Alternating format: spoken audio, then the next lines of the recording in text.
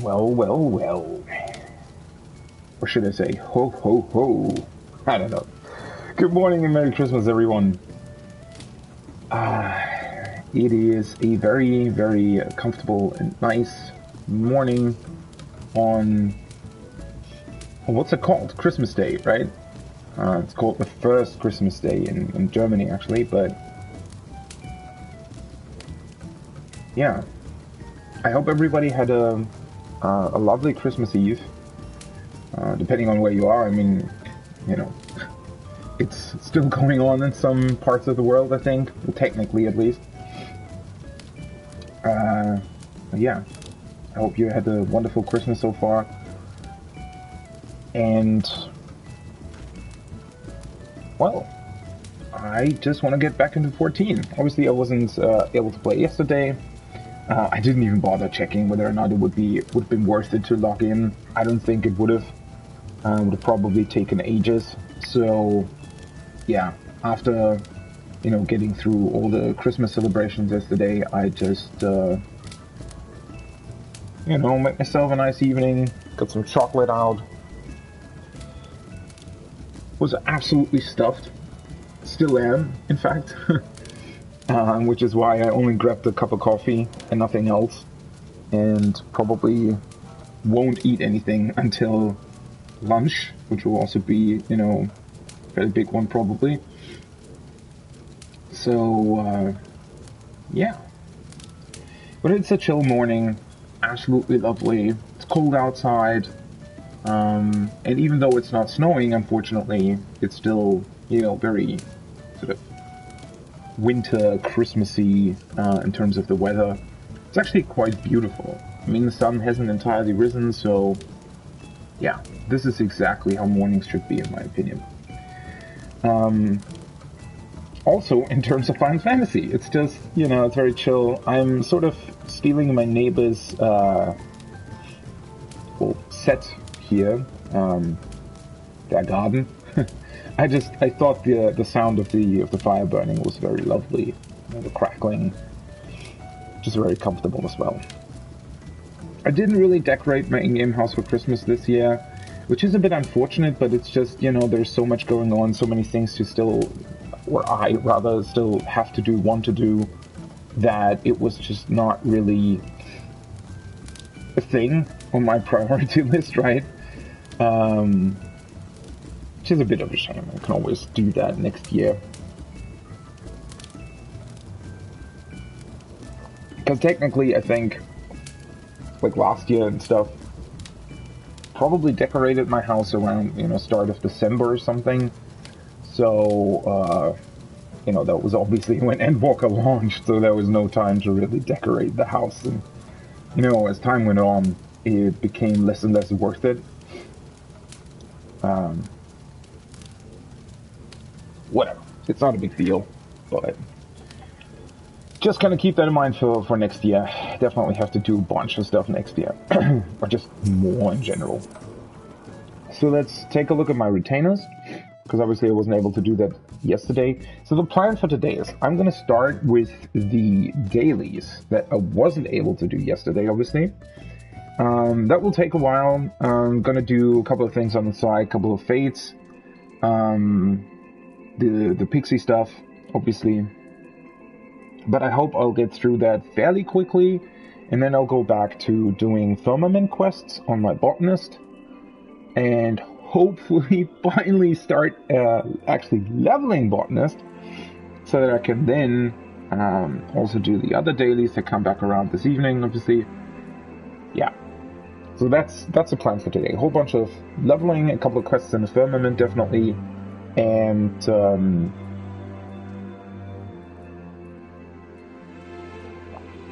yeah, that's probably going to be it. There is also, I guess, going to be a larger lunch break, like an actual break in terms of streaming. I definitely have to very, very closely pay attention so that I don't get locked out.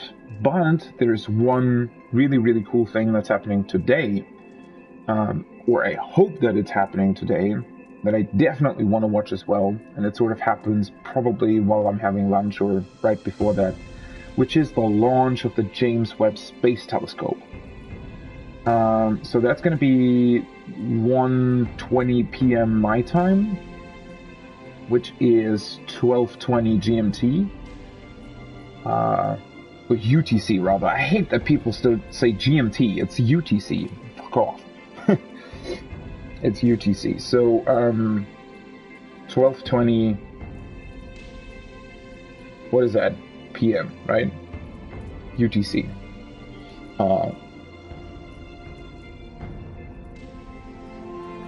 So in about pretty much 4 hours, correct? Yeah. In pretty much 4 hours, the James Webb Space... No, not in 4 hours. What am I saying? In 5 hours. In 5 hours. The James Webb Space Telescope is scheduled to launch. I think they have a couple of time windows today. They have a few backup windows, which is... I actually don't know. I mean, it's a European rocket, right? They're starting from the French spaceport in South America. And yeah, I think the rocket is able to have multiple backup launch windows, and the launch windows themselves also don't need to be instantaneous like with SpaceX, because they probably do something else with the fuel. I actually don't really know. I haven't paid that close attention to how they work, because it's kind of unfortunate, right? You don't really see that much of, in terms of starts from European rockets,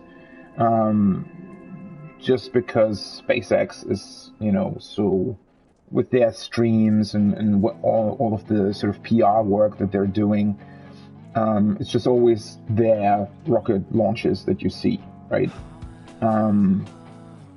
Which is also why I'm fairly familiar with how they do it. Obviously, in terms of their propellant loading, they have to have an instantaneous launch window, because otherwise the propellant's just going to get too warm, and they have to, in order for the rocket to properly work and for everything to be at the right temperature, if they can't launch for any given reason because of the weather or something else, right? Something goes wrong during the launch startup sequence, then they have to stop the whole launch, basically pump all the fuel back out and vent something as well, vent the oxygen, for example, and then, load it up like a day later or, a couple of hours later. So they don't really have the luxury of being able to move the launch, whereas I think the European rocket has a bit of leeway in terms of how it starts and what it can do. So it might not launch exactly 5 hours from now, right? It could be that it launches 8 hours from now. I think there were like 4 possible launch windows that I saw on Twitter. So we'll see. I definitely want to watch that though.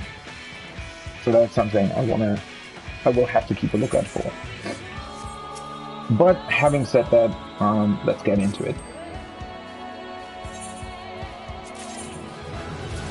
Well, 40 mice. Let's see if I'm actually able to... No, of course not. Let's just keep doing this. I'm not really... currently, I don't really want to... do something else. One second.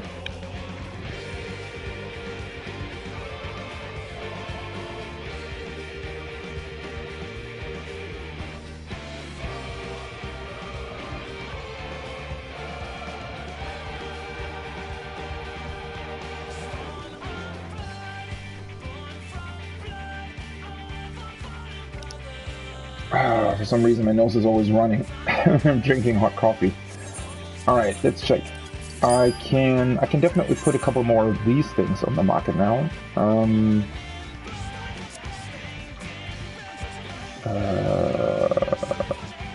wait, I can't. Oh, I can. Yeah. Okay. Why was the spirit one at 100%? What was that item for? Why did I have that belt? What did I do with that? Weird. Whatever. Okay, let's see. 676.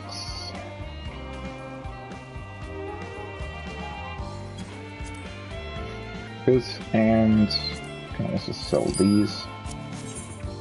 Let's see how many of the sweets, whatever the hell it was called, I can put on there. That's just a quick go sparkler now.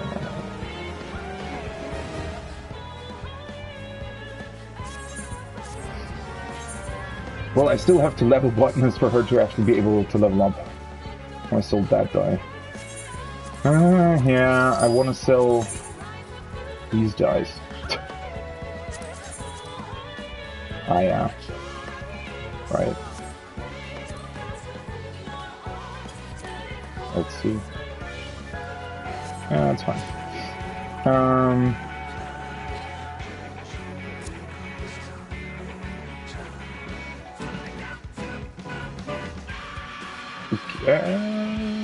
Wait, where did I put the pizza? On the other retainer, right? So... this isn't really worth all that much. Oh, it... Well, the HQ version is currently used for something, right? I don't know, it's always kind of hard to tell at what price it would sell. Let's actually try this. Wait, these are HQ crab cakes.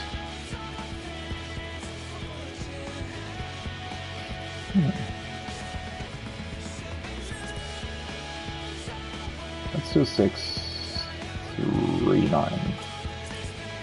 Maybe I'll get lucky. Right, this wasn't really worth anything, right? It wasn't. Yeah.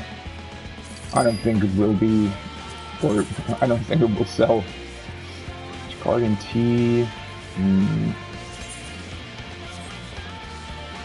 Let's put 970.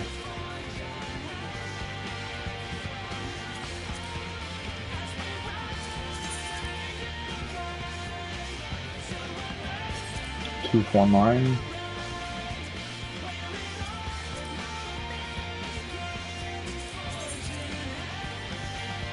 And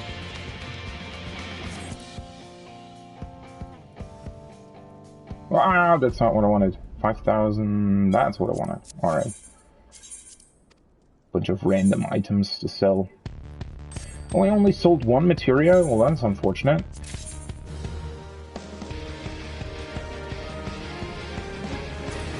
Do I have that? I have 2. Cool.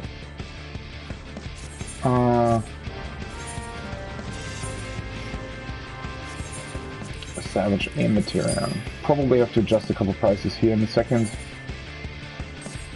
And I sold 3 things here. That's cool. I also have that. Nice. These are items that are actually worth getting. Let's put these away. What did I sell? Cool. Nice.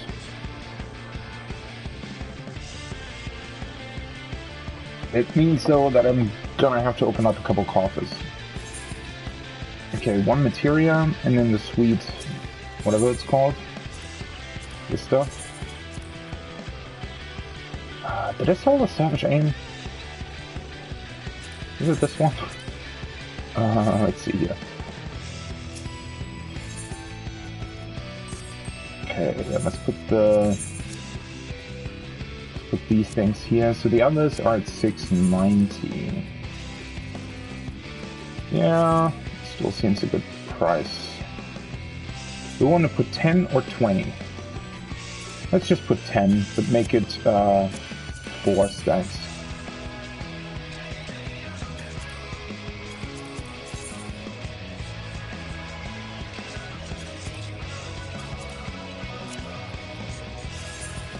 Okay, that's fine.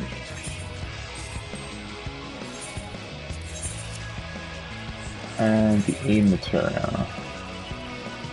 Well, I mean, if they sold at 2,000, then it's probably worth it putting them up at that price, right?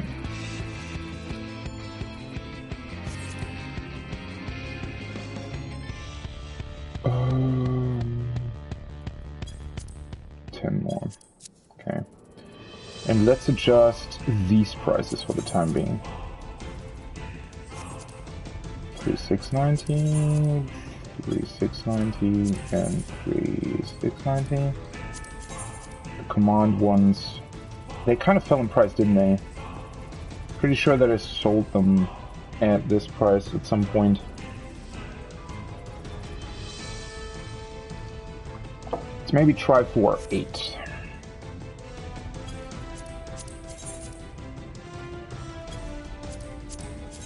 It's still quite a lot.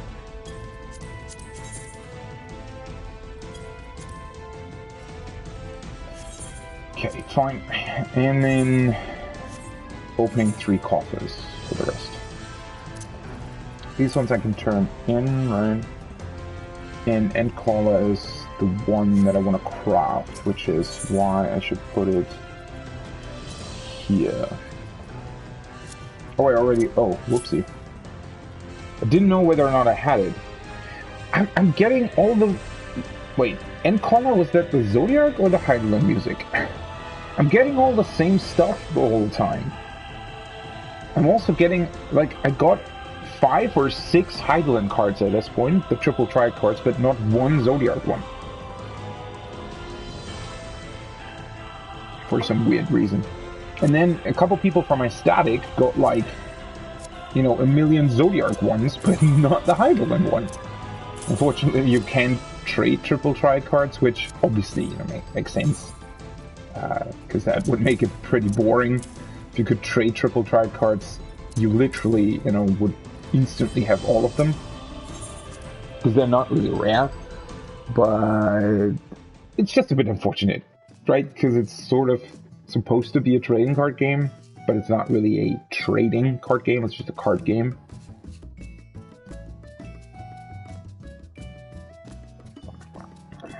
But I mean, in order to make it a trading card game, they wouldn't be able to actually put achievements behind it or anything, so... You know, it's fine the way it is. Oh, people are actually here.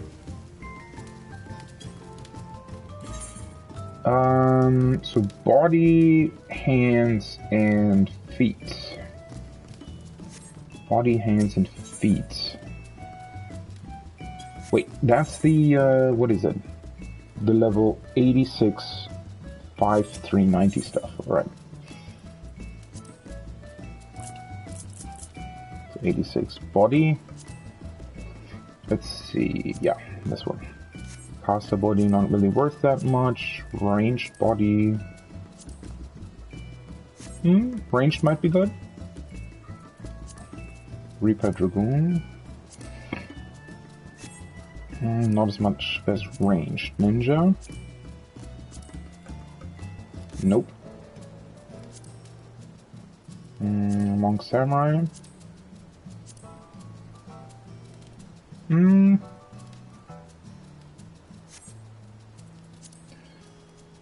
So Monk Samurai or ranged? Probably gonna go for ranged though, no? Or the healer one. Ugh, that's a tough call.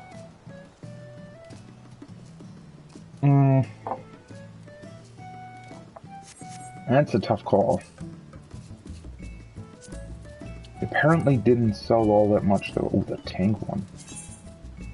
Ooh, yeah, I'm gonna go for the tank one, definitely.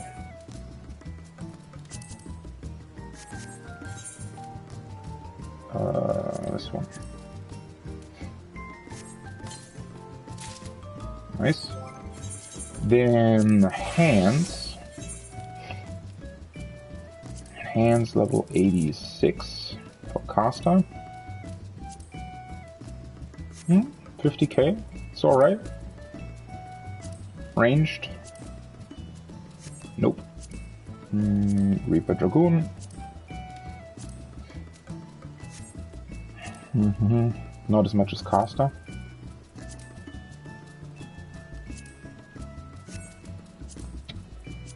Samurai.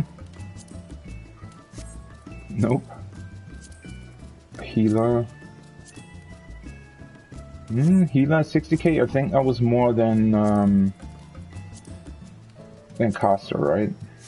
Yeah. Let me just double check, but I think it was.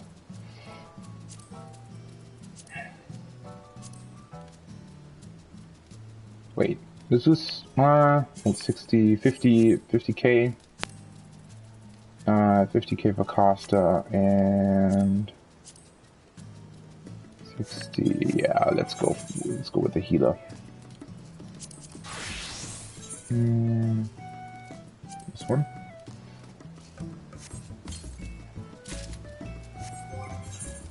And the legs. Well, didn't really have to go back to summoner, but whatever. Level 86 legs. Caster, nope. Ranged, nope. Reaper Dragoon, nope. Let's see. I have a feeling these aren't worth my. Oh, never mind. Ninja legs. On Samurai. See, there are frickin' 80. Not 80, 60 of these on the market board, and they're still worth a lot. That's weird, right? Astronaut. Gunbreaker. Okay. Wait, which one's Ninja, right? I think I'm still waking up. Yeah, Ninja. Ninja legs. Oh, whoops. Wait. Why did I click on search? How the hell did I do that? Oh, whatever. Summoner, and now let's put them on the market. Sell this stuff. So those sold for 105,000. Let's try 110. That would be enough for me. This. And let's try 69. 69. Nice. 69. 69. And these ones for 74.89. 89. That. Let's check the rest. This one, Firmament price. Let's do 92.29. 29? This one, right? Yeah. 114. Let's do 108.29. 108.29. 98.99.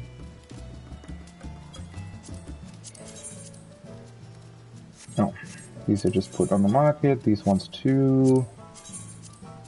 These ones as well, right? Yeah.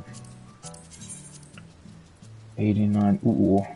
89.69. I think I speculated on those, right? These ones aren't really going up either.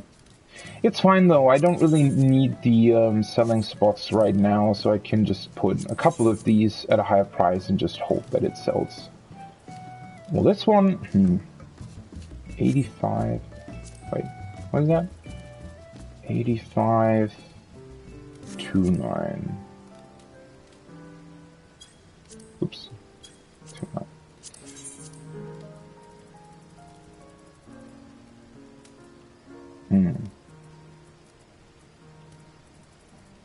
I mean, let's do 41. If I'm waiting anyway, let's just do that. 24.79, 24. Well, these went up in price. It's hard to. I could do 60 and 69. Yeah, let's do that.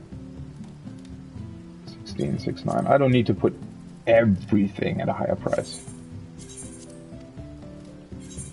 Okay, nice. And then, ooh, right. I can also start the ranged Rolequest. I completely forgot about that. Whoopsie. And I definitely need to do that because that also means because I will level quite a bit through the dailies. as well. 600, I need to keep... Or I definitely need to look at the...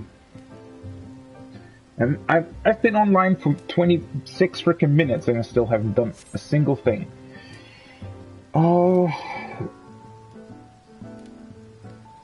Let's see, what did I want to take a look at?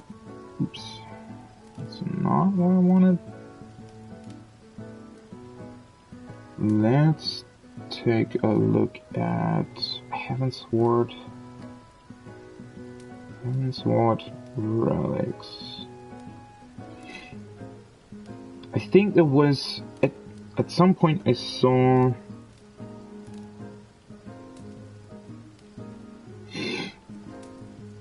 sorry. There was a very good like oh, for fuck's sake, my nose, what's going on? There was a very good like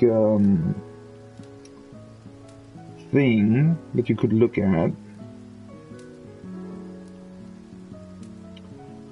that basically showed you all the items that you needed. For fuck's sake, I hate my... What's going on with my freaking nose? It was never running that much during morning hours. God, that's annoying.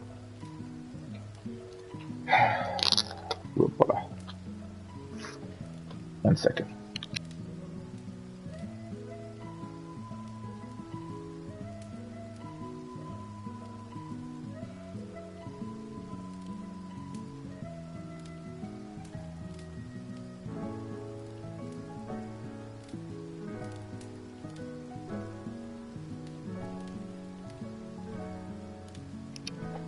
Okay, sorry.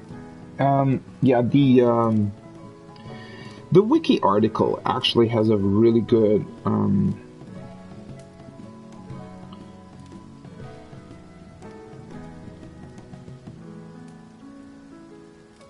like a really good way of taking a look at what items you need.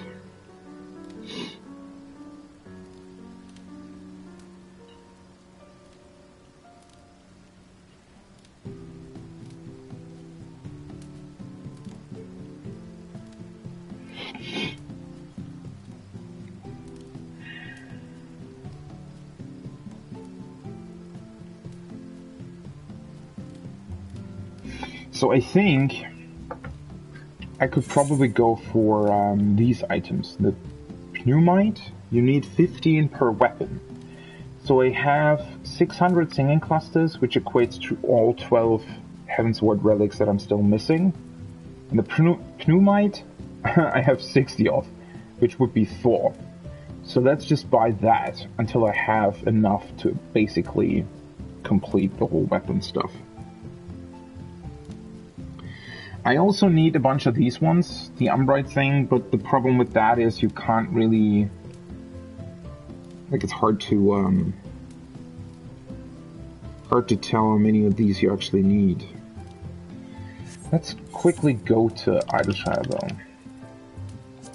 Because I'm not entirely sure if you what you could buy for Poetics. I think a couple of those items, for example, that sand that you also need, I don't think that you were able to buy that through Poetics. I'm not entirely sure at this point. Maybe actually where? I don't know.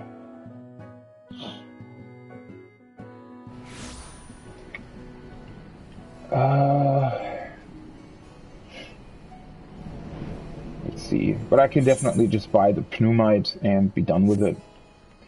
I actually need to do the Heavensward relics though for all of the jobs, right?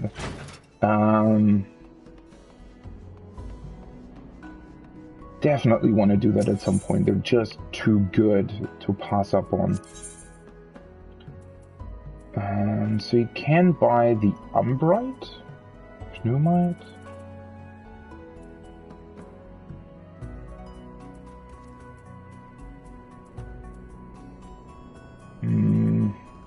You can't buy the sand though. I don't entirely remember where it came from, to be completely honest. But whatever, as long as I can buy these ones. Oh, it's a bit of...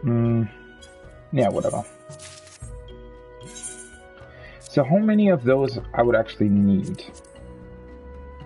For... what am I missing? 12 weapons, so that's 12 times 15, right? That's 180.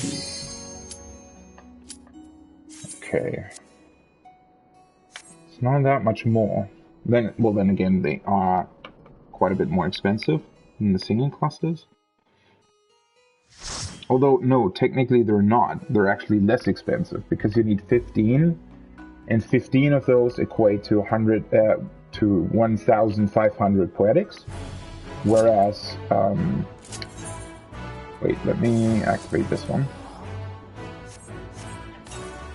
Whereas the singing clusters equate to 2,000 poetics per weapon.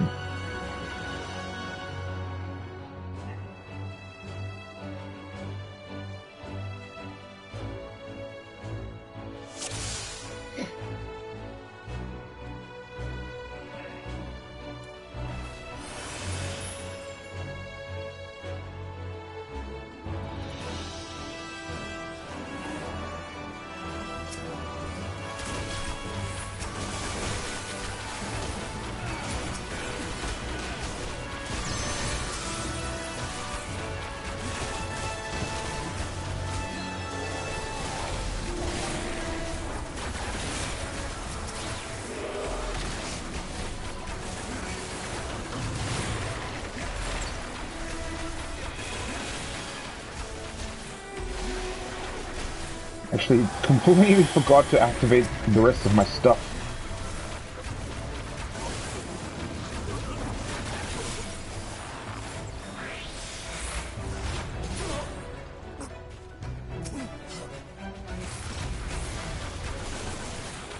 Wait, we didn't... I never really... I think it's just always the last mob from... well, whichever mob dies last here that drops the key, right? Pretty sure it is. Oh, I forgot to activate my next song. Oh, whatever.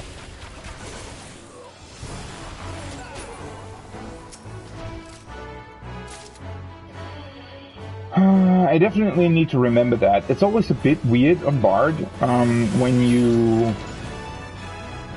I don't know, because of other jobs, right? You always think, oh, you know, I don't want to spend my cooldown if the pack's only staying alive for 10 more seconds. But then again, why the fuck are you, where the hell are you running? But obviously, you know, on Bard, you just always want to have a song active, so, well, he's staying over there.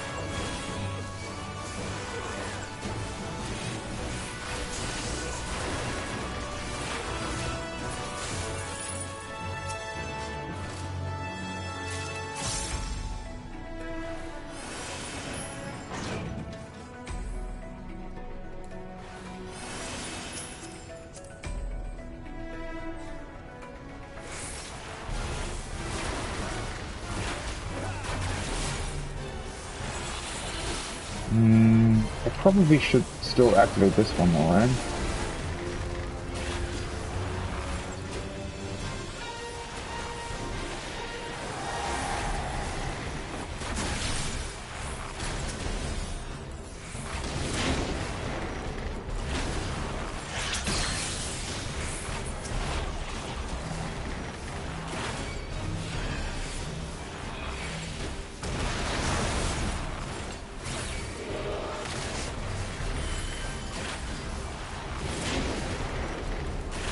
I can activate this one again, because the other one's only 45 seconds away. That is a bit of a strange thing, right? That you have to keep in mind, like, usually you always want a song active, but then sometimes you can run into weird problems on Bard when you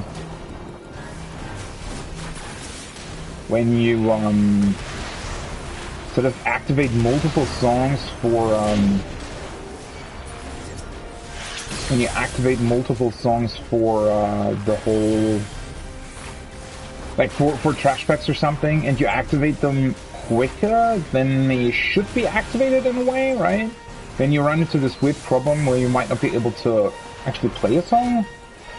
I don't know, it's just a weird thing for some reason.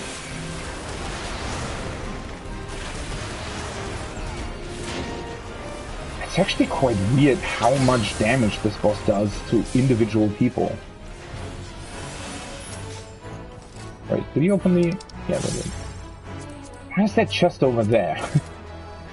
I'm always confused by that. I mean, obviously it's always where you run next. Still weird though.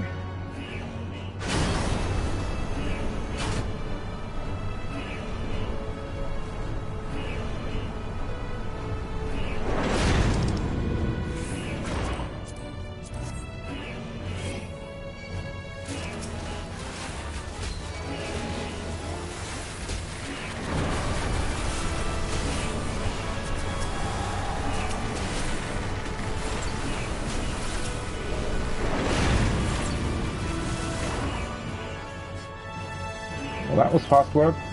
I still don't get why frickin' Barrage is single target only. Why? Such a weird thing.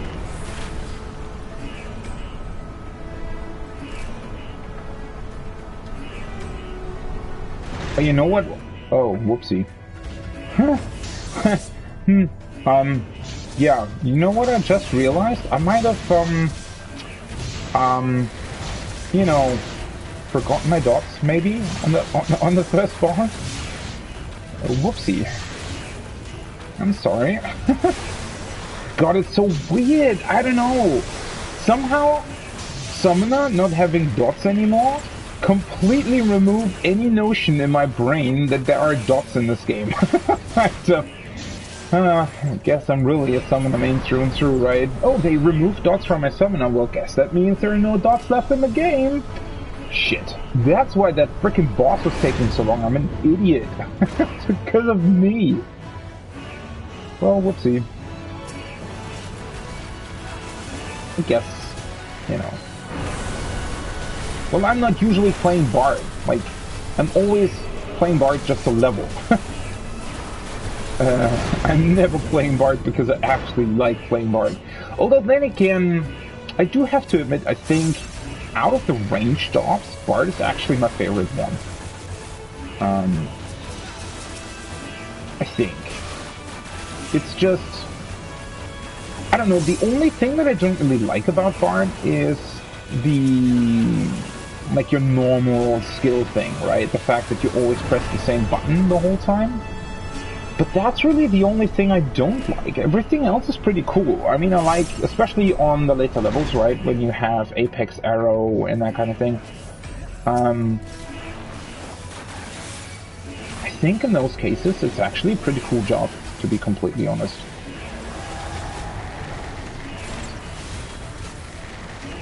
Especially in terms of the range jobs, because I usually really don't like them.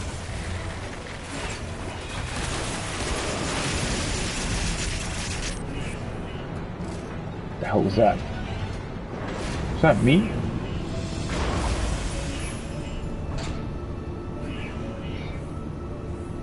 Alright, this time I shouldn't forget my frickin' dots. Sorry, everyone.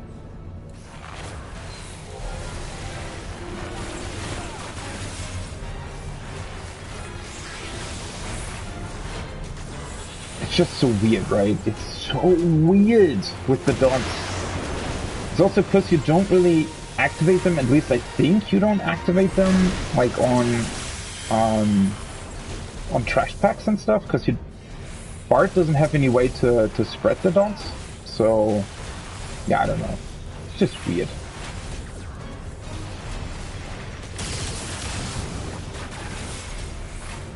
I need to remember to refresh them as well.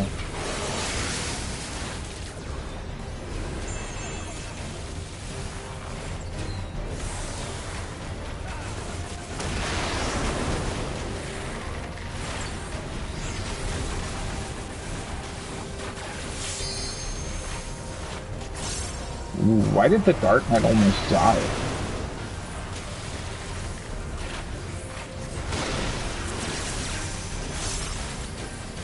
Can I still... Nope! Shit! I thought I was able to make it. I think I might have auto-attacked during that. No, I forgot my... of course I forgot my freaking... I hate bark dogs, seriously, they're really annoying. They're way too long. It's like with Samurai, I always forget the dot on Samurai. It's just when you never really play these jobs, right? Then you just forget.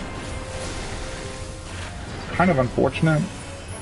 I mean, it's not that big of a deal on Bard, because you need one GCD to refresh them anyways, right? So recasting them, or not really recasting them, reapplying them is probably the word that I should be looking for. Reapplying them isn't really such a big deal overall. But still, it's just a bit unfortunate, I think. Wait, why am I... What? Why did they immediately target me?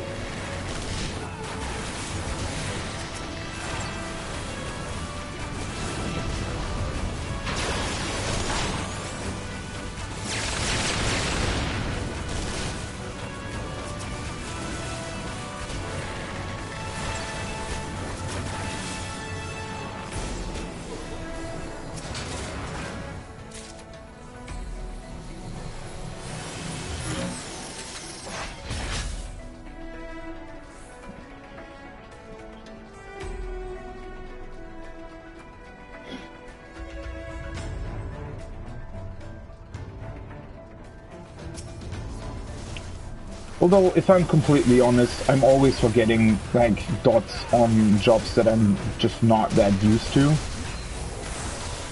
I think. Unfortunately. It's the same on healers. It's just, I don't know, during dungeons especially, right? Usually, not usually, but during dungeons especially, you just forget the dots.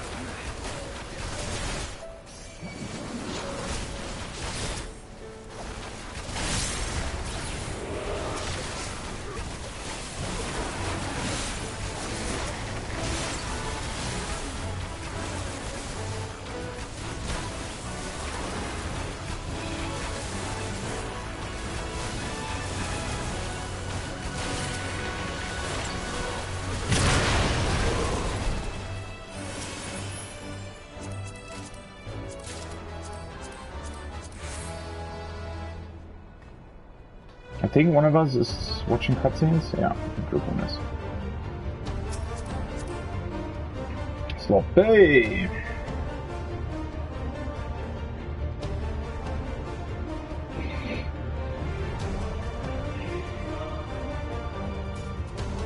Although, then again, it might only be because it's dungeons, right? Because usually during, like, especially Savage Wraith encounters, you just sort of naturally have a very specific, or like in general, you just have very specific points where you always activate your dots, right? So you just naturally remember to do that.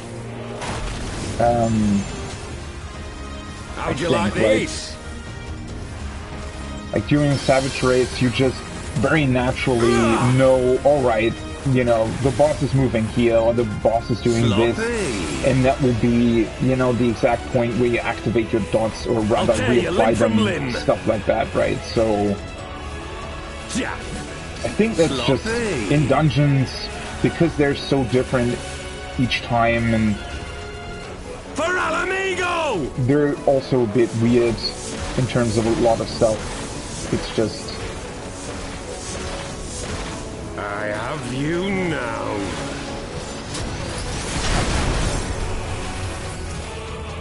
Yeah. How'd you like these?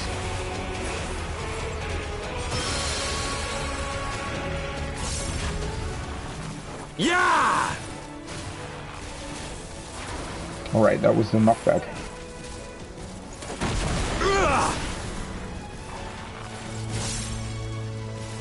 sloppy. Sloppy! Oh, Yeah, his voice acting is so cool.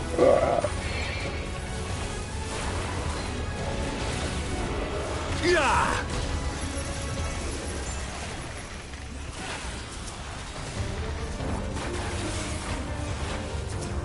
Yeah. Yeah. Right, I was checking whoopsie.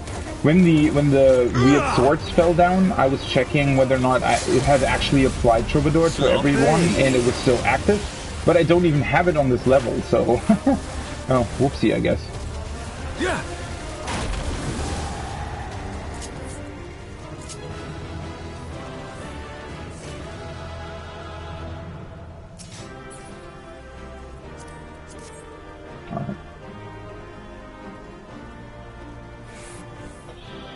Well, that was a pretty fun roulette to start the day.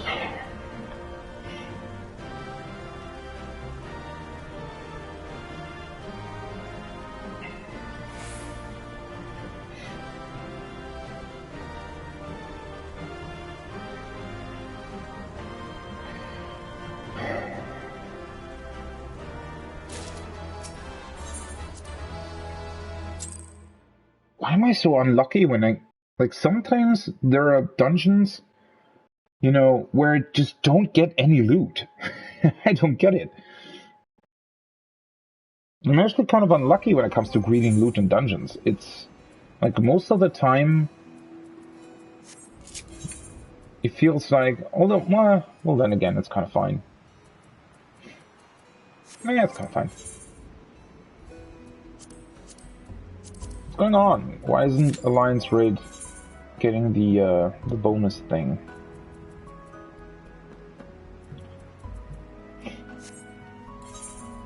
Was there anything else I wanted to do in Ishgard? Not really, right?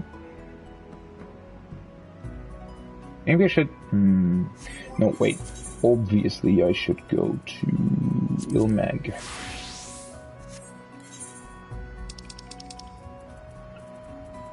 Do the dailies for Black Mage. Yeah, the problem the problem today is sort of going to be that there's still like a million quests that I want to do, because I will start the range, like physical range Rolequest. I probably shouldn't actually, well, I don't know. Maybe I should have actually focused on leveling crafters and gatherers first instead of doing dailies on all the other jobs, but I don't know. At this point, I don't really care that much. It'll be fine somehow. I hope.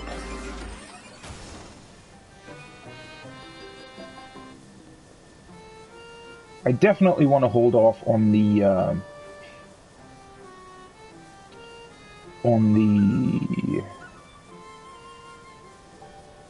healer and melee job quests though, because I want to do them on Reaper and Sage.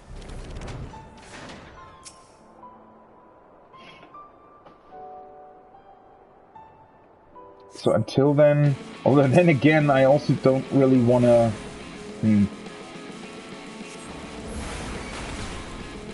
I also don't really want to level...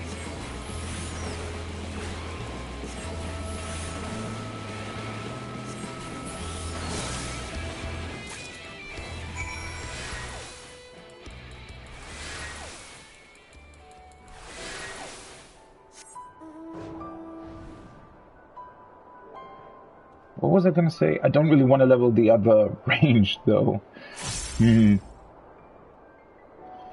I don't know. Do want to level the other tanks. Well, yeah. I should probably just start with the tank Rolequest then. I actually wanted to level Paladin through dungeons, but at this point, there's just so many dailies that I, you know, have, like, every day.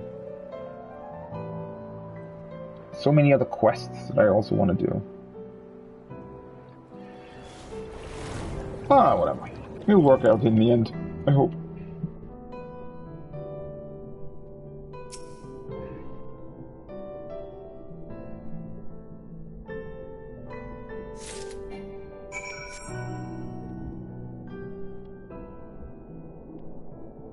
The thing is, though, I definitely I need new gathering gear. That's kind of an issue that I haven't really looked at either. Because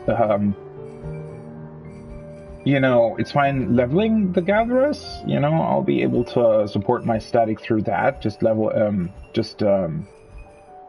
grabbing materials for gear and stuff, but I also need to gear them as well.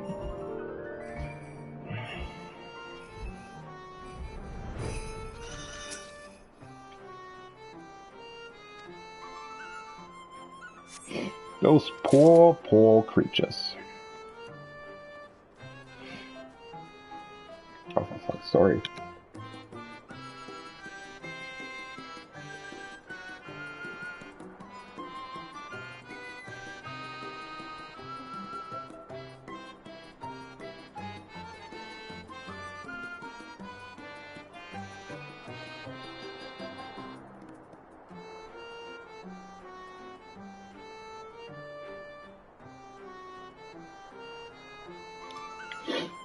Oh, for fuck's sake, I really don't know what's going on with my freaking nose.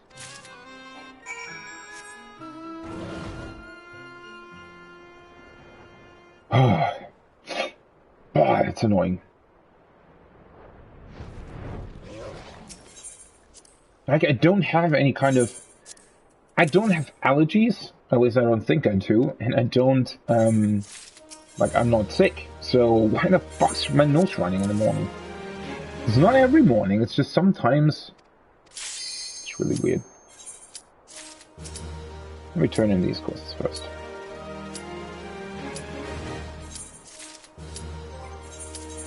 Bam! And then back to Bard.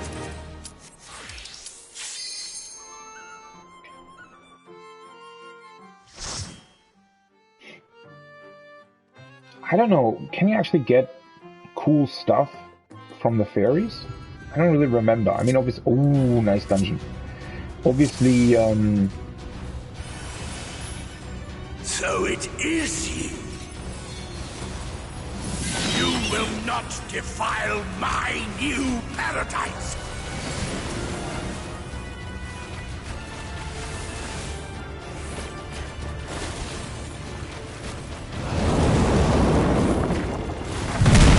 I mean, obviously the Fae, they do have, like, stuff that might be worth getting.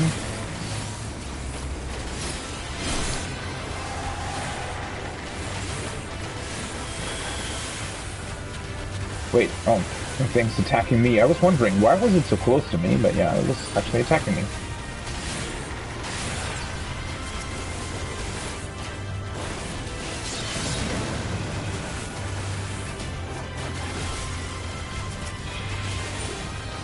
Just so nice getting these dungeons and leveling roulette and stuff. They're so much more fun than the older ones.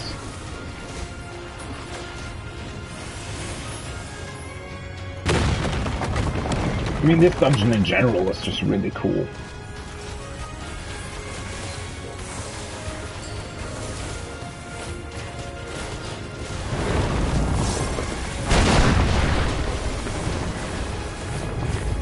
Oh, whoopsie. I almost ran ahead of the tank. Didn't want to do that.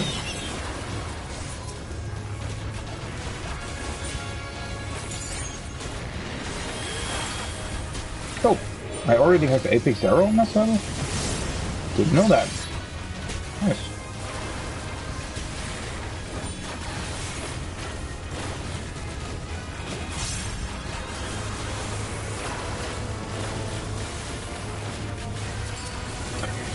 You know, now that I think about it, I am kind of wondering if there's a better rotation for packs on Bard. Because it feels like getting your, like, off-global back a bunch of times quicker might actually be worth more on AoE packs. there might actually be like an optimal sort of AoE bot rotation that's different to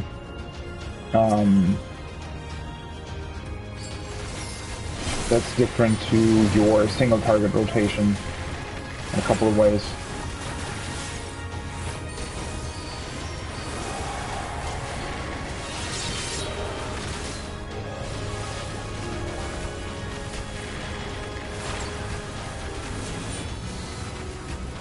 Am I hitting all three?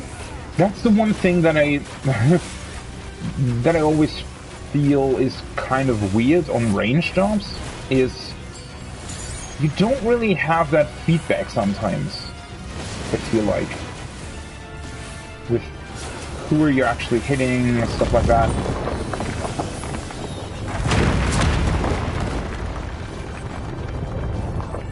Also, is Apex Arrows completely based on time now, right? Or maybe it was always based on time? Not entirely sure with that.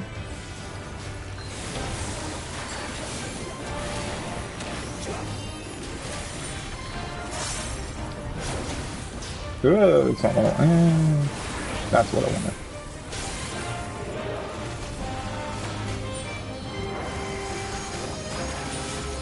That was the, the line AoE.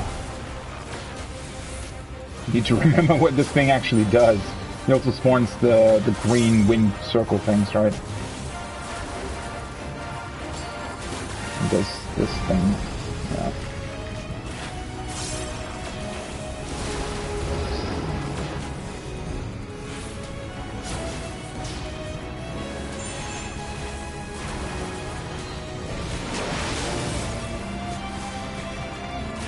Should have probably troubadoured that. Oh, whatever. Wait, did he also spawn? Actually, it takes really long to spawn the rest, like the other stuff, things. Well, that was a bit unfortunate. Apex Eddie was... Apex... Did I say Apex Eddie? Apex Arrow was, like, ready,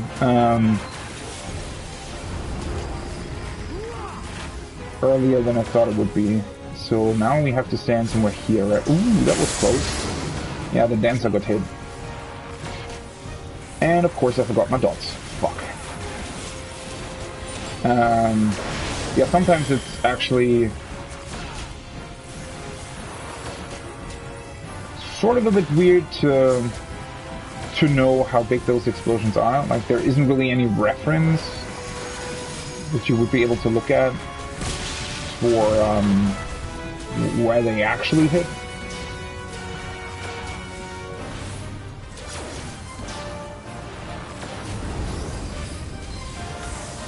Ooh, not here.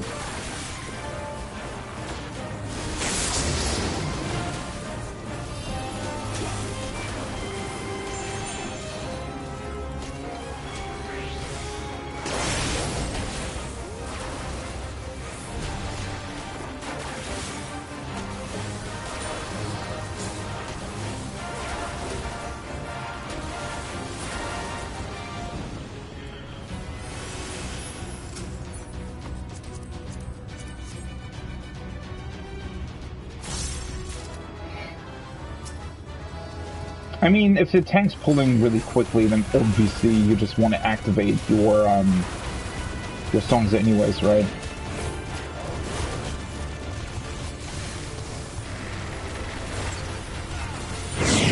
About domain and insects! I will not suffer it!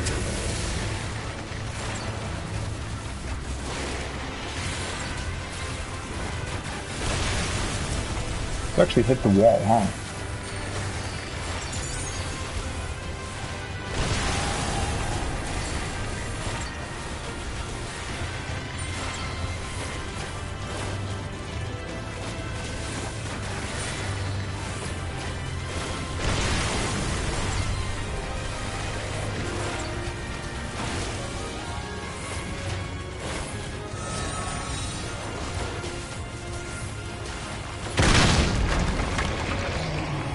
Although, yeah, you have to kill that whole pack anyway. before being able to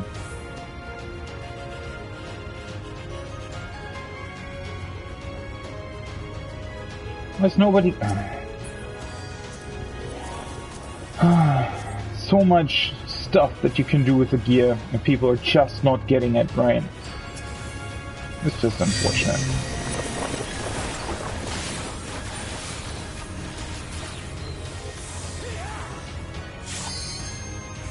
Why are they... what? That was weird. The whole pack just stayed there for some reason.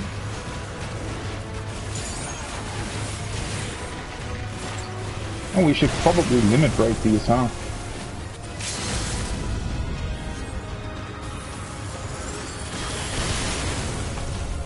Not that it's really worth anything, but since we're too ranged, wouldn't really be worth it to keep the limit break for anything, so...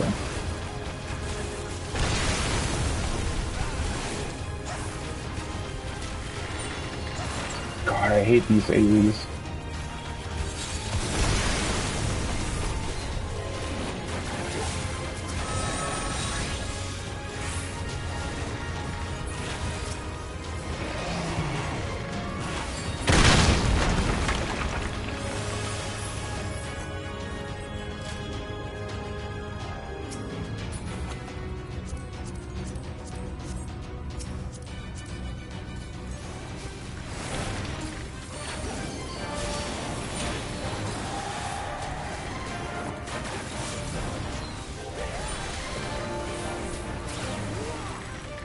The tank buster.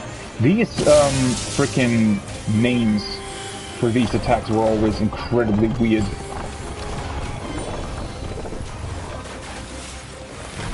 I always have to sort of remember which ones they were when I get here.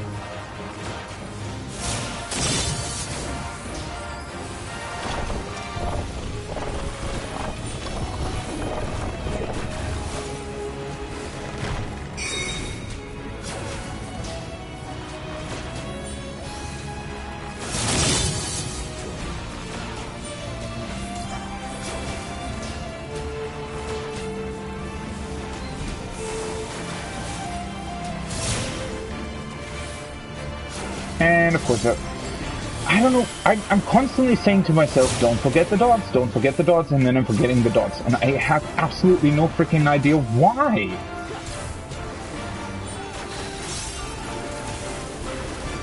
Oh, whoopsie. Huh?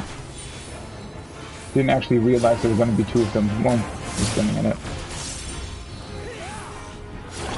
I thought these were always front and back. I think it's actually quite rare that they spawn like this, I think. Maybe?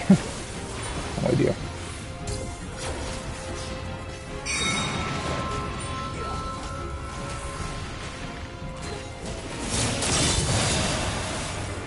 Oh no! Of course I forgot my dots again! Frickin' hell.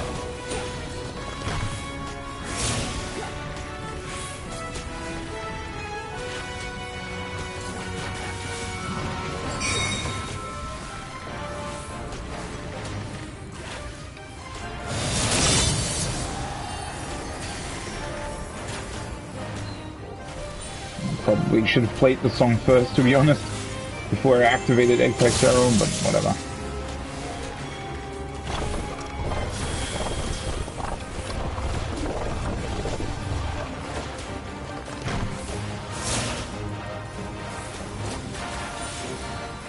This was not stay at the front to decide right now.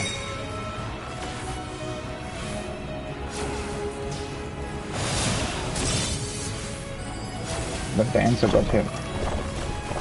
Not that it really matters. I mean, because of how this buff works, it doesn't have any kind of other damage going out either, right? So, and righteousness will prevail. His voice acting. I am righteousness. Always really weird how he says that. Oh wait, song. Open the frickin' chest!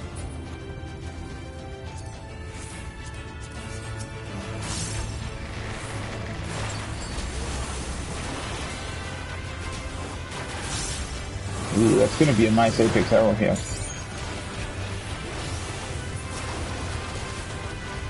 Once these weird things decide to come over here. Yeah, I think I hit quite a few of them, I hope.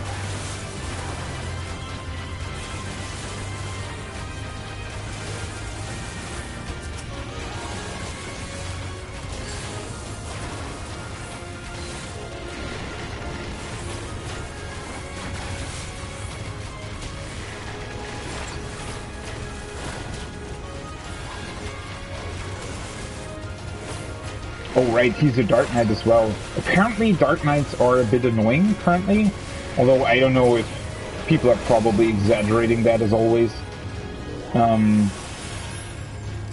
But apparently they now have the worst self-sustain. Oh, they learned. Nice. Thank you for opening the chest.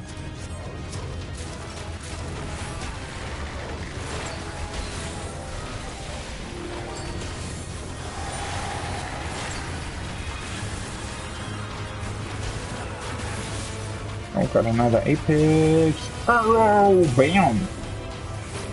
Nice. I do really like Apex arrow. I think Bart's quite a lot of fun.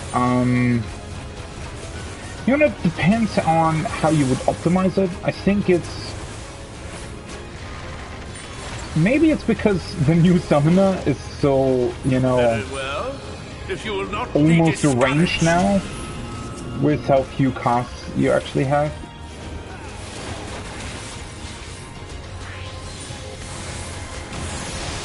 Maybe that's why I like Bart more now, but...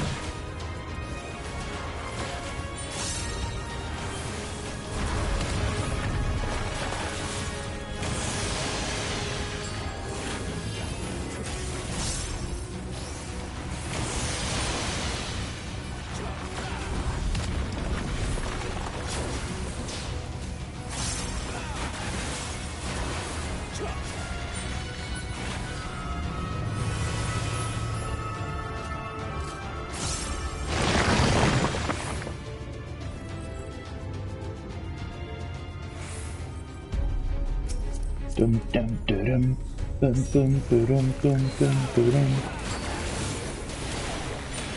It's also such a cool boss music. And still absolutely no idea what these skill names are. That's the worst on tank, by the way, because, you know, tank's the one job where you... Well, I mean, I guess you should remember what the actual, frickin', what's it called?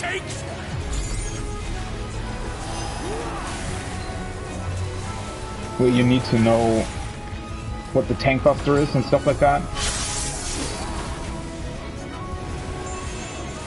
I mean, not that it really does a ton of damage if you don't know what's happening, but, what? How the hell did I do that? Oopsie.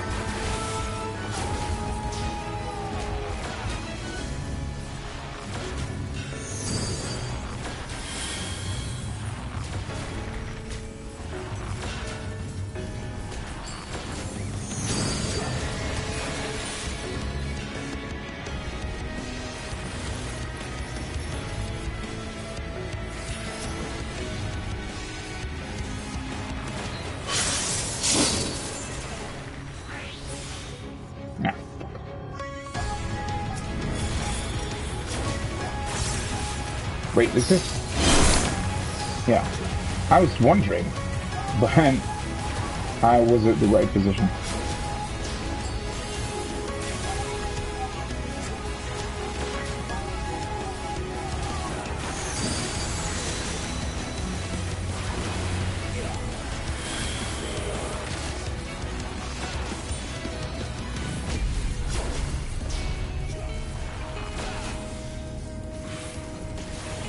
Oh, mother...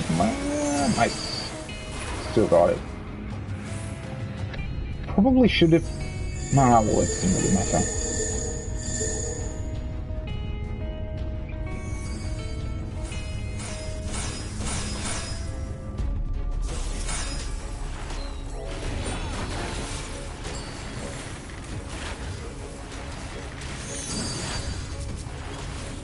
Whoa, that actually, holy shit. That was a lot of damage.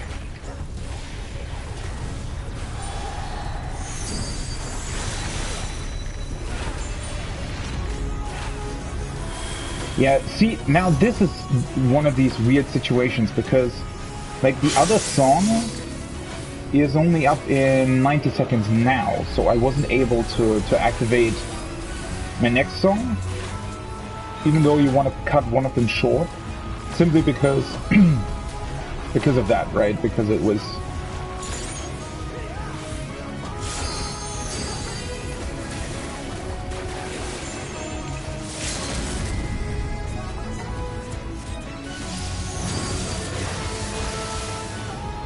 did that count? I hope it counted. It should have counted.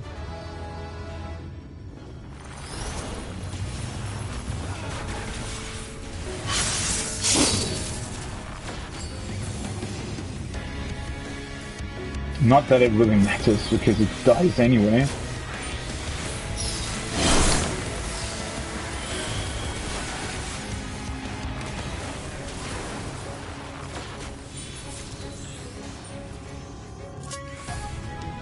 Nice. Ooh, orchestral roll. I don't know if I actually have that. Let's commend the tank. I mean, actually he was pulling quite well. Although he got hit by one thing there during the final fight, and he didn't know. Well, I mean, I just talked about how difficult it is to know which one's the actual tank buster, so you know. Okay, let's see. Ooh, finally, Alliance raid.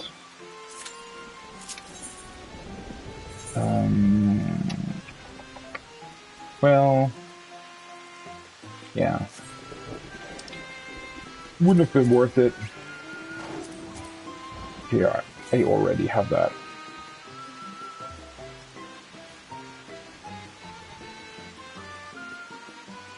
Do I want to turn stuff in real quick? Yeah, sure, why not?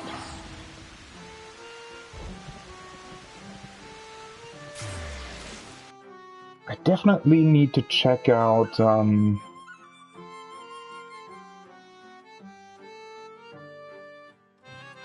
my squadron. Whether or not I actually sent them away this week already. Pretty sure I did. I'm pretty sure they brought some back.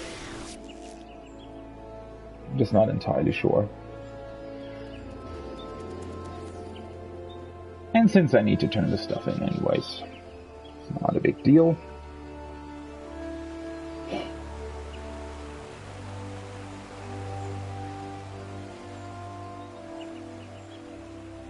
I always find it weird when people are staying like this, like the cat Mikote pose with the legs so far apart, and then if they're wearing really skimpy outfits like this, it just looks, I don't know, weird. I'm not saying that I don't like it. I'm just, you know, not something you would necessarily say in real life. Well, that was fast. Yeah, I can't turn them in now. I actually need to get another one of those gacha boxes. The Belly of the Beast, orchestral roll. I had that already, huh? Interesting. Oh, I can report this one. Arm 2. Nice.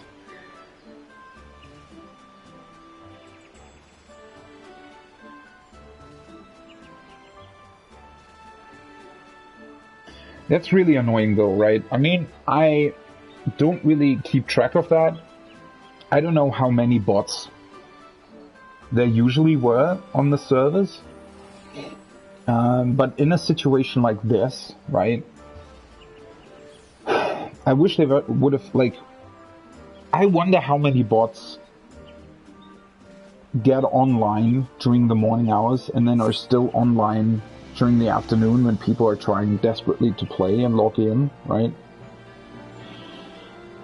I don't think it's all that much, but it's still probably, I don't know, 100 to 200 slots, possibly, that are just taken up by bots.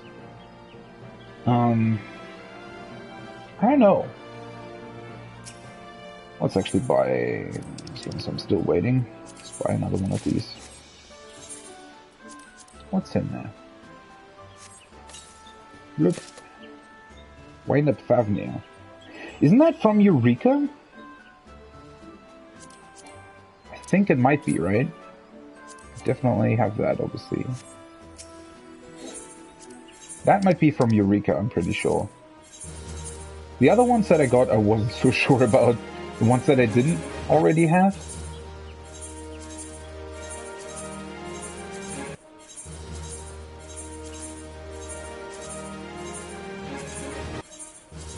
Holy shit, that's a lot of turn-ins. I can actually get another box, holy hell. You think that Fafnir is actually worth a lot? I should probably also get some Heavensward boxes, shouldn't I? That stuff probably won't be worth as much, but... Ugh, this one again. Yeah, the Heavensward stuff probably won't be worth as much. But at the same time, I think there should be quite a lot of stuff that I just didn't get in Heavensward. Because I never really played Heavensward when it was active, right? I don't know. I really like an outfit like this, by the way. You know, black boots with that. I think that's the Manphilia. Oh, for fuck's sake, my camera. I don't really like the character look though. But that's the Manphilia body piece, right? That enlarges your boobs as well. For some reason. Well, technically it doesn't, right? I mean, I guess it's like a very... what do you call that actually in English?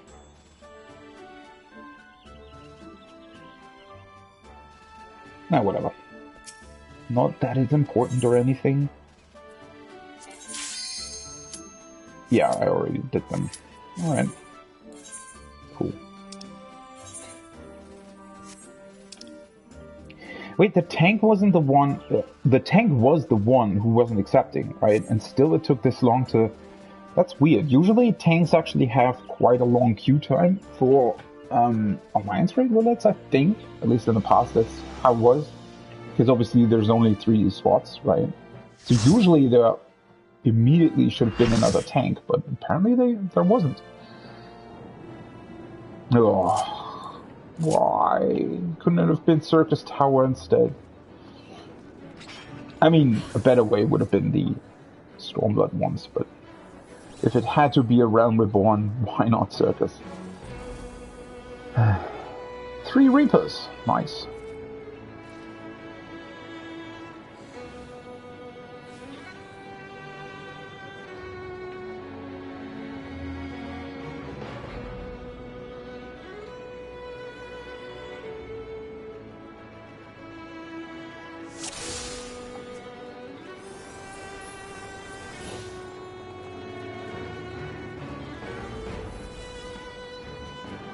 Oh god, 3 Reapers!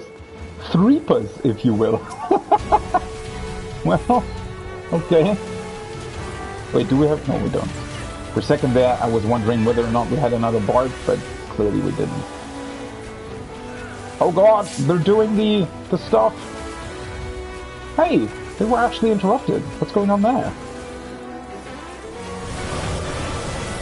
How the hell does that happen? Finally, people who know what they're doing, huh? Oh. It was Nova.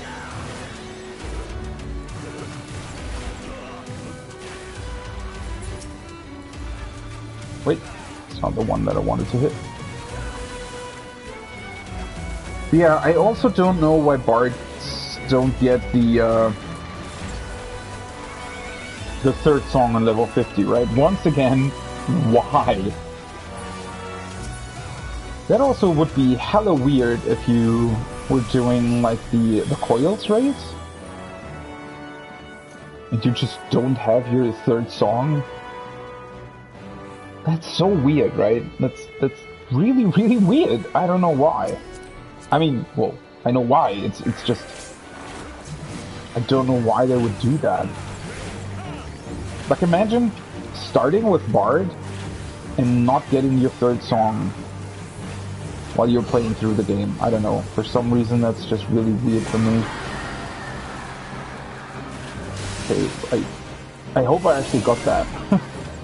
It's also the dot refresh. Well, I mean, with the dot refresh, that actually makes sense, right? That Bard wouldn't get that until later, because that's not only is it quite a cool ability, but sort of makes sense, right? It's actually quite interesting that you have to recast dots.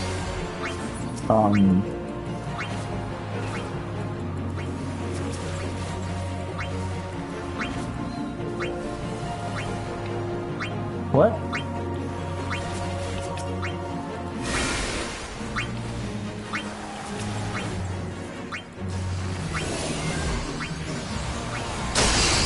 What? I didn't avoid that? I hate how this snapshots.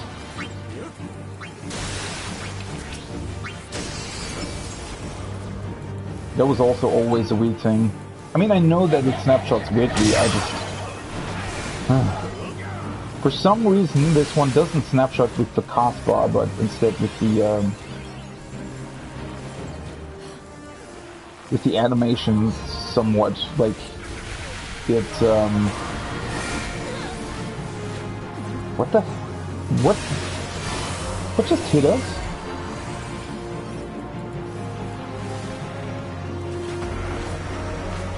Well, that was weird.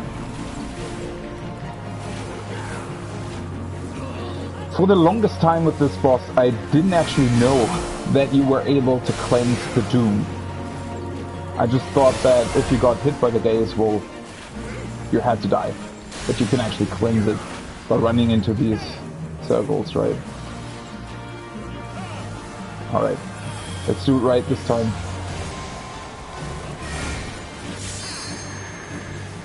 Oh! Oh, I guess, oh. This tank had to cleanse. For a second there, I was a bit worried what he was doing, but yeah.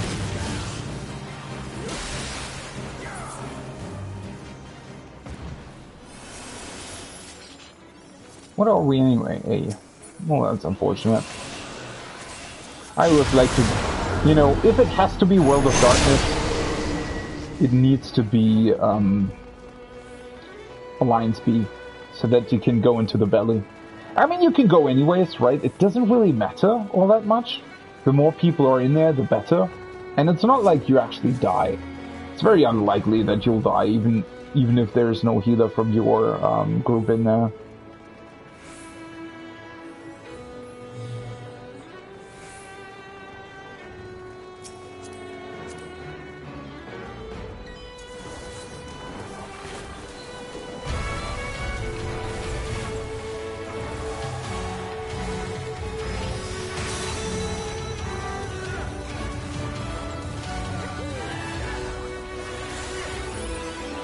Where's my interrupt?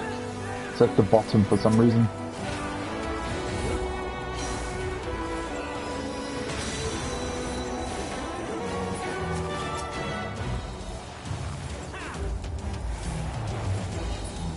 Nice. What's going on? People actually know what they're supposed to do. It's really weird. It doesn't usually happen here.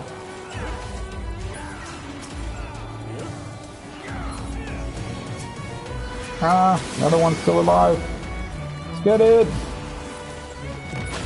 Nice. What's going on?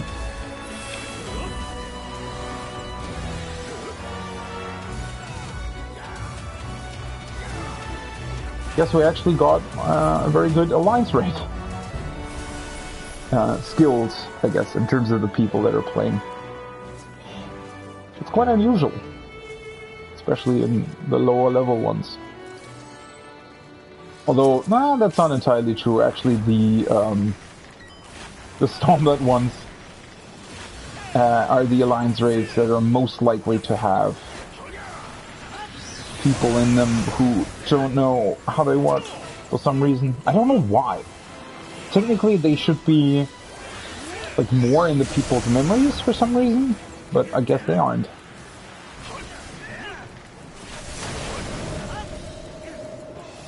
Oh, whoopsie. Shit. Didn't actually pay attention. Oh no.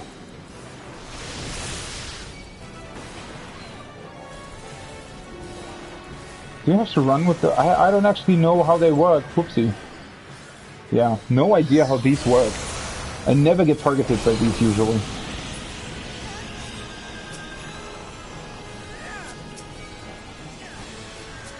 Wait.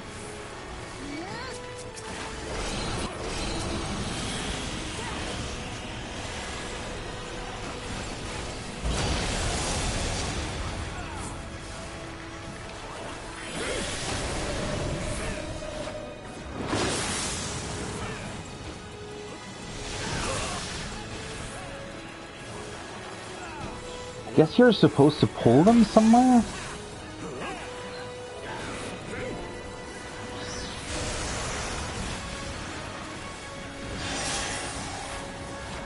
Oh no! The sun is shining right in my face! I can't see! I mean, it can, but not really?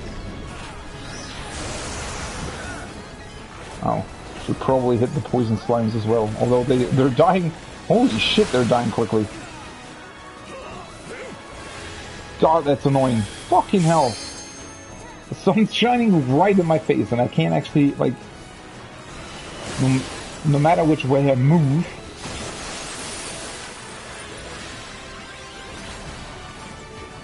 Still shining in my face. Oh, whoopsie. Yeah, shouldn't that be on the tank usually? Do you have to, like, I don't know.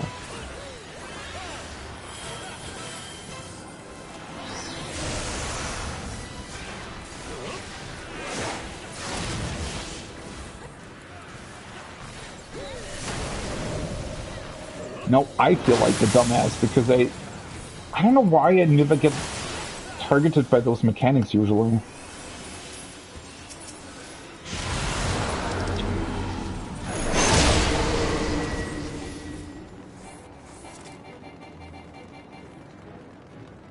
Wait. Oh, I'm already sprinting. Whoopsie. Fucking hell. Wait. Is there no way... oh, maybe this way is better.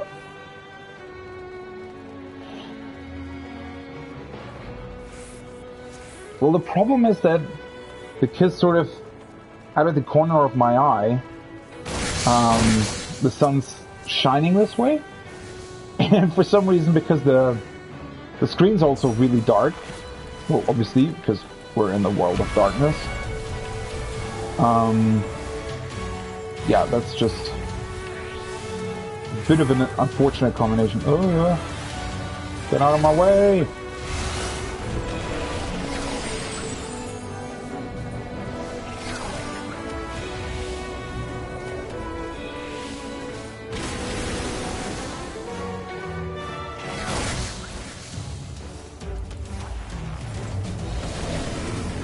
Ooh, that was close.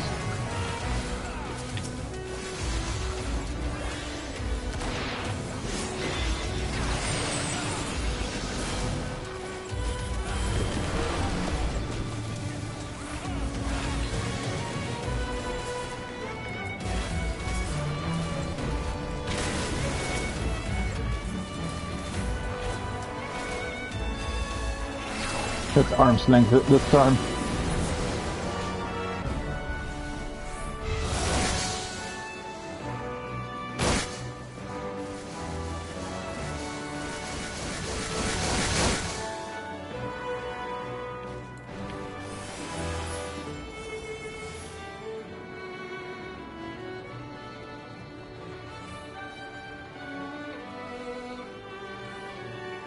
They're not even posting like A, B, C anymore. They're just saying adds belly chains.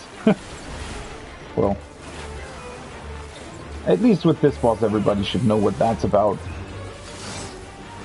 I do wonder about the other mechanics though, the ones that I specifically failed this time. I don't remember what you were supposed to do with the Firefly or whatever that thing is. That was targeting me with the fire debuff. I don't know if that's... I don't think Hmm.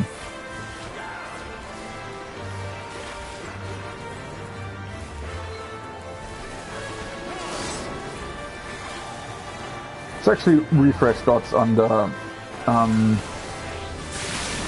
raid buffs. Ugh, I don't want to go this way. There's the ad. Just kill it!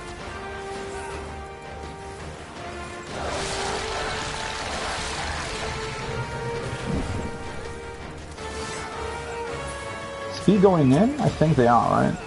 Looks like it.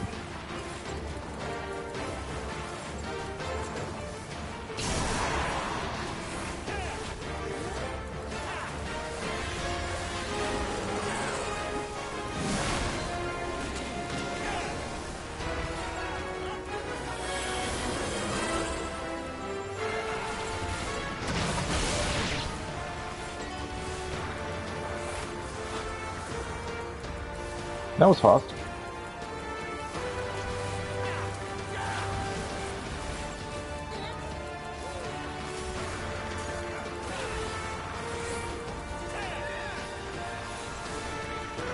Oh, there was another ad. Wait, why did... Why wasn't that shown on my enemy list? That's weird. Usually they just immediately appear on your enemy list. Oh, whatever.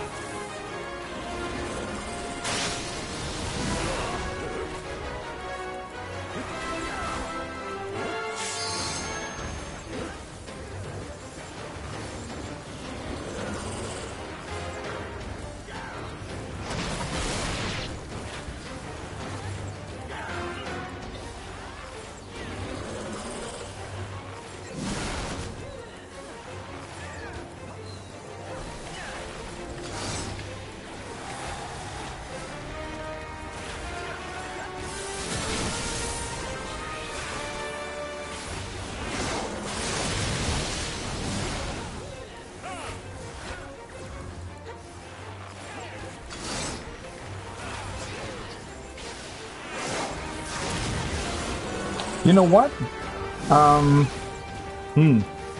Now that I think about it, I should have probably done expert roulette a bunch more during the last couple of days, right? Although then again, it's not really... I guess if I truly want to get more materia, you know, it's just better to join hunt trains than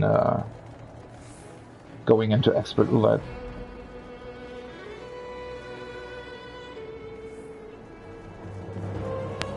And since I was already short in time the last couple of days,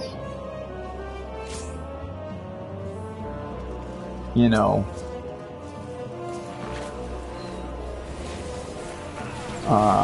it's probably fairly good that I didn't actually do expert roulette all the time.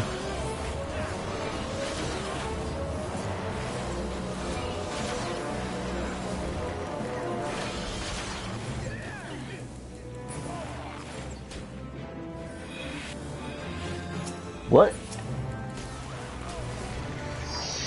Wait. That's also really unusual that she actually appears at the same location she went away from. I mean, it wasn't like, it was sort of, I think it was a couple centimeters towards where I'm standing or something, but very weird.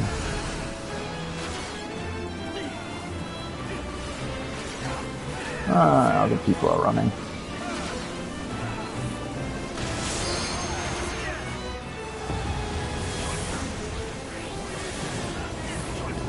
Wait, do you actually have to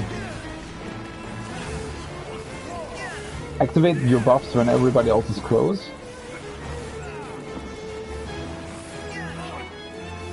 Whoopsie, I guess.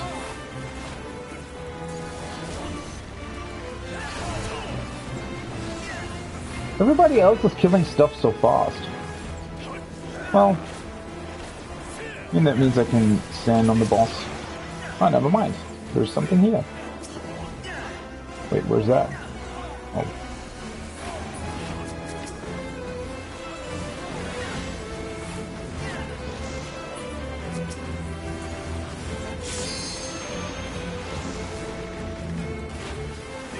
Where's the last one? Not back there.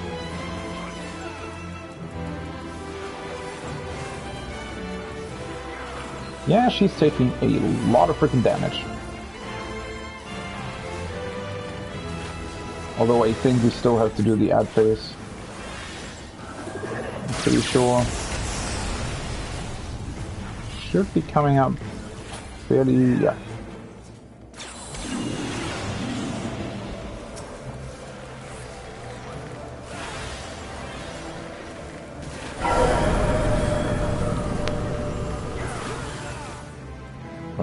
There she is.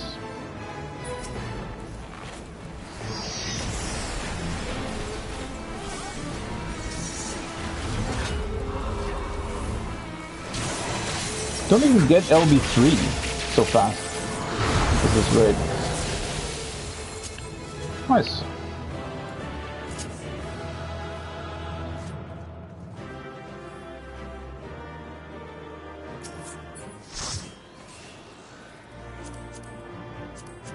Definitely don't want to get these things.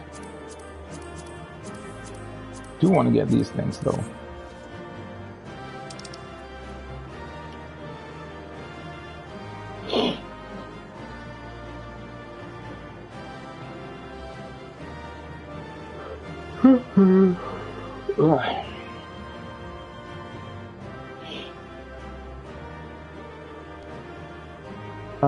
What am I still missing? Only trials and normal raids, right? It was actually fairly fast this time, the dailies. Q's popped really quickly. Wait, I didn't get any of that? Seriously? Okay. Of course I'm in the one party that actually doesn't leave the instance right away. Of course. Fuck, the sun's still shining. There's this, like, really narrow path, right? I mean, I could just close my blinds, right? But wait a second, that's not actually...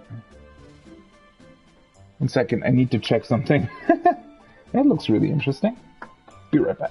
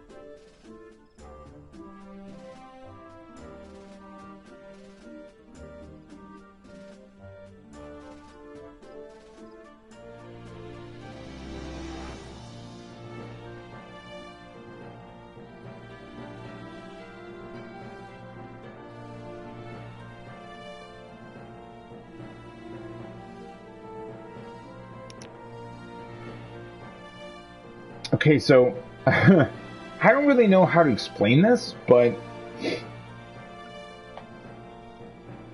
the window that the sun's currently shining through and blinding me, when I look at it from this perspective, right, the sun shining through the window, it actually looks like there is like a trickle of water or something that ran down the window and got frozen. And for a second I thought, because it's really cold outside, right? For a second I thought, oh, where did that water come from? Why is it specifically at that point on the window? Now I went and actually looked at it. It's actually some kind of weird, like, insect trail or something. I don't know how else to put it. It looks like a spider or some sort of insect, like, left a path. Or maybe... almost looks like it's from a snail, but it's inside, and there definitely isn't a snail here. So, I don't know, it must have been a spider or something. But it left, like, little dots, like every sort of half a centimeter or something, on the window. And with the sun shining through it, it actually looks like frozen water. It looks like there's frozen water outside the window, but it's actually inside, on the inside of the window, like little weird white dots of something. I've never seen that before. At least not in that, like sometimes, you know, animals and insects and stuff like that, sometimes they do leave like little points, you know, especially spiders, when they try to spin their webs and they attach it to some point on the wall, sometimes, you know, dust or other stuff gets trapped in it and it leaves like a little spot that you have to clean. But this I haven't seen so far. Must have been something else. Some kind of insect that got inside and tried to get back out but wasn't able to, and then sort of left these marks on the window. But again, it's like really, really long. It's like almost a meter long in its entirety, right? On the window. But like a dot every sort of half a centimeter. Really, really weird. But yeah, the other thing that I was also saying before is... Oh, I can probably... Yeah, I don't need the earring anymore, right? Let's actually change that. The other thing that I was saying before is just... The, the way my window is located in relation to my desk. There's like a really narrow... a really narrow path, right? So there's like a wall on the edge of my balcony. And then the door and the window to the balcony is there. And then there's a huge, what's it called? Cupboard thing?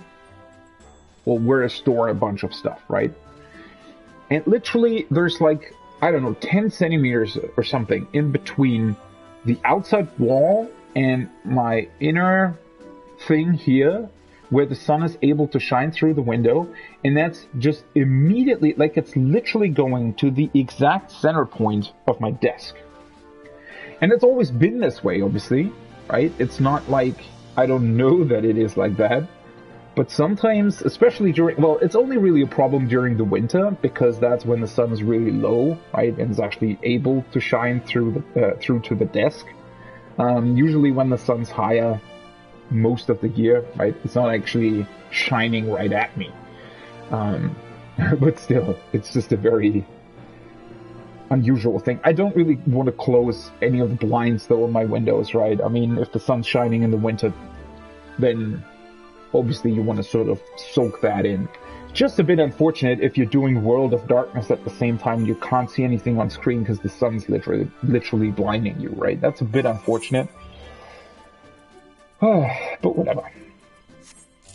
Not such a big deal either way. Cool thing is, I actually got one of these memories. How many of them do I have? 60, 54, 86. I actually got a bunch of these because of the Moogle event, right? I got like 30 or something because of the Moogle event. Because I was farming the level 70 dungeons. I still need a bunch of these. I need like 215 or something, I think, of these ones, and like 200 or 190 of these ones to be able to complete all of the Shadowbringers relics, which I will do at some point, I think. Just not right now. And then this is Cloud of Darkness, yeah. Let's Heidelin. Let's actually go to the Gold Saucer real quick. Probably, since I've already almost finished the dailies, I think I don't actually have much time to do actual fates. Probably, maybe. Let me actually grab a chocolate bar though. Be right back.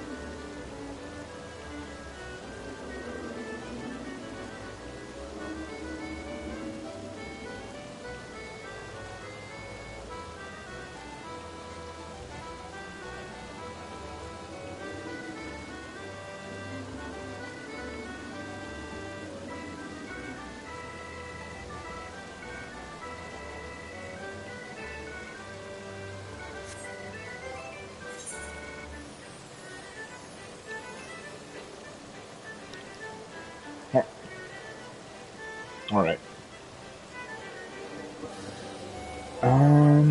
Average by time 7. Yeah, it's not really worth it to do any fates anymore at this point. So after I've done the dailies, I'll immediately go into the range Rolequest, I think. Just so that I have that out of the way. And then we'll return to the Firmament to do the quests that are remaining there. Okay, be right back.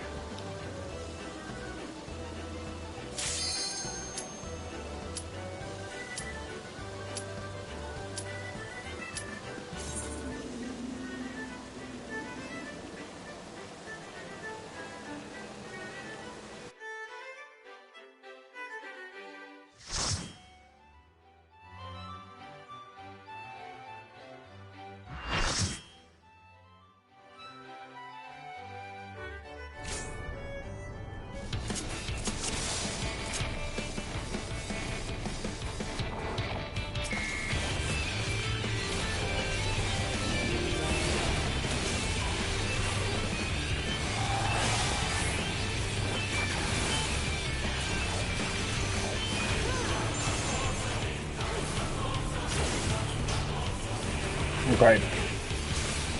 Sorry. Still just wanted to eat some chocolate.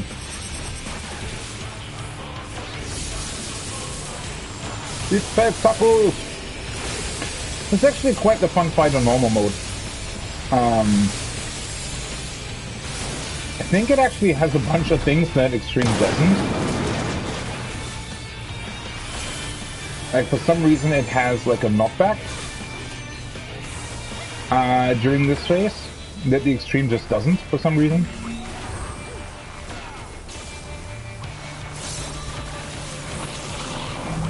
Oh, there we go.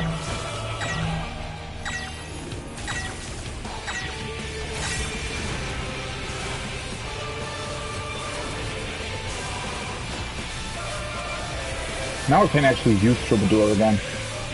Although then again we also had the machines probably using that stuff. Didn't pay attention. Whoopsie.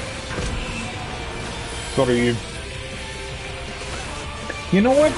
A lot of people didn't really like this fight on... that's enough back.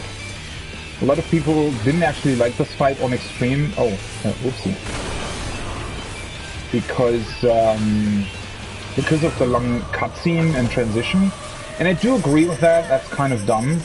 That it's as long as it is, right? That's the worst part about it. It's not necessarily that there is a cutscene, it's just how freaking long it is.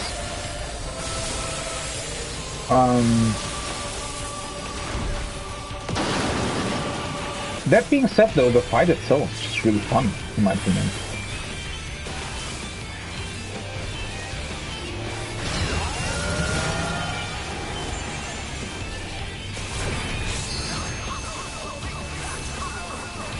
Got a taco so big.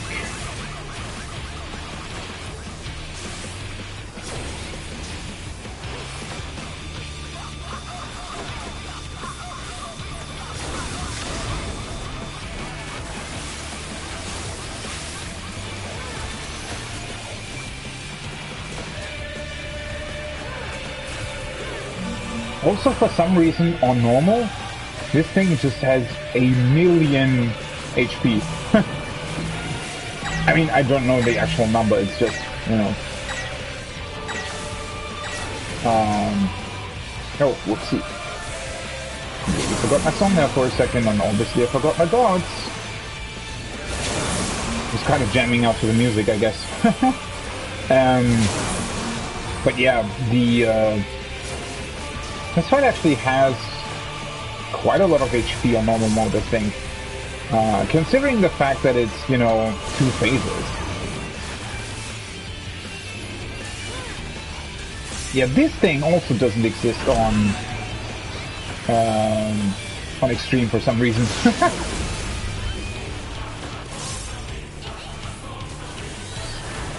And they go through the boss, by the way, right? Which is, I don't know, that's just weird to me that these exist here. Ugh. Oopsie. Why did I move? I literally was standing in the safe spot and for some reason decided, oh yeah, I should probably move closer to the glowing orb. I forgot my dots once again. Nice. Somebody forgot the knockback. Well, at least I didn't forget that.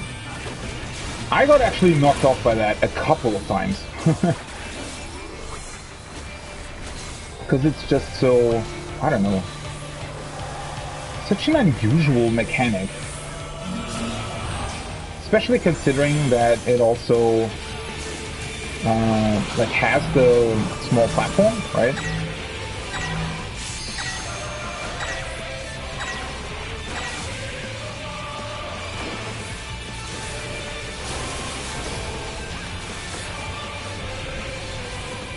I don't think that the machinist was activating their stuff. I don't think they did.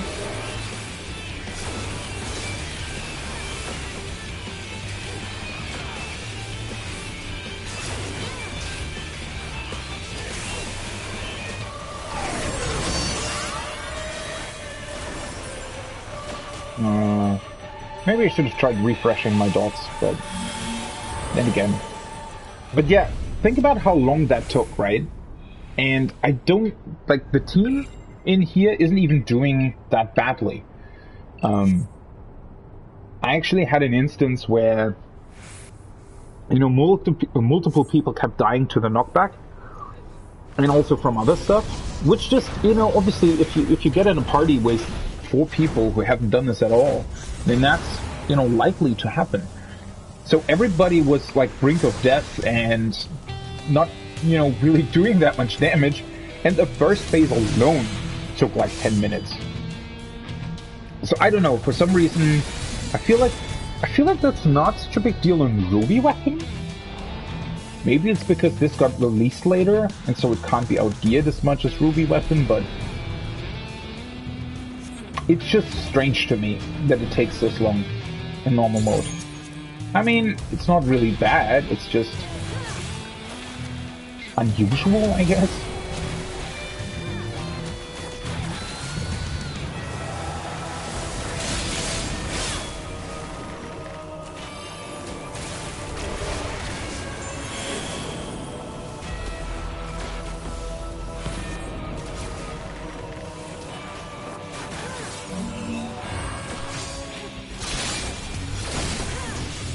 These as well, they work completely differently here than they do in Savage, for some reason. Oh god!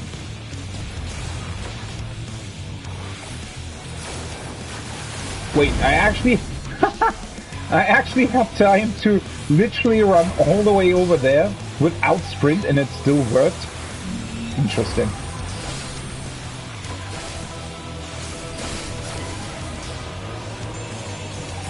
I think those were first, right? Yeah.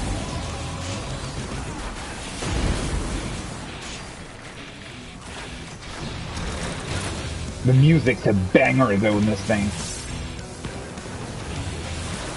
Really, really like the soundtrack, which is probably why I didn't really mind farming it at all. I think he disappears now, yeah. Yes.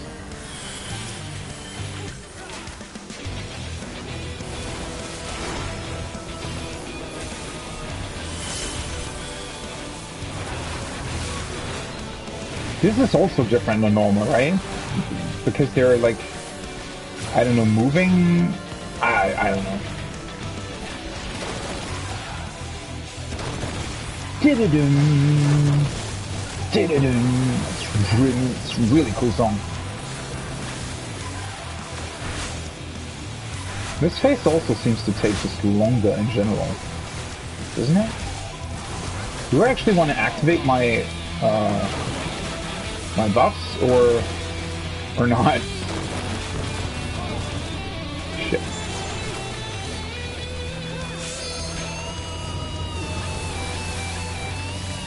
Thought he was gonna disappear, but yeah, he does.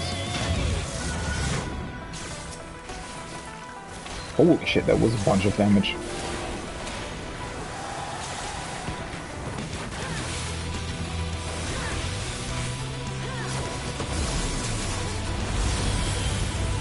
Oh, the Paladin's fine. Thought because they had so many monsters. Ah, shit. I refreshed my dots too late. Oh, whatever.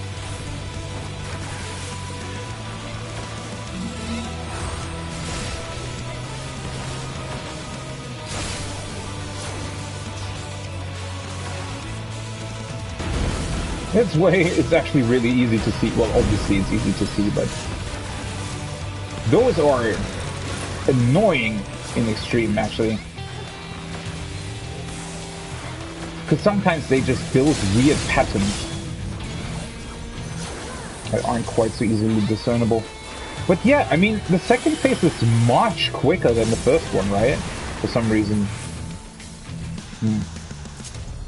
Still a really fun fight, though. Really, really like it.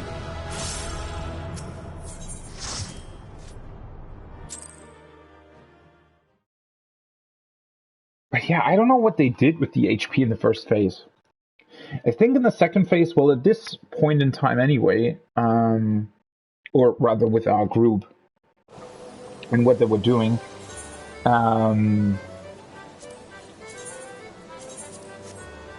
it was,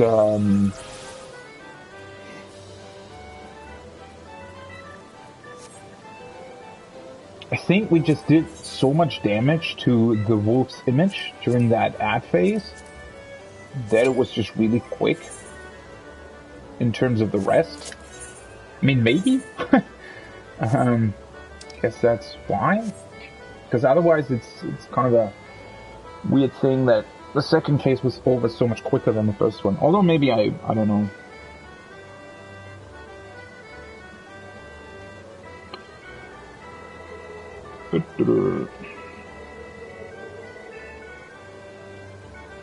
Is there anything else that I would be able to do?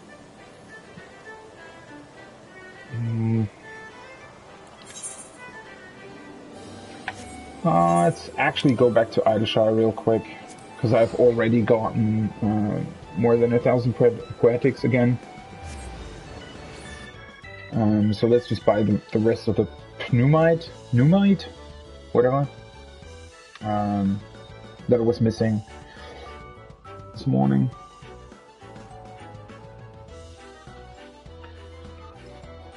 And then we'll be starting with the ranged Rolequest. What level am I? I think 86 now, right? Yeah. Probably won't be able to reach 87, which is completely fine. I don't want to do the whole Rolequest at once.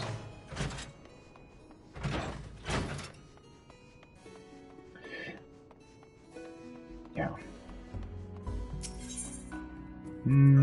Special arms. 5 of these. What? Oh, oops. Wrong hotbar. 75, alright. What did I say how many I need? 180, right? Well, that's not that much, actually.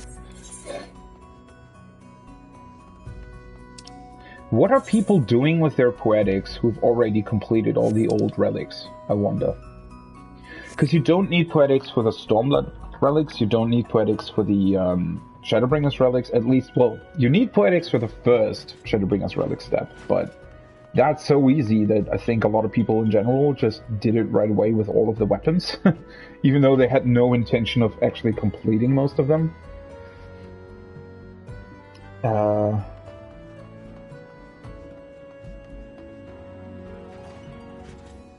yeah, I'm now that I actually think about it,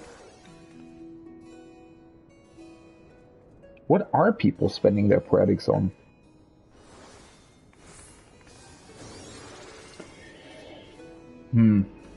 I mean, well, to be completely honest, there's probably not that many people who actually have completed all of the relics. I mean, there probably are a few, but not really that many. I mean, I guess you can always buy, you know, crafting material with poetics, although considering how cheap most of that is, I don't think a lot of people actually buy that on the market board, right? Most people, I think, just resort to just using their own poetics if they need that. And it's not like you actually need that much of it, because the problem is those crafting materials, right? The ones that you can buy with poetics from the different expansions. So, for example, in Ralga's Reach, you would be able to get all the Stormblood crafting materials that were relevant at some point during that expansion with poetics, right? I mean, the ones that were at some point available through the other tomestones. But they're mostly, like, those crafting mats are mostly relevant for the crafted gear during each expansion, or for the food, like the raid food, or the pots, right? Meaning that in general, you probably, like, nobody really needs them anymore. I don't know. I mean, maybe there's like a niche market where you could actually... Ooh, nice one! Really cool roulettes this morning. Maybe there's like a niche food stuff. Like some of the old raid foods for some reason sell for quite a bit of gil. So maybe you could use it for that one. But overall, yeah. I don't know. I'd actually have to look that up if it ever came to that. Although then again, I think especially for a Realm Reborn, there are actually a couple of materials that you can sell for the old relics. So maybe those would be worth buying and then reselling. Might be worth it, right? Oh, nice. The tank isn't tanking properly.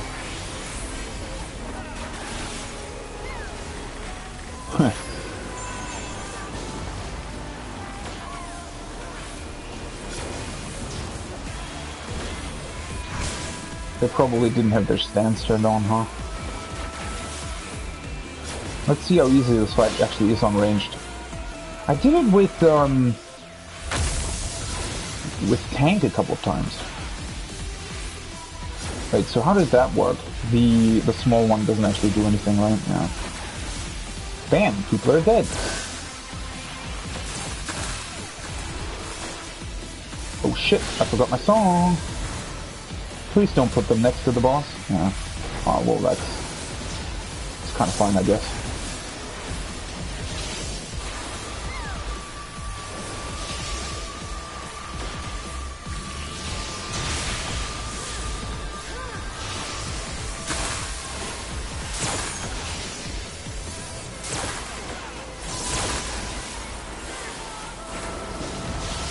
Why am I forgetting my dots all the time? Seriously! Like, at this point, I'm actually really annoyed at myself. Whatever.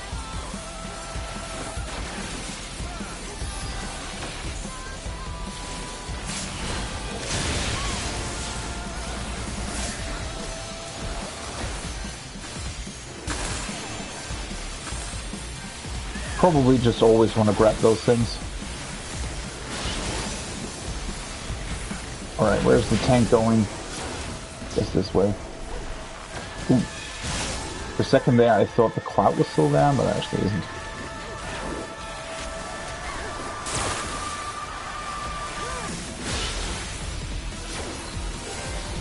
Why is that one person standing like a million miles at the back?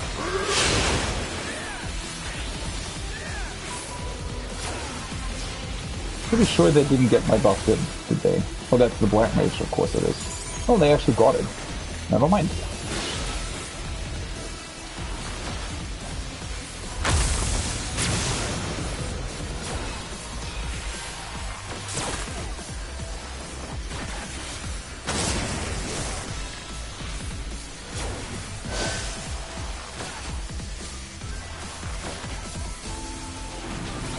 Still a really, really fun fight.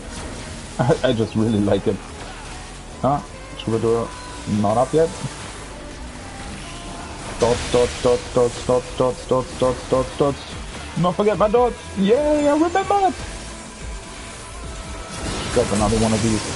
These are so freaking easy to grab, right? And this phase probably is also just a joke on ranged.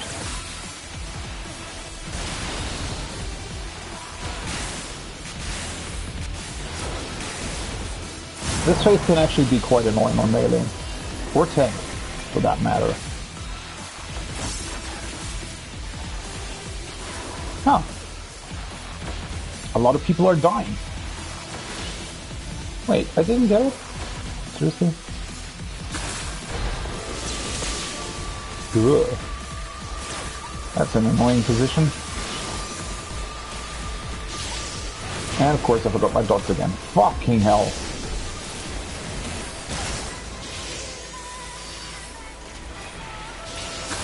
Let me actually grab this. At least I'm not forgetting the mechanics.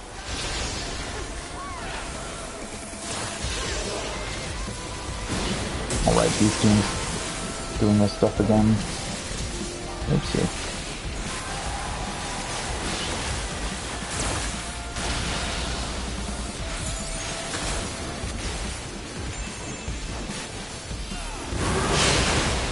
That Apex Arrow. I don't know what the range on Apex Arrow is. Probably like just the usual range that you always have on ranged attacks, right? I mean, it must be.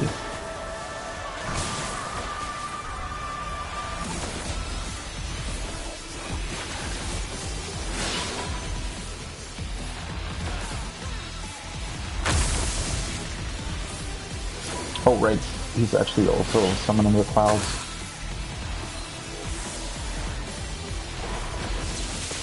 Hey, they actually put it at the edge. And I remembered my dots. Nice! Let me actually grab one of these. Oh wait, I didn't get it. Troubadour! Oh. Everybody is running away. For a second there, I thought I missed some spears, but I didn't.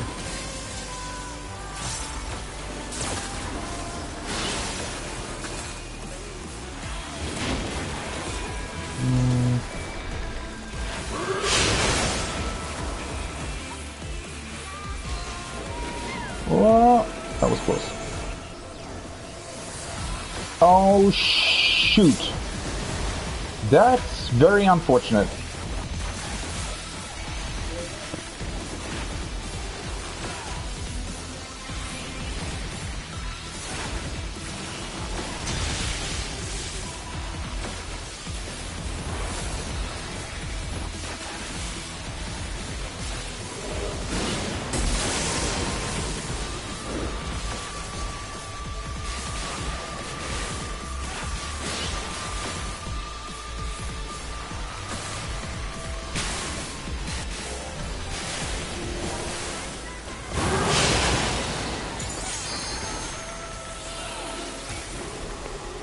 Oh yeah, that is really unfortunate, huh? You should... Can we just wipe, or is this actually possible to do with the warrior now? Is the warrior literally healing all of us? I don't... I mean, I think he's trying to. And I'm forgetting my dots again. I was looking too much at what was going on. I don't know if this is still possible, to be honest.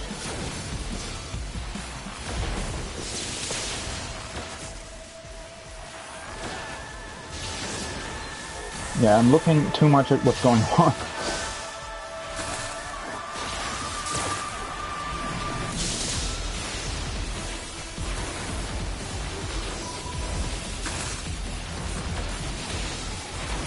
Should probably heal myself. Whoa, that was really close. Holy shit.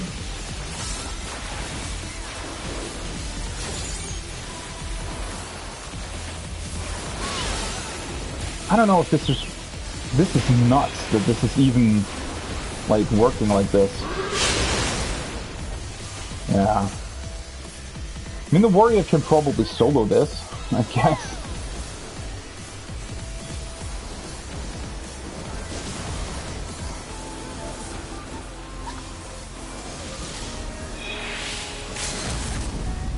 Ah, yeah, I just wanted to... That's unfortunate.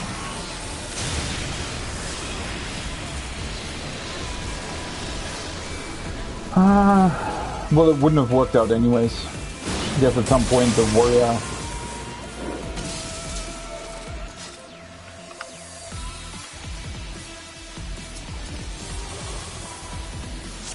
The warrior actually ran out of self-healing. That's kind of nuts though, right? I mean, he was pretty much sustaining the whole party up until that point, I think.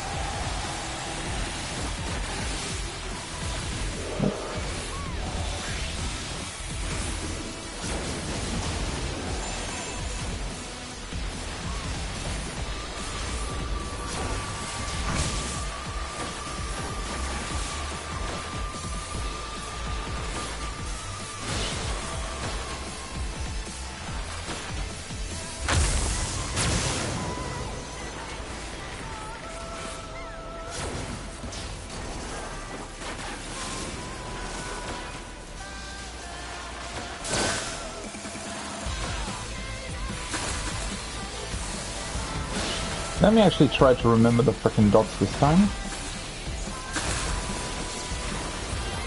Let's do Epic's arrow first though.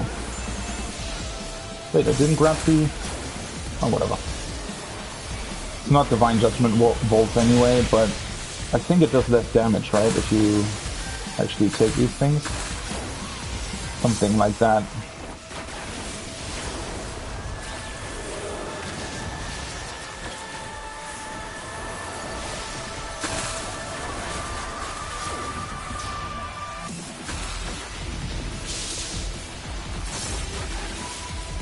Oh, right.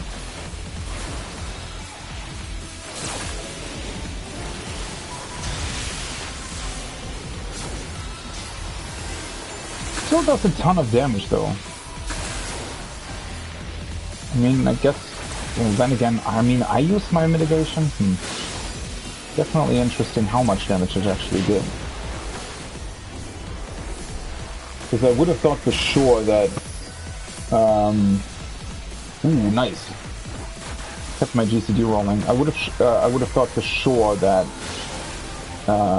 it would actually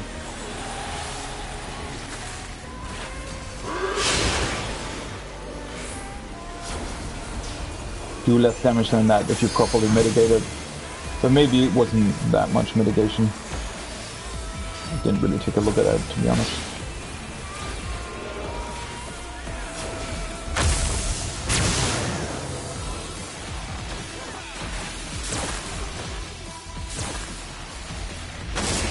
Yeah, this phase, like, think about how difficult this is actually to do on, like, tanks or melee or whatever.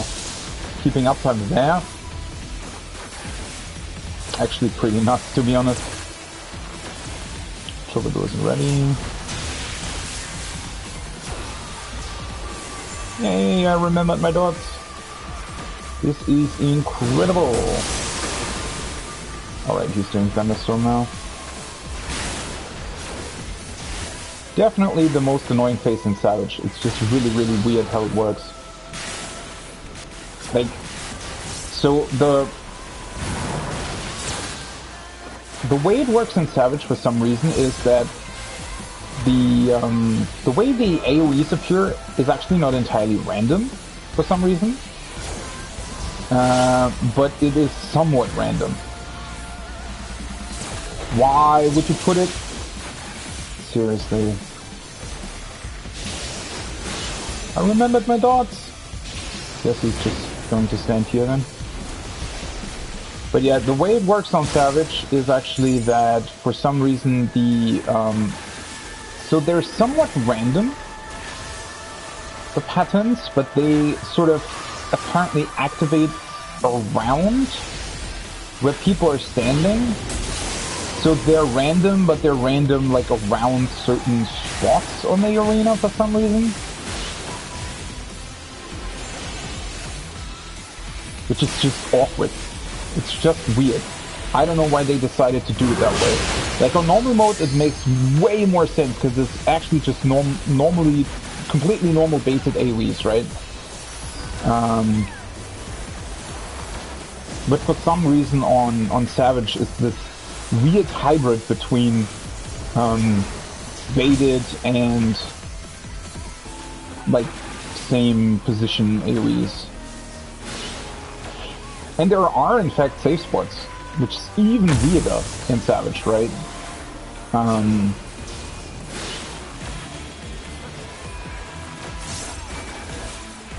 Like you actually have proper, completely normal, everyday safe spots. Forgot my dots. Fuck! Shit! I was so good with my dots the whole fight, and now I still forgot them. Wait, didn't I do them? Am I deceived? I am, I think. Yo, what?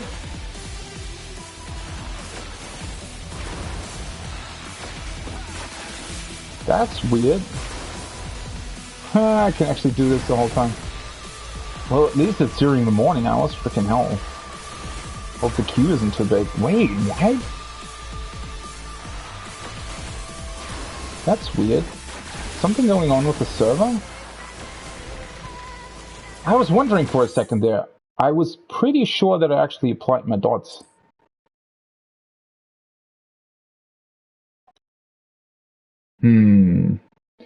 So the queues shouldn't be too bad. I mean, I know that it's Christmas and all. Unless the server went down. No, the queue's pretty good. I should actually be able to get back into the fight. That was weird. Didn't have a DC in ages.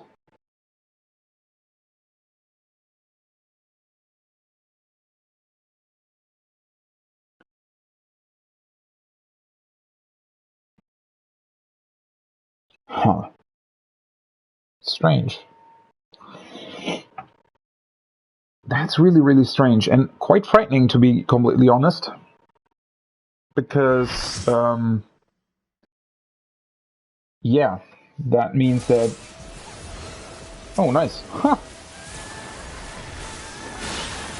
Actually made it back in before the fight finishes. But yeah, that was, something.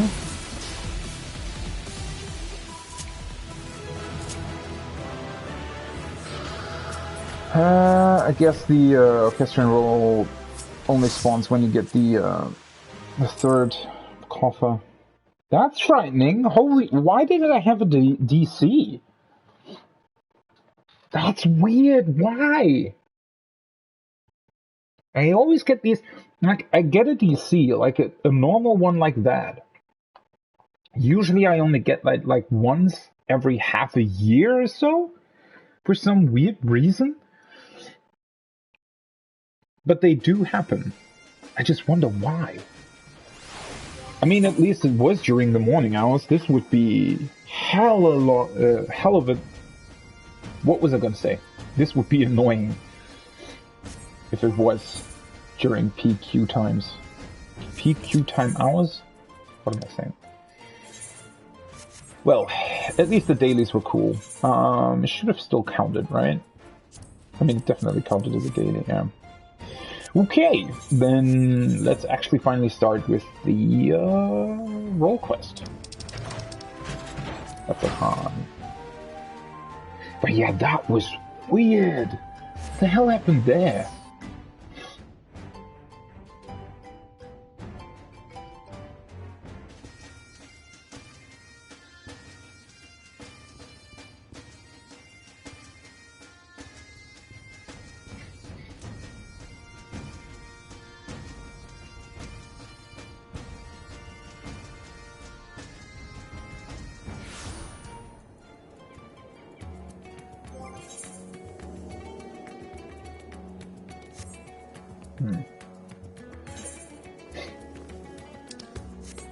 Alright. Let's grab the Rolequest. Oh, that's a cool outfit. I really like the casual outfits. Not so much in dungeons and content, but you know, people are just standing around in the city. I mean, they do make sense in a way, right? I still don't know what the fuck is going on with my nose. God, that's annoying. Alright, let's grab this thing.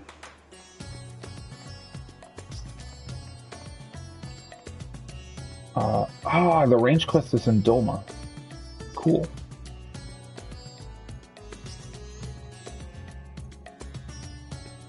Right, there isn't one in Uldar. They sort of mixed Uldar together with Alamigo for some reason. No, whatever. Seeds of Disquiet. The Doma delegate is seeking able-bodied adventurers on behalf of Lord Hien. Do my nice deceive me? Oh, thanks. Thank the Kami. I mean, you knew that I was going to come, right? Lord Hien has requested assistance in the resolution of a most urgent matter, the hunt for a fell beast believed to be a blasphemy. Though we have made great strides in ensuring the safety of our people, we fear even our finest shinobi will be no match for this enemy, for it commands the skies of Doma. Once again, something in the skies, okay? But as your talent for striking down foes at a distance is beyond compare, I can think of no one better to aid us in overcoming this adversary. Oh, I get it. Yeah. That's also why the Ish Guardian ones were looking for a freaking caster. Because it's technically ranged combat that is required here. I get it. Well, if no other marksman is up to the time, it would be my pleasure. Oh, my freaking nose. O Kami be praised. I shall inform Lady Yugiri that she may receive you at the Doman Enclave. Safe travels. Nice, the Doman Enclave.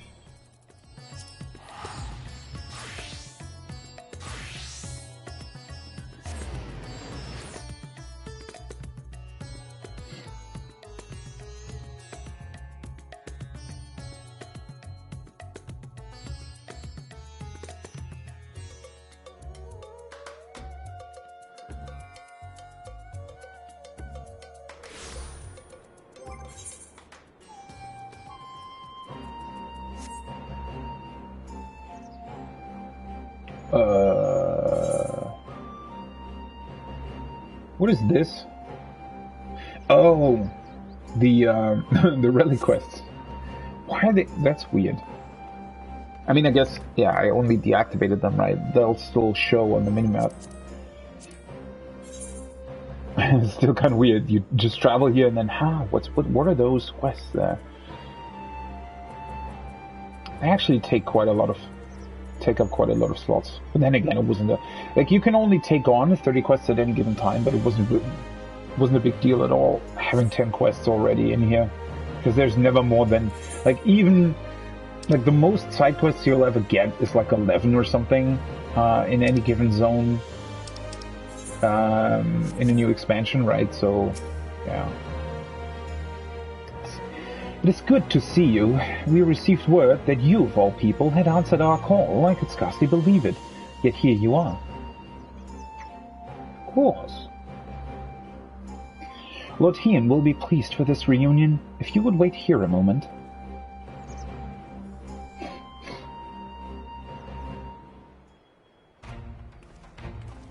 There you are. It's great to see you again.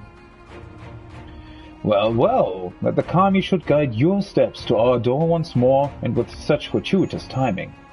Well, I mean, you were looking for me, weren't you? Whatever. Pray forgive me for not affording you a hero's welcome, but time is not on our side. Not long after receiving word of men transforming into hideous beasts in Thavnir, a similar creature was born of a woman in Isari.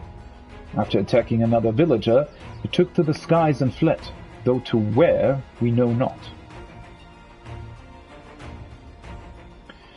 An all too cruel twist of fate. The one slain was among the prisoners returned to us in that deplorable exchange with the Sahi and the Empire, just when they had at last begun to piece their life back together. Yeah, that's actually... Ooh.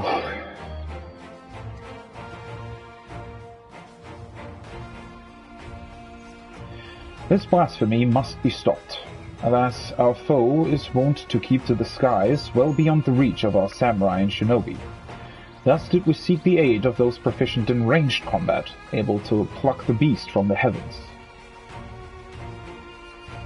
Of course, martial prowess alone will not solve our problems. Others have turned into weaker but no less gruesome abominations, as was the case in Thavnair, and their numbers increase by the day. From what I understand, this phenomenon is not unlike a sickness which spreads by feeding on fear and anxiety. Emotions which, of late, can be found in abundance. Slaying the beasts means nothing if the people's hearts cannot be put at ease. What here?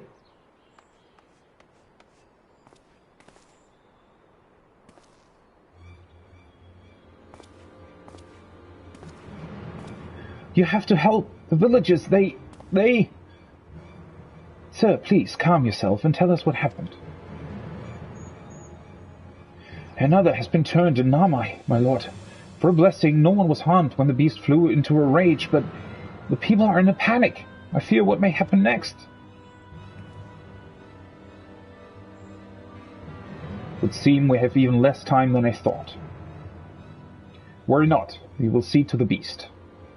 As of yet, there is no cure for this affliction, but we will save what lives we can, I promise you. I trust you are ready to join the fray. As always. It was last seen near the glittering basin. Come, I will show you.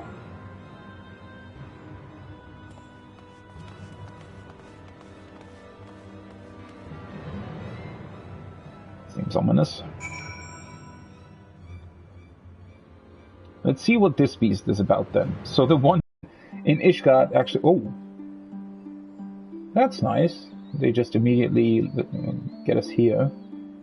But yeah, the one in Ishgard was connected to the Heavensward, of all people. So let's see what this is about. Without a cure, we've no choice but to cut them down before they can cause more harm. Still no sign of the beast, or any other for that matter. Well, I mean, nobody's really here at all, right? The beast was right here, I swear it. Thank you for leading us here, but it is not safe. Please return to your village. Let's look for it then, huh?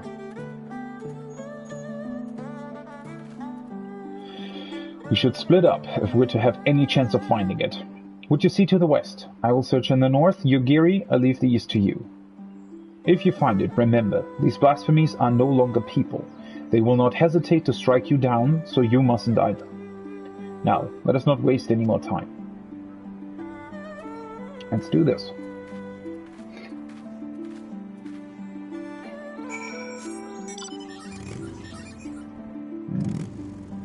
I always liked this zone. Just the music's really cool. Just unfortunate that so much here is destroyed, and then the weird, Garlean thing in the background. Oh, there it is. Well, that was easy. Fine.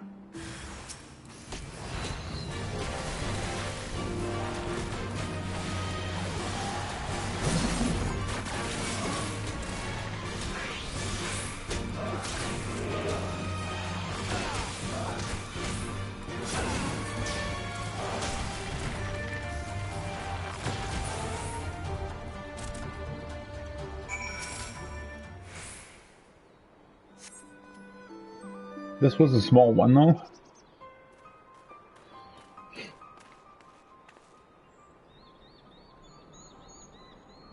Are you all right? We heard shouting and came as fast as we could. It would appear you arrived not a moment too soon. Why? Why did you kill my brother?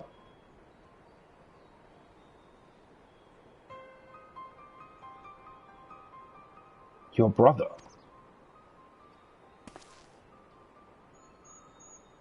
Young man, that creature was not your kin. Not anymore. Had he not laid it to rest, it would have killed you and countless others. But if your heart cries out for one to blame, let it be me. The beast was slain at my behest, for it was the only way.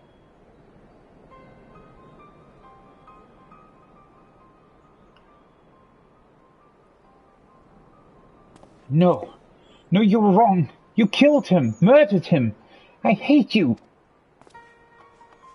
Well, I can understand him, but that's Holy shit.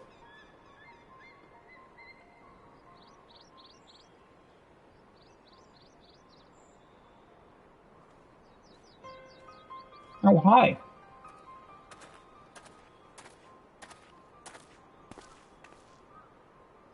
Easy. What are you doing here? Searching for Tonbo, though clearly you found him first. The monster was his older brother, as you may have guessed, and Tonbo gave chase the moment it ran off. I beg you forgive him for his outburst. His brother was all he had left. Their father was conscripted by the Empire and was regrettably not among those returned to us in the recent exchange of prisoners. I hope they might one day be reunited. Oh, the hope they might be one day reunited was their only comfort when the Viceroy still ruled. I can only imagine how they felt when she walked into Isari, shadow of her former self.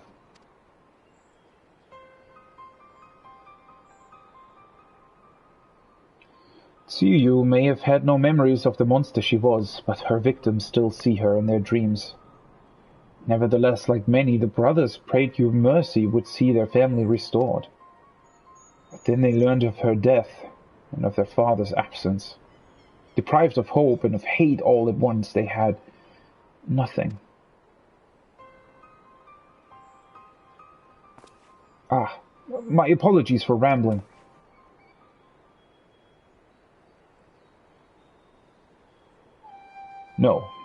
No, it was a rather enlightening tale. I spared the woman who brought him pain and took the brother who brought him comfort. I would hate me too. I swear we'll set things right for Tondo, for all the people of Doma. Please return home, Issei, and be safe.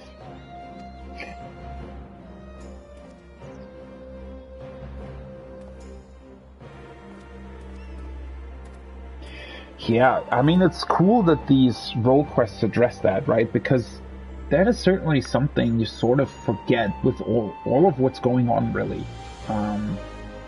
Especially considering that the end of Stormblood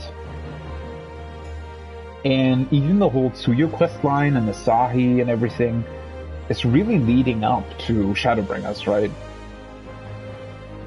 So you actually don't spare that many thoughts for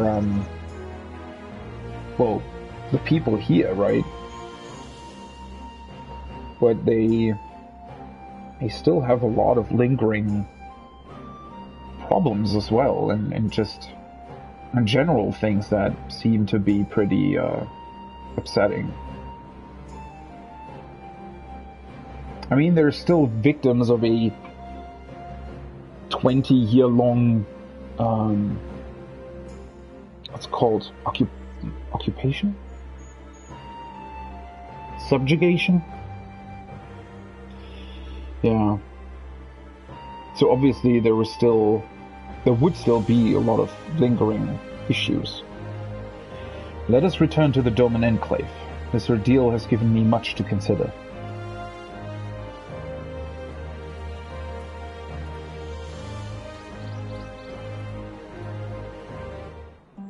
Well, now obviously they don't teleport you.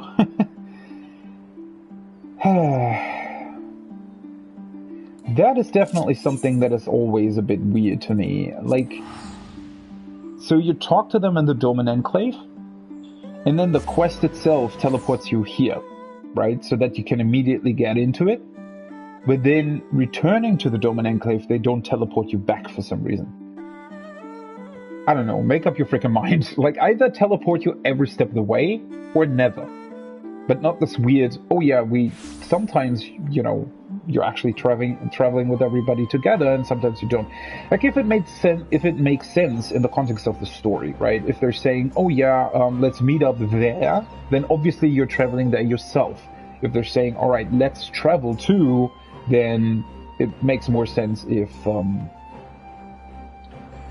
they would, or if you would have to travel there by yourself. But or everybody would travel at one. Wait, what was the last one? I completely. No matter, you get what I'm saying, right? I mean, it's just a bit inconsistent to a degree. I do not envy Lord Hien the burden now thrust upon him, but he shall not have to bear it alone.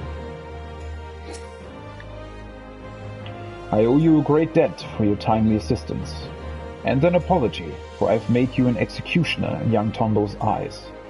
Would that I had been the one he witnessed cut down the beast his brother had become. But we haven't time to dwell on regrets and what should have been. No, we need to take action, and after hearing of Tondo and his brother, I believe I know what must be done. A great many of our brothers and sisters will return to us in the prisoner exchange, but even so, there are those who yet remain lost to us.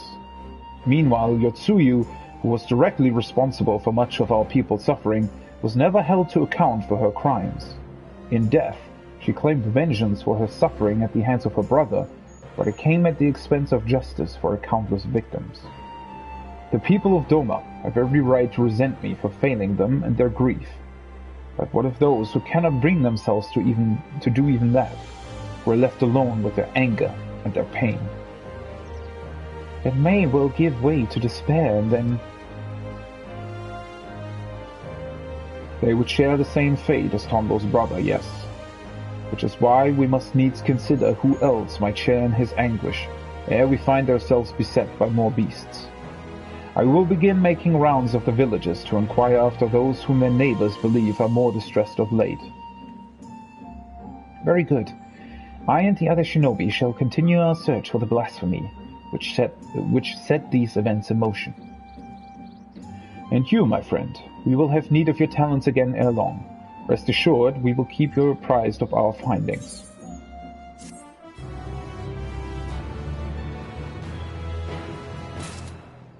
Alright.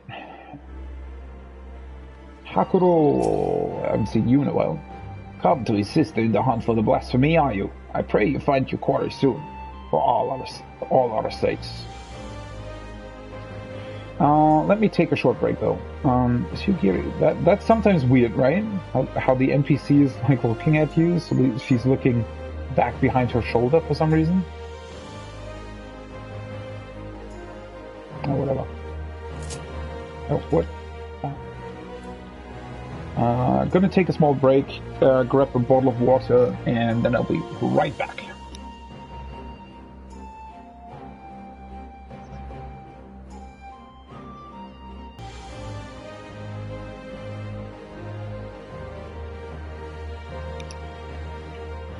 Okay, let's continue. Though, let me actually drink something real quick.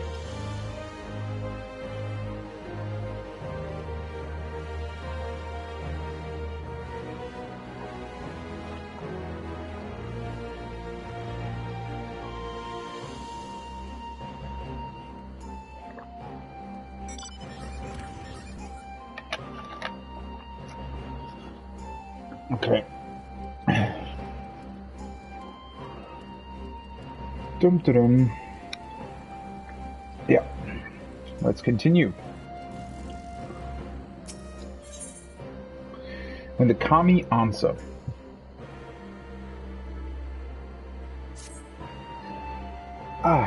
We have yet to ascertain the whereabouts of the blasphemy from Isari, but for a blessing we have received no reports of others that have turned.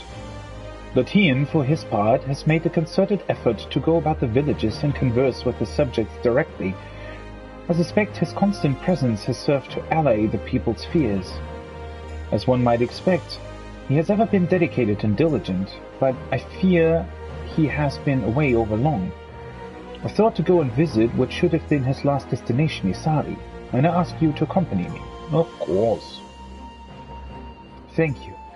I'm sure there is no cause for concern, but nevertheless I should be glad to find him quickly. Twinkle Snowcake. It's actually also a cool name.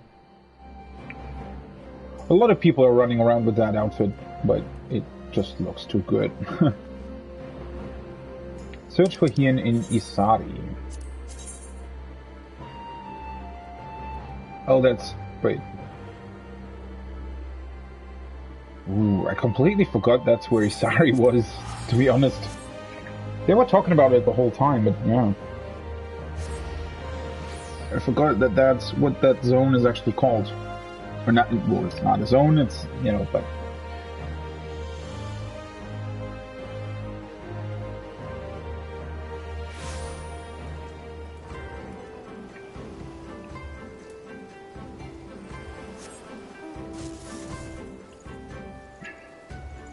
What would he be doing there, though? I guess it's,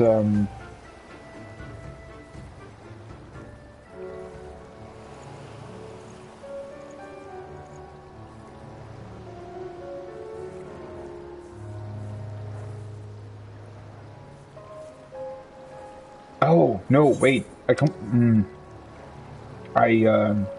confused it with this part. Right, Isari is the fisher village. Of course it is. Why did I forget that? For a second there, I thought I was going to this, like the, where you fight against Susano. But yeah, this is the fisher village. What's going on here? My apologies if I gave you cause for concern. Assessing the state of affairs here in Isari has proven difficult. To put it simply, the people, one and all, refuse to speak with me. They simply bow their heads and turn away at my approach. Knowing the blasphemy originated here, I cannot help but wonder if that has aught to do with their silence. Perhaps you could attempt to engage with the people in my stead? Surely they have no cause to deny the two of you. Well, I'm not so sure. I mean, technically, aren't we working together with you the whole time? I don't know. I should hope not. Nevertheless, I will don a disguise, lest I draw undue attention. Come, let us see what we can discover. Thank you, both of you. Also, wouldn't it be really suspicious if Ian is going around asking questions and then we come along and actually ask the same questions, sort of? I mean, I guess it wasn't even possible for him to ask any, but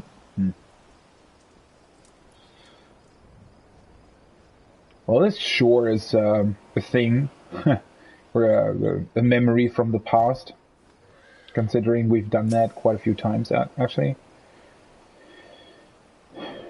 Oh yeah, everything checks out, right? Her title is Pomfriend, the FC is Pfote, which means paw.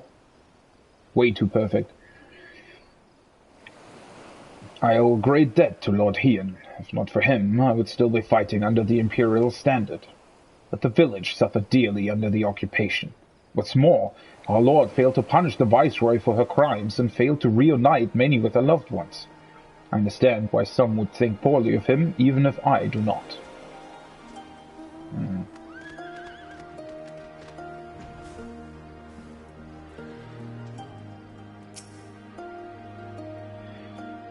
Blasphemy? You are mistaken, my friend. Our village was visited not by a monster, but a kami. Izanami. Where Lord Hien is cold and callous, she offers us boundless compassion and love. Wait. Okay, maybe this blasphemy actually works different than the other ones? That sounds rather interesting. Where's the last villager? Oh, shit. I guess it's up there. Should have moved the other way.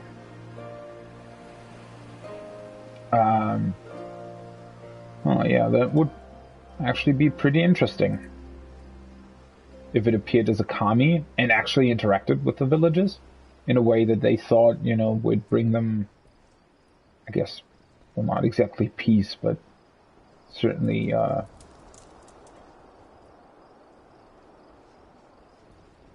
don't know, something to pray to, or something like that. Aye, that's right. The blasphemy was born of a young woman here in Isari. Tragic, really. Every day she prayed for the safe return of her husband, but it was not to be. If I am to be honest, I fear the loss drove her poor stepmother mad. Kisei has ever been a devout believer in the kami and their blessings, but she somehow convinced herself that Minato has become one. The delusions of a grieving parent, obviously, but an alarming number of people have come to share in her belief. Heresy is what it is. Ooh, so the blasphemy itself isn't necessarily the person that is regarded as a deity now, but somebody from the village? Okay. Definitely not what I was expecting necessarily, but then again, the Ishgard Rolequest was also not at all what I was expecting, which is cool, obviously. Was very well done. But I wonder where this is going.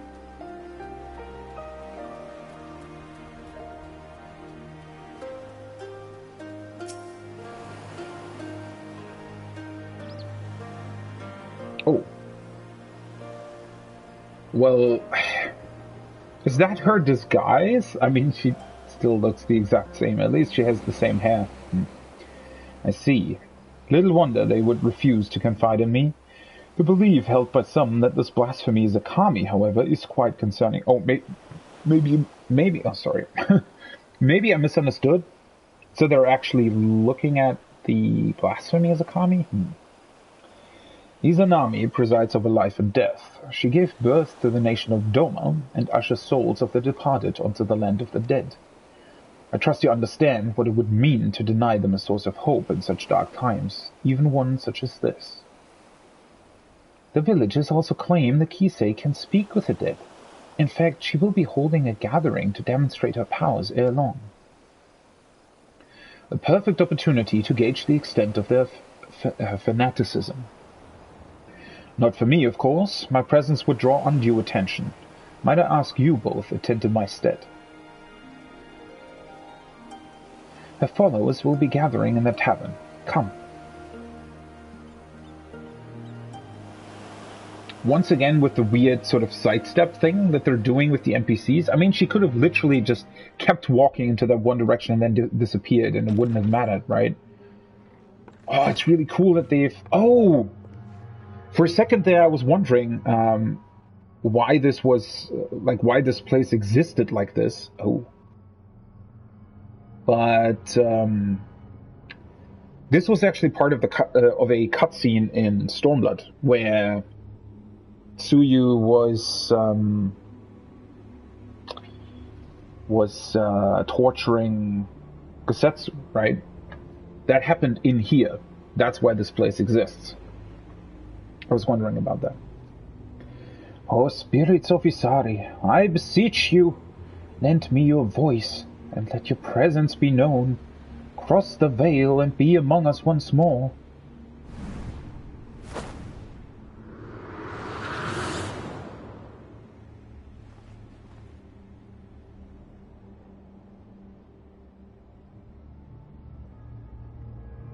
Kitsu.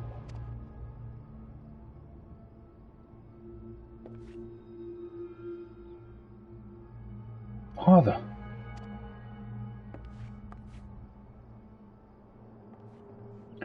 Still tending the nets, like I taught you.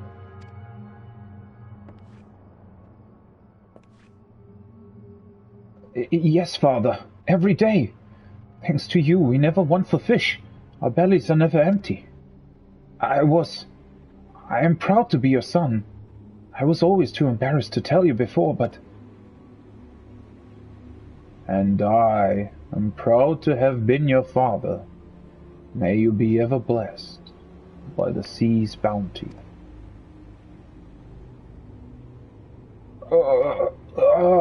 It hurts. Father, what's wrong?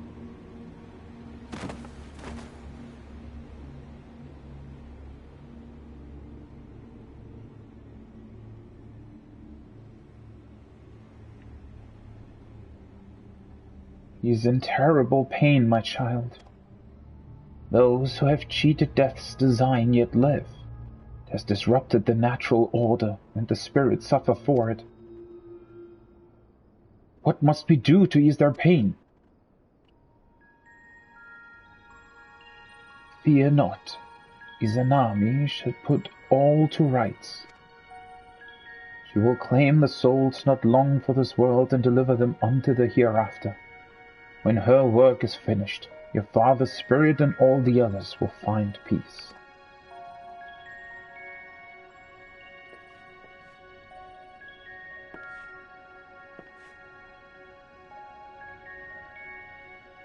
Can you find my father? Can you help me speak with him?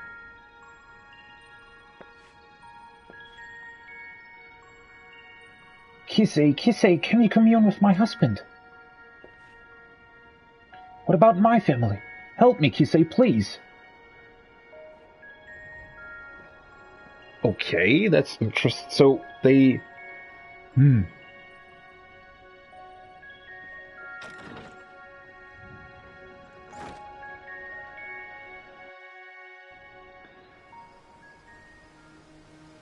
Is she the blasphemy, though? What the hell is going on here? That's strange, because she isn't really spreading despair at all, is she? I mean, she isn't really... I guess in the long run, it still could be, right? Obviously, because if people... if they... sort of talk to the dead, I mean, I guess in the long run, they would be missing them more.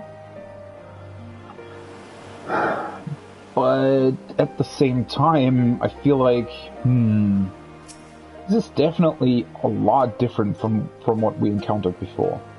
So, is Kisei's ability all that she claims? It appears to be.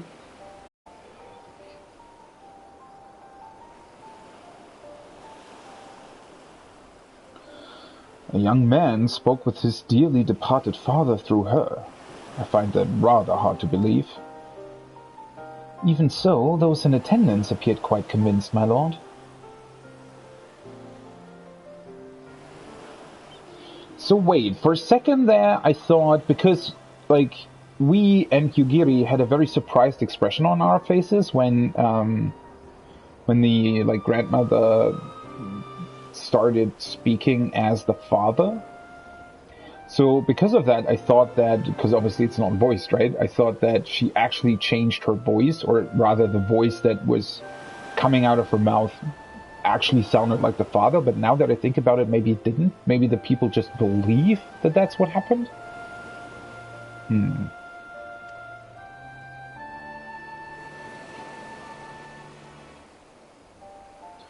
And I suspect a great many of the villagers I've spoken with recently are as well.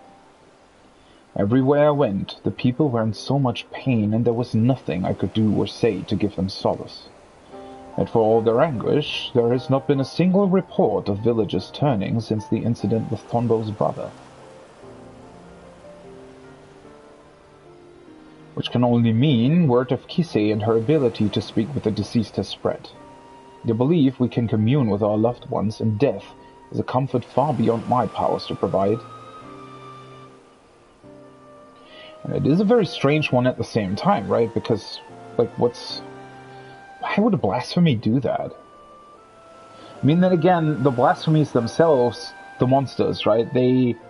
While they're monsters, and I guess the way they act, right? The way, like, the reason why they actually, like, at least usually attack people or act in any kind of way like they act is because they're made out of that despair, right? They're made out of feelings that existed because of something, right?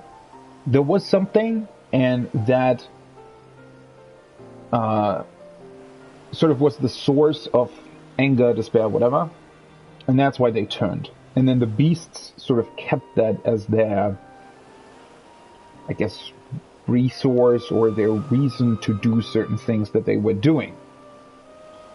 So in a way, these blasphemies, like, they're not intentionally spreading this, is what I'm trying to get at here, right? So I guess whatever this blasphemy is doing, maybe it's not actually trying to spread anything, right? Maybe it's just for some reason doing this, and, well, Then again, obviously, talking to the dead isn't really good in a way. Like I said, in the long run, it might be that they feel even more desperate because while they're able to talk to to the people who are dead, they're still not coming back. They're still not living. So through that, they might be even more desperate, right?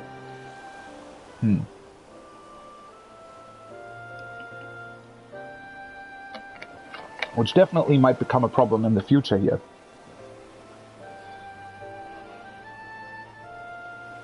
Though I fail to see how the people would abide the kami claiming innocent lives to restore order.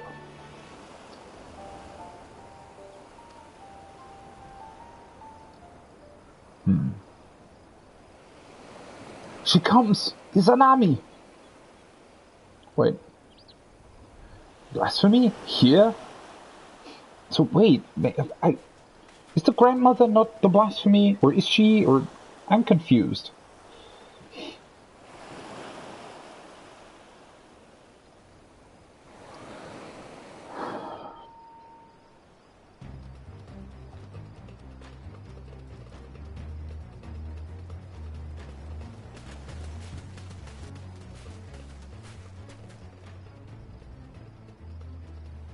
Lord Hien, the kami, she appeared as if from nowhere. Then the next instant, this poor man was... What the hell is the blasphemy doing? She's just murdering people? So we were too late.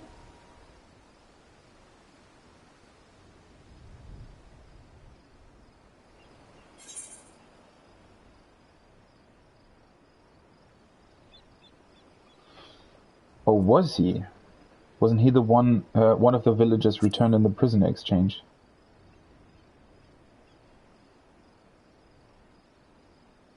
I definitely remembered him from cutscenes. I just didn't know where. You recognize him then? Curious that he and the blasphemy's first victim were former conscripts. What could the fiend be after, I wonder? Well, it definitely has something to do with the prison exchange then, right? Maybe it resents the people that have actually been... Maybe the blasphemy resents the people that came back from Garlemald in the prisoner exchange because they were able to come back while a lot of others were not, right? I mean, obviously that's not logical to do that, but it's definitely something people would do, right? People in desperation would feel like, oh, you know, why wasn't my, I don't know, husband or wife or brother or whatever part of that prisoner exchange? Why was it these people, right? Why couldn't it have been one from my family, right? So maybe that's what the blasphemy sort of rather resents them for being the ones that were in or that were part of the prisoner exchange, while from whoever turned into the blasphemy, their family member was not part of it, right? It does not become, my lord, to speak ill of the kami.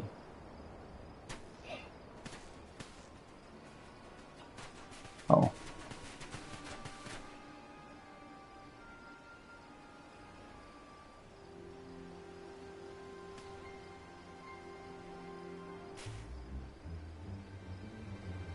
I understand you are come to investigate the rumors of a monster born in our village. A blasphemy, you called it.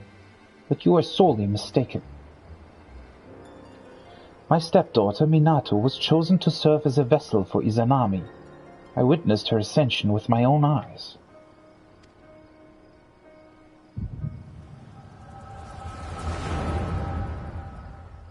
So they think it's their sort of deity because it looks like it?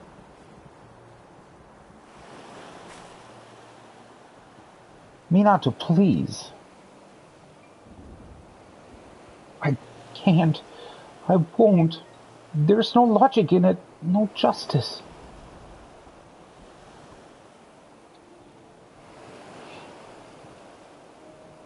The Witch of Doma spared, given a second chance, and my husband condemned to die as a conscript. I'll never know what became of him, but he can't give me even that. When I look at the families he made whole, at their happiness, I feel the hole in my heart. A gaping wound that will never heal, begin to bleed. Yeah, see? She resents the other families who got their loved ones back for being happy, while she lost her, what was it, husband? So now she's going around murdering them for it.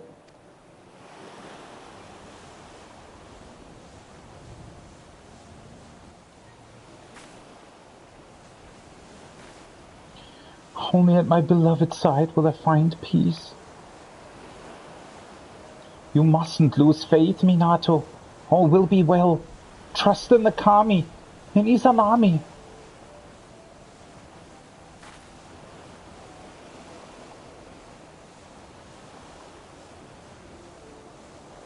I want to believe, but...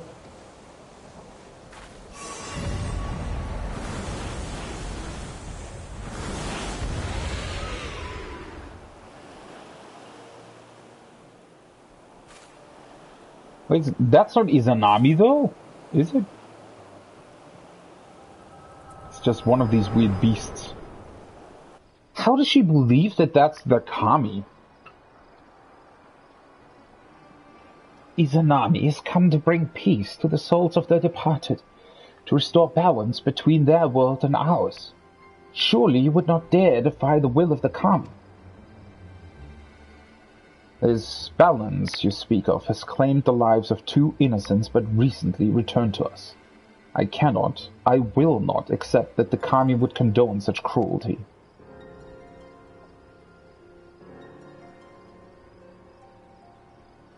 No crueler than the sight of Yatsuyu free and forgiven, while my husband and son fought Gaomal's wars. Now dead and forgotten in a foreign land. With all due respect, Lord Heian, is it not your duty to protect Doma and her people? How are we to place our faith in the man who places the enemy's safety and well-being above that of his own subjects? Well, that doesn't change the... what is this... What is this idiotic whataboutism? I mean, obviously I get it, right? But still, that's really dumb. Like, obviously, right? Just because Lord Heian did something that they disagree with, which that's their right to, right? Obviously, a lot of people would disagree with the decision that he made. That being said, though, it doesn't change anything about the fact that this Izanami, supposed Izanami, killed 2 people. Right? I mean, that's got nothing to do with Lord Heian.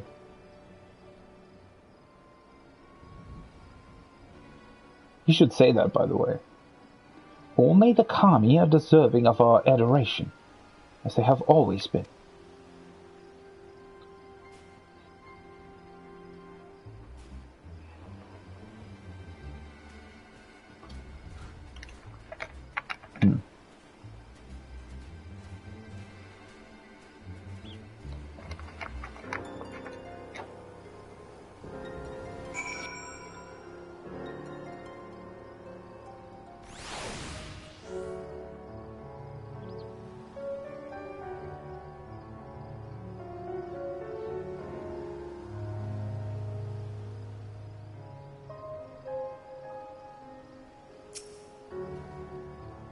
You were right. For a moment you seemed unwell. The villagers are no doubt loath to ask it of me, but preparations must be made for burials and funeral rites. I can offer that much at least. You seemed distracted during our conversation with Kisei. Is something the matter?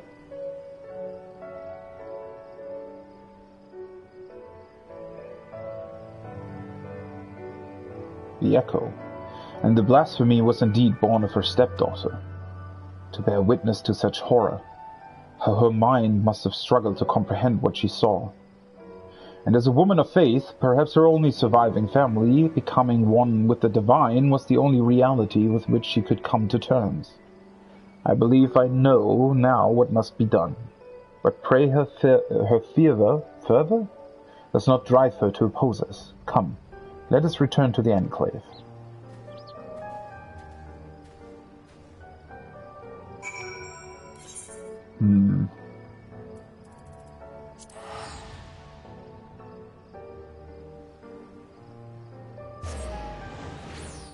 It's just, I guess the people just choose to believe that she can actually talk to the dead then.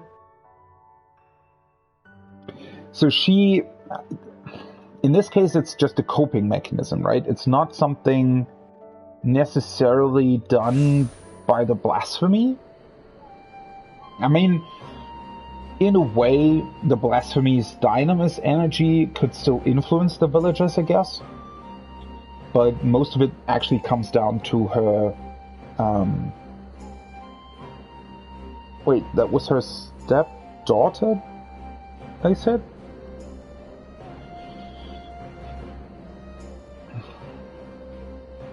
So I guess the mother, stepmother, whatever, that's just her coping mechanism, right? She chooses to believe that her stepdaughter became Izanami because that's the only way with her. That's the only way for her to cope with what she witnessed. And then I guess through that, other villagers were sort of also trying to cope with what they witnessed or their loss. And I mean, it's mainly those people that had loved ones from their family or someone, right, like torn away from them through Golemalt, right? It's all the people who have lost somebody. And I guess one way to cope with that loss is to turn now to the person who herself thinks that she witnessed some deity being born, right? I definitely get it, but it's interesting because it's not necessarily... Oh, that's wrong way. It's not even necessarily anything that's directly connected to the blasphemy. It's literally just their coping mechanism, right? From what you told me of your vision, the nature of Minata's despair, as well as the focus of her ire, is clear. To explain, she was a good-natured and kind-hearted woman grieving for the loss of her husband. This loss alone may not have been enough to turn her, but my failure to hold Yotsuya to account, together with the sight of other families reunited, compounded the turmoil in her broken heart. A path to despair paved by my good intentions, a truth that will weigh heavy on my conscience unto my dying day. Minato was prepared to die in sadness rather than live in hatred. If she could see the beast she has become, she would implore us to stop her. Which is why we must find the others who will return to us in the prisoner exchange before they can come to harm. Once their safety is assured, we may hunt down the blasphemy and bring her close to this tragedy. Well, I hope you're able to get to them in time, huh? Oh. Huh. Weird.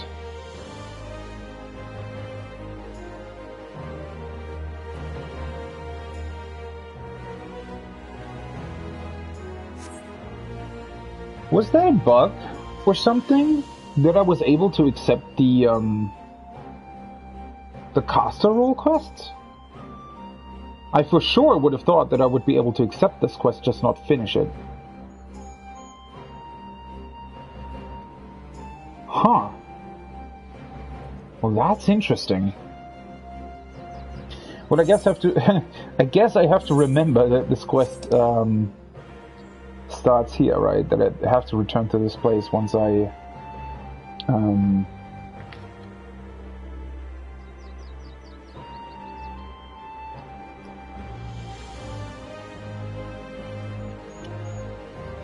Once I'm 87. Yeah, that's interesting. That is really, really interesting. I wonder, maybe... I mean, I know that there are... or have been... at least... well, now I'm not entirely sure. I thought for a second there that there have been other quests where you were able to accept them on a lower level, just not turn them in. But those might have been other type of quests, right? Just like the side quests who you were able to do on any level. There are also other quests that existed before, or quests that require certain jobs or something, that you can still, I think, accept, but not turn in. Something like that? I'm really not sure now. But this is weird, right? That's really interesting that they... well, that's a cool outfit as well. That's really weird that I was able to accept the next... the higher level caster role quest, but not turn them in, whereas I'm not able to accept this quest here. Because this is what I expected to happen with the caster role quest as well, where you're literally not able to accept the next quest. That's weird, right? That's really, really weird. They must have made a mistake with that. Somehow flagged the quest wrong or something. Although it works out in the end, right? It's just... I guess it literally is just a mistake, right? It's not a bug. It's that whoever designed these quests, probably different people, one of them thought, oh well, you know, I'll make it so that you can actually accept the quest but not turn them in. While the other person thought, oh, you know, this is a level 87 quest, so you should be able to accept it on any lower level. Or, you know what else it could be? Maybe it is a bug after all. Because, or not a bug, maybe that's just how it works? Well, I mean, technically it would still sort of be a bug, right? Because while I was doing the caster role quests, obviously, I already had a caster at 90. So this is going to be interesting. If I do the healer role quest, I have to look out for that. If I do the healer role quest on Sage, because I've already leveled Scholar, right? It's going to be interesting to see if I'm also able to accept higher level quests on on Sage. Then it's definitely because you already have that particular role leveled higher. I guess it's probably connected to that. I still think that shouldn't be possible. I still think that that's sort of a bug, right? Or not a bug, but certainly... How do I put it? Well, I mean, it's not really a bug, right?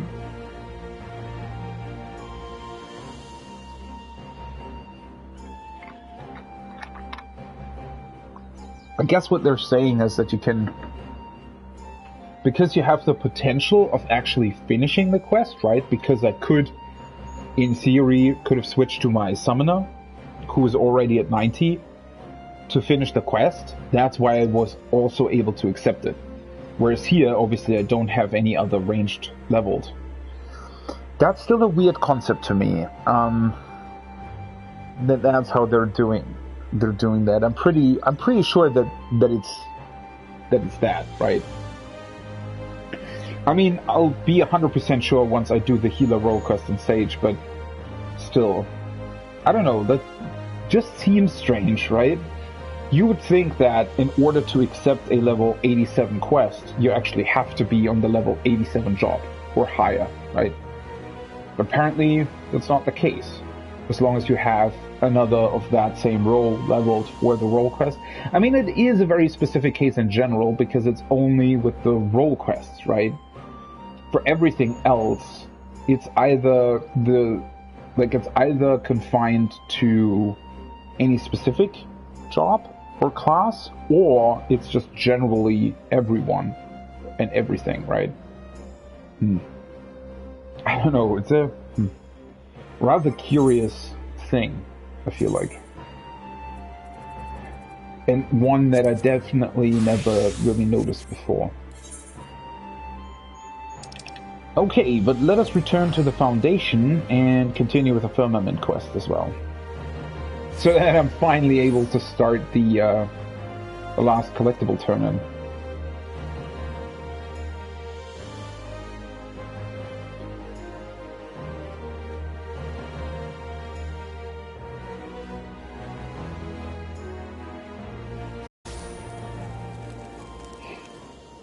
Okay.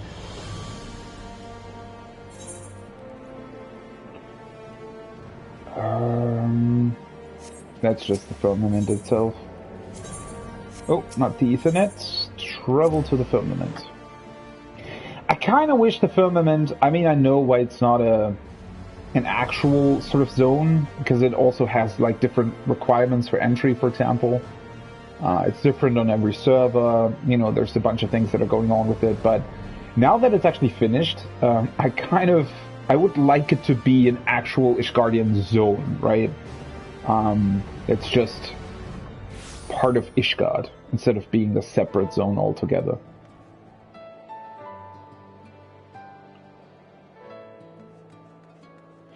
Oh, wait. Now it says 16... Oh, that's interesting. So, the feats actually don't happen every day, then. Interesting.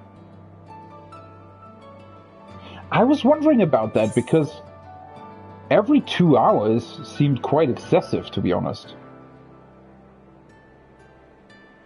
I wonder, do they happen like every second day, or how does this work? Huh. Interesting.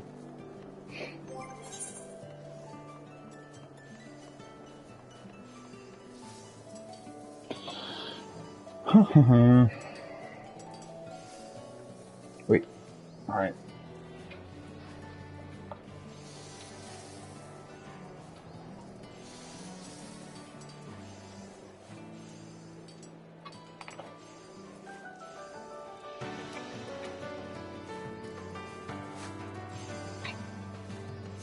Okay.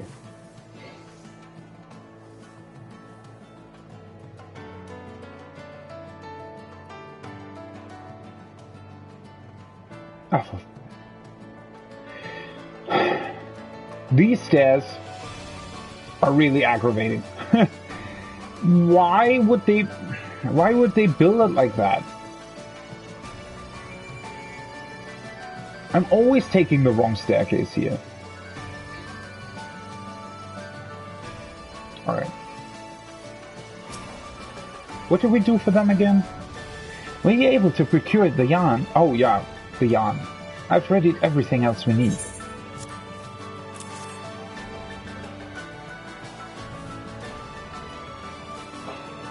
We wanted to make gloves for the kid that found a family, right? As like a parting gift. I think that's what it was.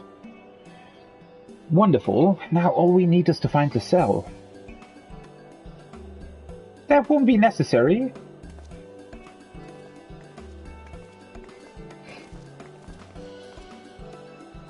And look who I've brought with me. After all, what would make for a nicer memory than if we were to make his present right before his very eyes? Don't you agree?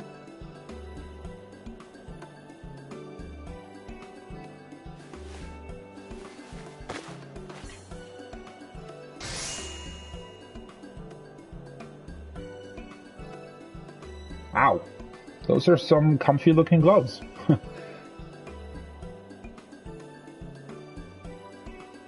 They're so warm and fluffy. Oh, thank you, my friends. I'll treasure these gloves forever. Ah, there you are, my child. Oh, Mr. Redwald. Welcome back, Father. Of course, nothing would make me happier than for you to call me so, my boy. But there is no need to force yourself. After all, this is only our first of many days together. This is your new father? I think I might be jealous. And you, Master Percival?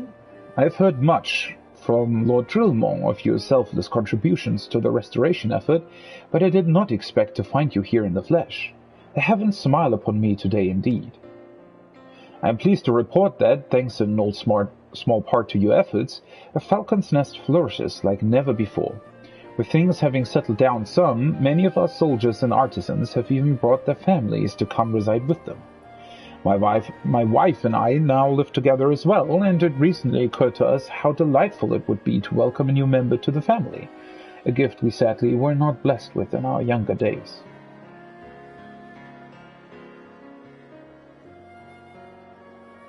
I must confess I was surprised at first to see how reluctant the boy was to leave this place. Yet seeing the warmth and camaraderie that fills this place, I now understand entirely. Rest assured that we shall do all in our power to see the boy happy and cherished in his new home.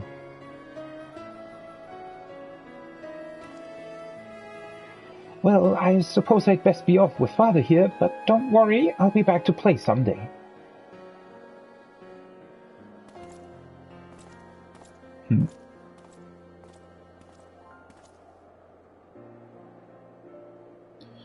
I don't know, that would be really weird though, right? I mean, if you're a younger kid, I don't know, if you don't have any parents or family, does it really matter, right? I mean, if there are two people who are really nice and who just want to, like, be your family, then I don't know, I don't feel like I would have had a problem with that had I been in their stead, right? Or in his stead in this case.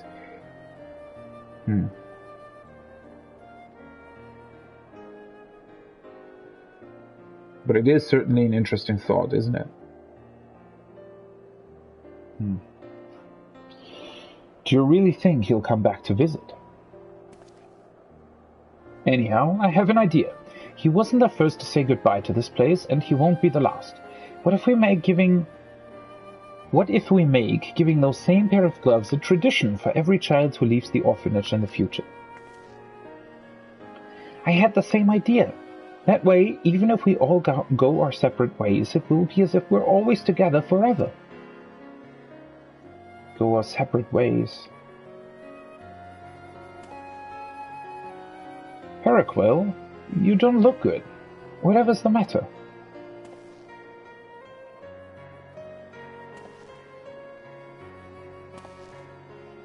I'm sorry. I'm just a bit tired. I think I'll go lie down for a while.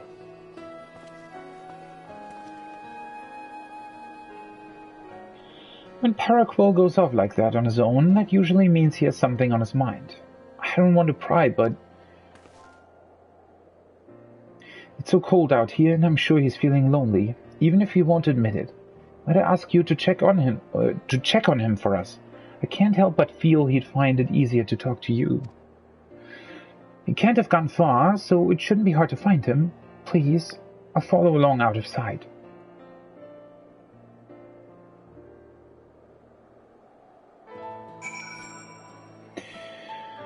Yeah, I have a feeling he doesn't really want to see anybody leave, right?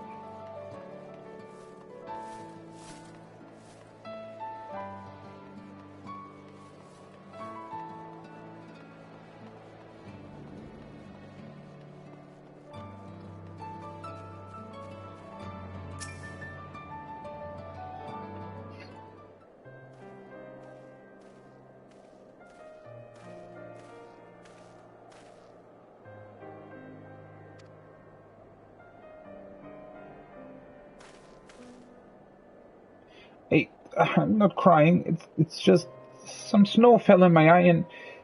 yeah, snow, sure. Oh, I'll admit it. It's just that I love my friends here so much. When Lucille said what she said, I couldn't help but imagine the three of us going off far away and never to see each other again. We're the oldest here, after all. Even if they can't find families for us, we won't be able to stay here forever. More likely than not, we'll have to go off on our own. Having to make a new life for myself in a cruel, unfamiliar world, without a family or my dear friends by my side, the thought is just too much to bear.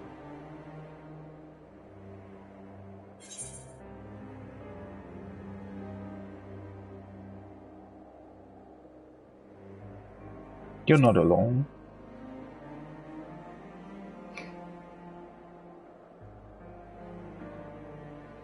That's right.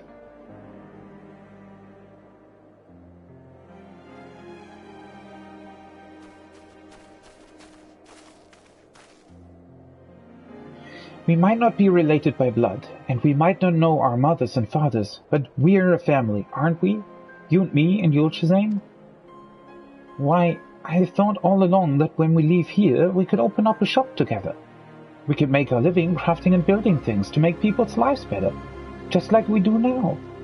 What's this talk of going off by yourself somewhere? That's right. Why, we can even travel to other nations and sell our goods far and wide. And then, when we're done, we can come back here and bring presents from around the world to the orphans. Wouldn't that be just the best?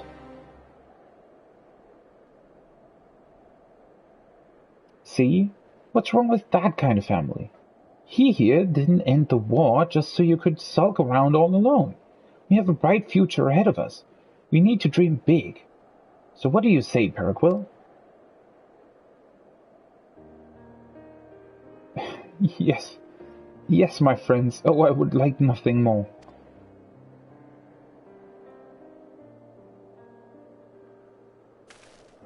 It's a really heartwarming quest. Thank you. I'm sorry to have worried you so.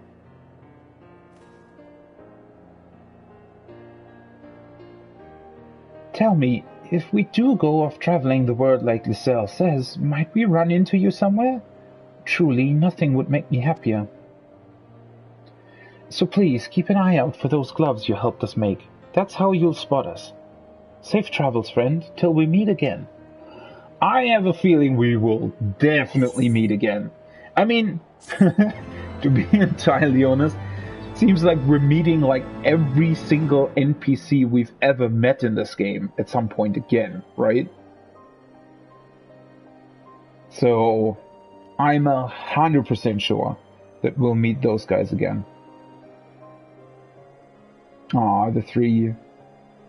Were they brothers? I don't really know. But they're running the orphanage, right? Oh man.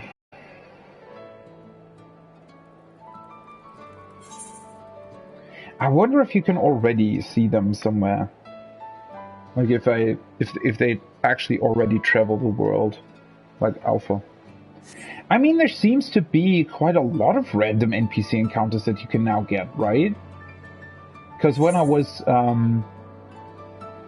like visiting the bathhouse or whatever it is, wait, who did I meet there?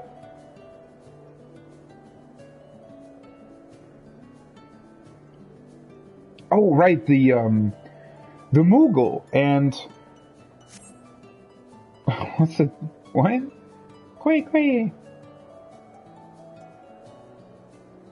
Where did that chicken come from? Huh. Yeah, there was the guy from the Moogle quest line and the chief Moogle artisan from the level 60 Moogle quests. They visited the bathhouse. So it seems like there's already quite a lot of just random NPC encounters that you can get, apparently. At least here, right? So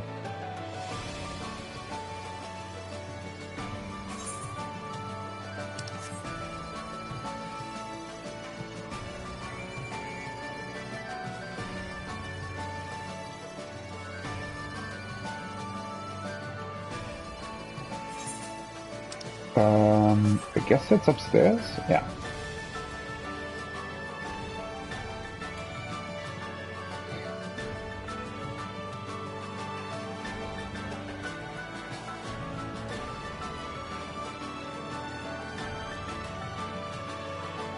Oh, blissful bather.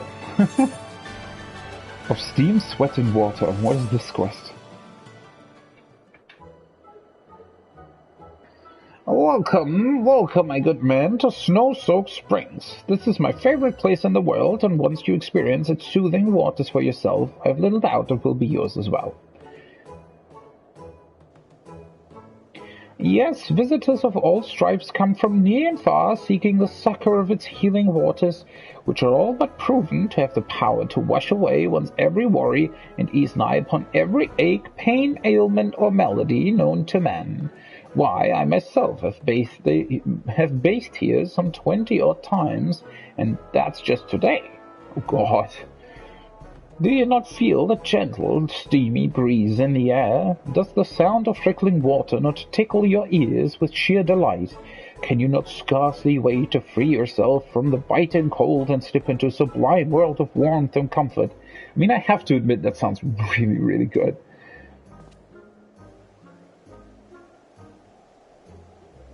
Say no more. Your bemused gaze tells me that this is your first visit to this splendiferous site. Allow me to give you the tour. This here is the rest area, where one can relax and cool off one's body after a sumptuous soak. Sitting here and breathing in the fresh air whilst sipping Ashgardian brandy or nourishing both belly and soul with a cup of yak's milk, why, if there is a more heavenly sensation to be found in this realm, then I'm a Milledon's uncle. Now, allow me to truly amaze and astound you, for I haven't even gotten to the best part of it all. I speak, of course, of the steam bath, that blissful heaven of heat and sweat that will flush the toxins out of every pore of your body and leave you feeling like a man reborn. But why take my word for it? Slip into your bathing attire and follow me. You came for a nice, relaxing soak in the water, you say? Ah, but don't you worry, it's coming at the end. Trust me, you'll appreciate it that much more after you sweat your fair share. Do we actually get bathing attire, or do I have to strip down for this to work?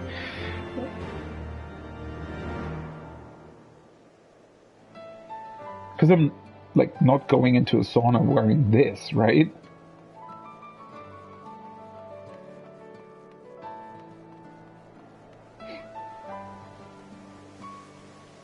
Oh wait, they're back. Well, maybe it's not that random then that they're here. I mean, they apparently helped build this place, right? So it makes sense that they would be here, but it's just nice. I don't know how often they appear. If it's just, you know, once you load in here, they just randomly appear or something.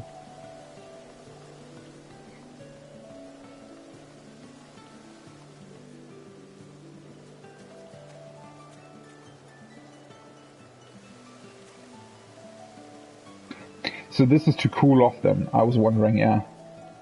This is the cold... What is that called? Something cold, probably. I don't know, let's strip.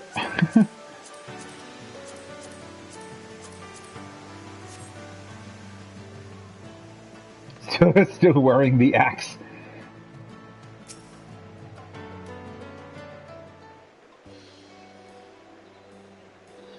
Is it not a sight to behold? I swear to you, if there is a more incredible invention in our entire realm, why, you can cast me from the highest peak of Coerthas. Some find the heat too overpowering for their liking, but I'm certain that for a strapping young man like yourself, the experience will prove positively divine. I mean, it looks really good. And once the sweat has poured from you like great hail falls, plunge into the chill waters of this pool and, mark my words, you'll feel as if you went soaring straight to the heavens. Not to mention that you'll lock in the heat and ward off any malicious maladies or ailments seeking to break into your body. But don't take my word for it, just between you and me, a certain illustrious individual who shall remain unnamed, but may or may not be esteemed Azure Dragoon, has been known to stop by for soap from time to time. Why, I've even spoken with him myself. Hold on a minute. Estinian? Going to the sauna and bathing here? Holy shit. Didn't expect that.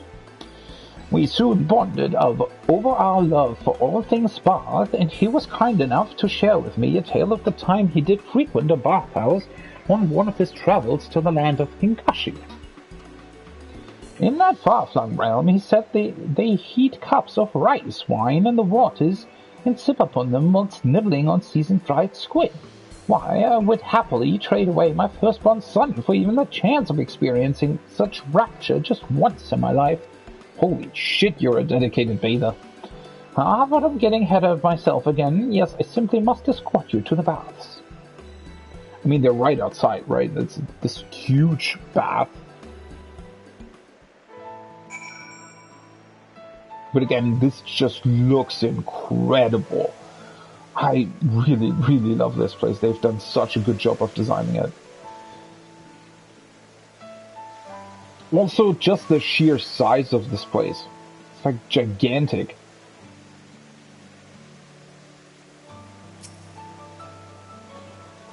Feast your eyes upon Snow-Soak's pride and joy in the grand baths. I have it on good account that a select group, what the fuck am I reading? A select group of Ishgard's most accomplished artisans labored for nigh 7 fortnights to shape this tub into an aesthetically perfect form worthy of the blissful waters that fill it. Ishgard's most accomplished artisans, huh? The Mughals? Why, it said that the original design was conceived by none other than the erstwhile Count Tarason de Zemael, who also developed the method by which the springs are summoned up from deep beneath the ground to bless our bodies with the warmth and healing powers.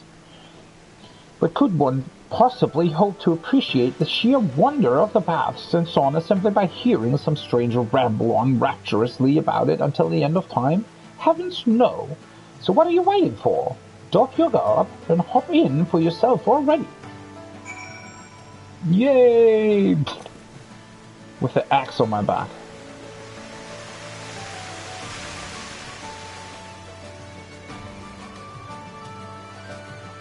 We're zooming. Holy shit, we're a fast swimmer.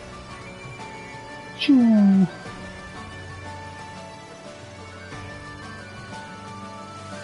I mean, yeah, this just looks hella comfortable. Hot springs are the best. Tell me, my friend, are you prepared to experience true bliss? I already did. Oh, yes. Okay, they're actually asking you. That makes sense.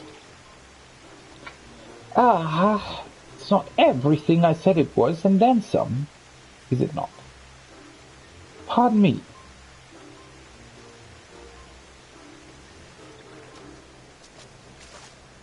Who's that? Oh, I thought for a second they were actually putting a Stenian here in this quest. Slap me silly with the kissing trout if it isn't the esteemed Count Charlemagne de Dorndare. Oh wait, that's what? What brings your lordship to this place? Does the Dorndare demens... The Mesne? What?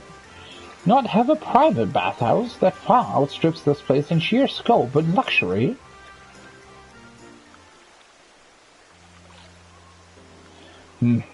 I do believe these facilities are open to one and all, regardless of stature or status.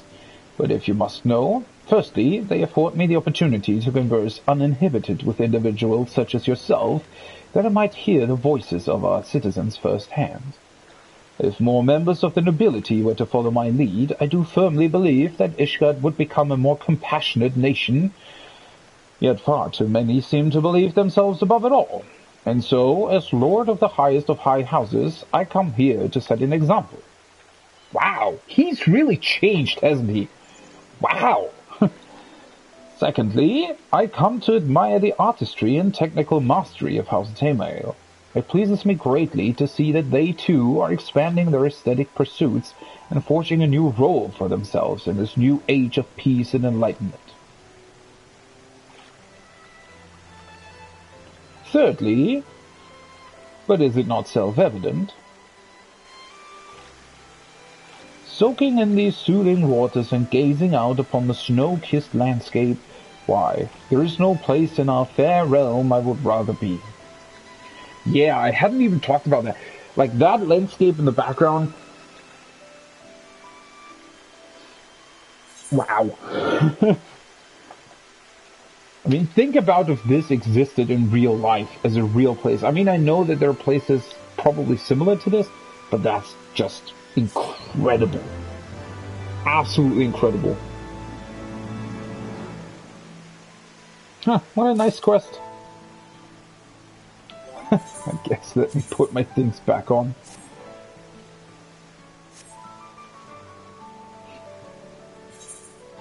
And that was cool. Right, let's check out what's up here, actually.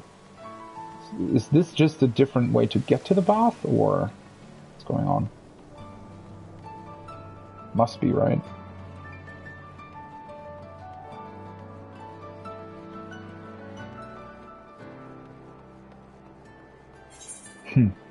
What a cool quest.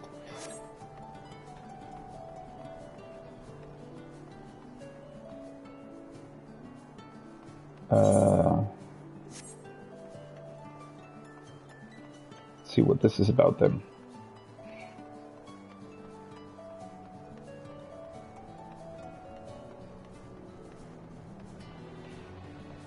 Oh, the guy with the cannon. I should have known. Swords of Plowshares. Wait, is that a she? Yeah.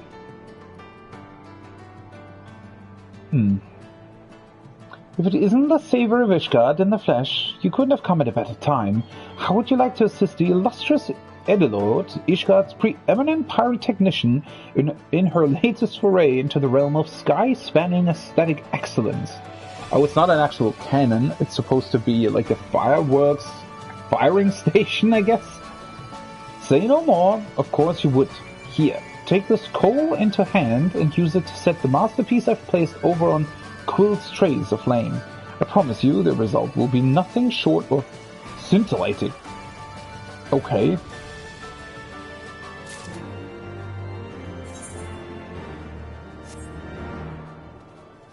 Guess I'll do that.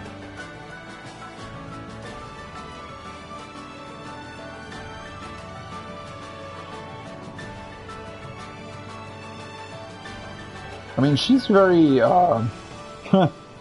trusting with her pyrotechnics, I guess. Why are they doing the... What a jolly dance. Isn't it though? Yeah, I have to agree with that. Firework mortar. Edilord just dropped this here and ran off laughing like a woman possessed. Whatever could it be? Oh. Let's take a look at it, shall we? Oh. Wow, that actually looks really cool. Oh, now there's a sight to behold. Edilord kept saying how she was salving away in a workshop on the project of a lifetime, but I figured she was just blowing hot air again. You honor us with your presence, my lord. Just between you and me, I couldn't help but notice a similar-looking device sitting all alone atop the mattock, with a group of children eagerly gathered around it. Perhaps Edilord means to put on a show for them as well. I want to have something like that in my garden. What the hell? It's really cool. Alright, let's see what this quest is about. Small sack. Does this belong to anyone?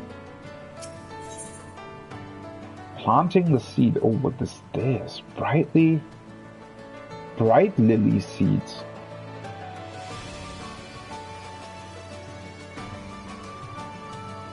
Okay. A simple, unadorned sack lies in the middle of the street. Might have belonged to one of the residents of the Risensong Quarter. Look about nearby and see if you can't reunite the abandoned parcel with its owner. Okay. Let's do the fireworks first, though.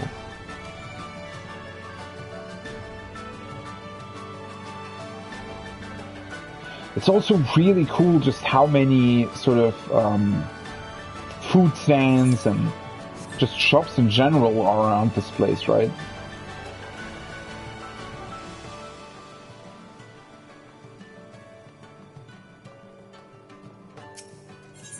Fireworks! Bam!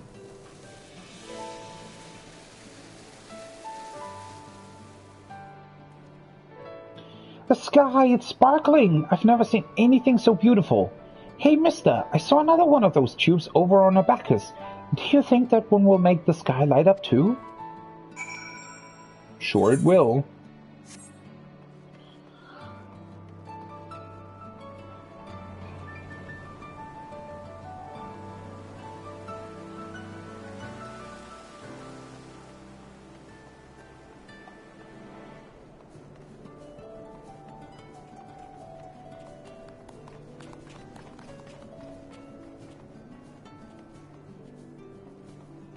Where is it though?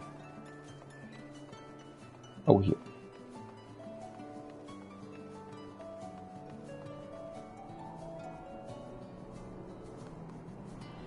There's so much going on here, right?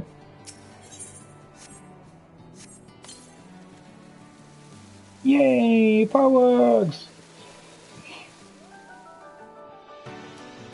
Oh, what beautiful fireworks! I've not seen such a sight since... Well, it's been many years. Still, what a lovely way to celebrate the restoration of a firmament. And how fitting it is that the one to ignite the blaze is none other than the very hero who delivered our fair nation from war. Thank you, my lord. Do pass on my regards to dear Ediloge next time you see her. I shall do just that.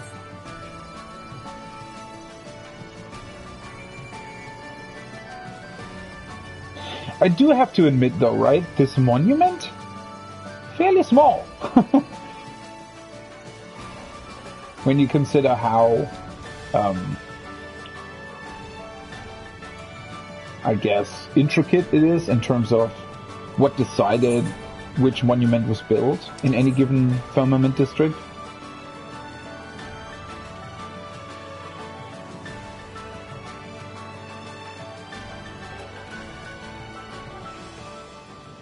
You know what I just thought about?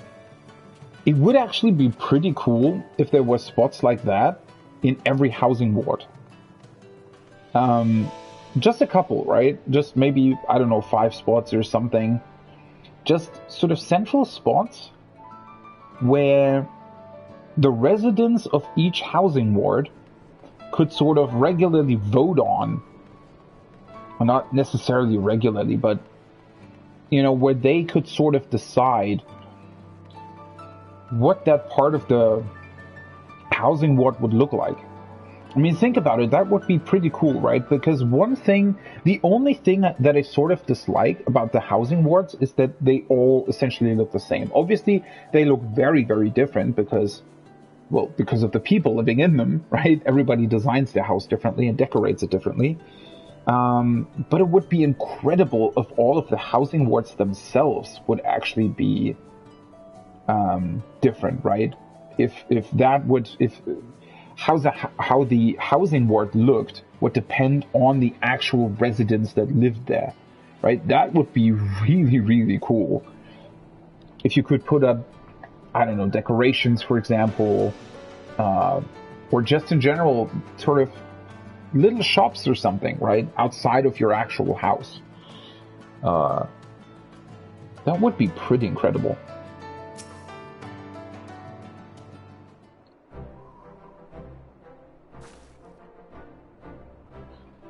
Who gave him permission to set off all the fireworks, you fool? But I jest. I was hoping you would do just that. Why, I saw the sight from here, and I do believe it's safe to say that I am every elm the genius that I always knew myself to be. Did the townspeople appreciate my masterwork as much as I did? Indeed they did. Of course they did. The incredible spectrum of colors, the unsurpassed elegance with which they dance and dart through the sky, only a fool or a blind man would fail to appreciate the spectacle. But my true dream doesn't end there. Take a look at this beauty beside me. Yeah, it looks quite frightening. Thank you very much. Berta. Seriously. Berta here was my pride and joy when I served on the front lines. I couldn't count the number of times she saved me from the ravaging claws of the Horde. When the war ended, I figured she'd just end up all alone, collecting dust in the dark corner of some storehouse, so I offered to take her home myself with the promise that I'd keep her well maintained and put her to good use. And my natural aptitude for pyrotechnics has allowed me to do just that. Okay.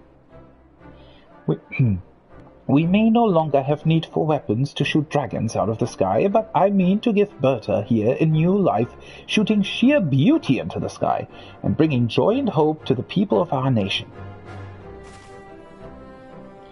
But why stop at Ishgard? Yes, one day I will journey across all of Eorzea with Berta in tow, lighting up the skies in all corners of the realm with a spectacular rainbow of fiery blossoms. For the part you've played in helping me realize my life's work, I thank you, as do, no doubt, all who will one day bear witness to the wonders that you have helped me introduce to the world. Okay. And with that, I give you leave to resume your travels, but wherever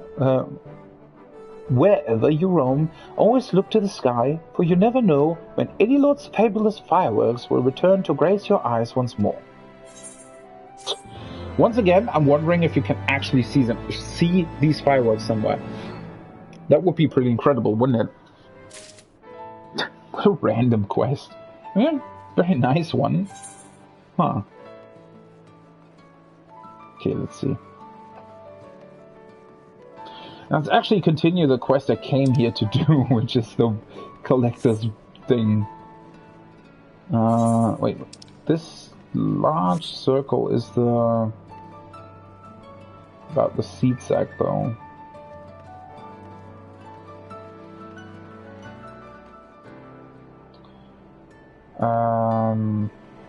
Oh, there it is.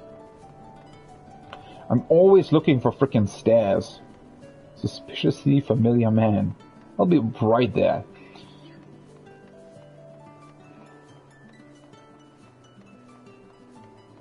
The quests here in the Firmament are really, really cool. They're fairly unique in what they are, and what they do, and what they introduce you to. Good evening to you, my dear sir. It's not every day a man gets paid a visit by the savor of Ishgard. What brings you here today? What's that? You found a sack just lying in the street, you say? If it wouldn't be too bold to ask, might I have a look? Sure. There you go.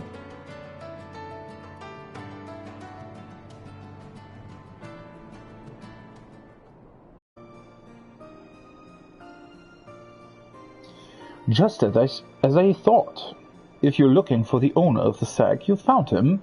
An acquaintance of mine just brought it to me, but we got so carried away in conversation that I completely forgot to take it with me. An embarrassing mistake, to say the least, but I fear the old noggin doesn't work quite as well when you get to my age. Still, pray forgive me. Ishgard's savior surely has better things to do than hauling sacks about town.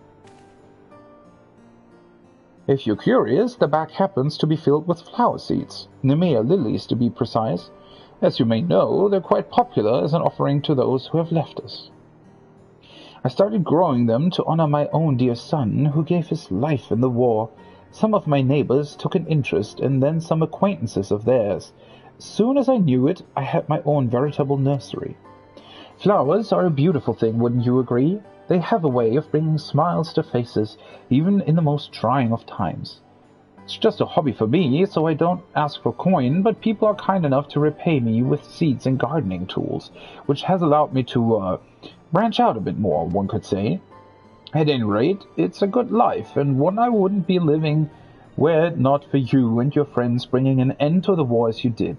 Not to mention everyone's tireless efforts in building the Firmament back up to where it even exceeds its former glory. Truly, I couldn't even begin to express my gratitude. Wait, I have an idea. A few acquaintances of mine had mentioned their intent to come by and pick up some flowers. Might you be so kind as to deliver them in my stead? I reckon the flowers would mean that much more to them if brought by a real-life hero rather than an old greybeard like myself. My friends live right in the Risensong Quarter, not far from here. You know your way around these parts, yes? Funny how fate plays out, isn't it? Single seed planted, literally that is, can lead to a nobody like me crossing paths with the very man who saved our nation. Truly, it's nothing short of a miracle. Do this old man a favor just this once, would you please? Of course I will.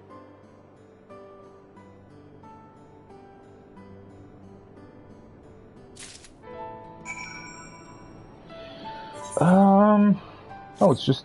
Oh. Well, that'll be quick. Just those two, I guess. The plucky youth.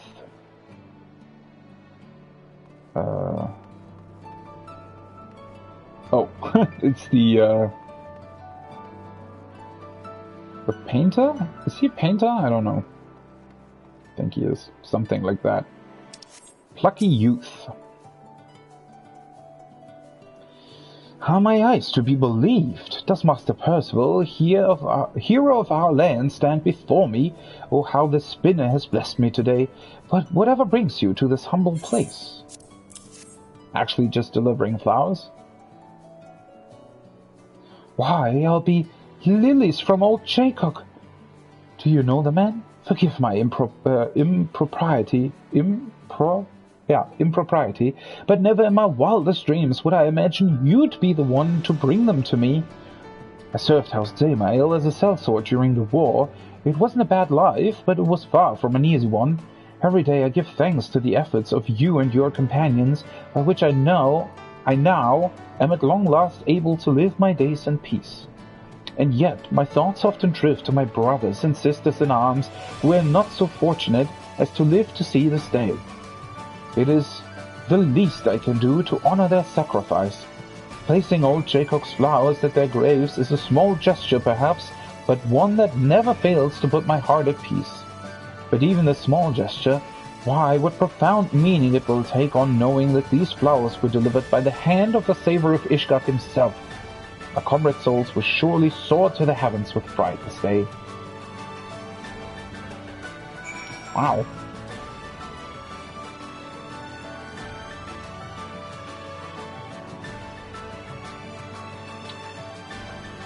Dainty lady.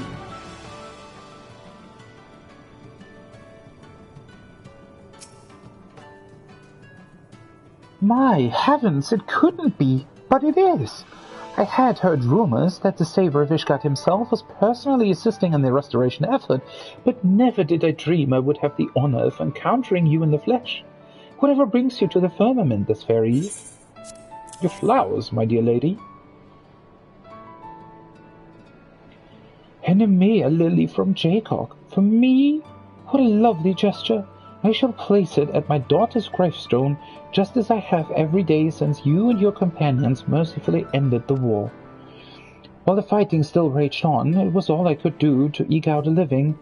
Deep down, the loss of my child devastated me, but my heart was too consumed by fear and uncertainty to grieve as a mother should. Now, thanks to the efforts of Lord Frankel and generous souls like yourself, I no longer want for a roof over my head and food on my plate. At long last, I know the peace of mind that frees me to reflect upon my daughter's life and honor her memory. While I would have liked nothing more than to walk these streets with her, to show her what a magnificent, uplifting place the firmament has become, I can at least take comfort in knowing that her spirit lives on in my own heart, and in the city and nation I now strive to help rebuild. And though my own child may never return, I also find solace in knowing that the younglings I see playing in the streets need never make the same sacrifice. For this, you have our eternal gratitude. Wow!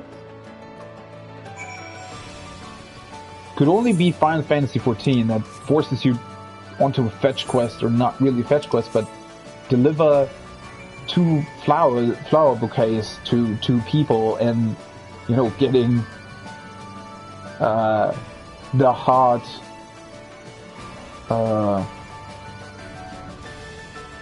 What's the phrase?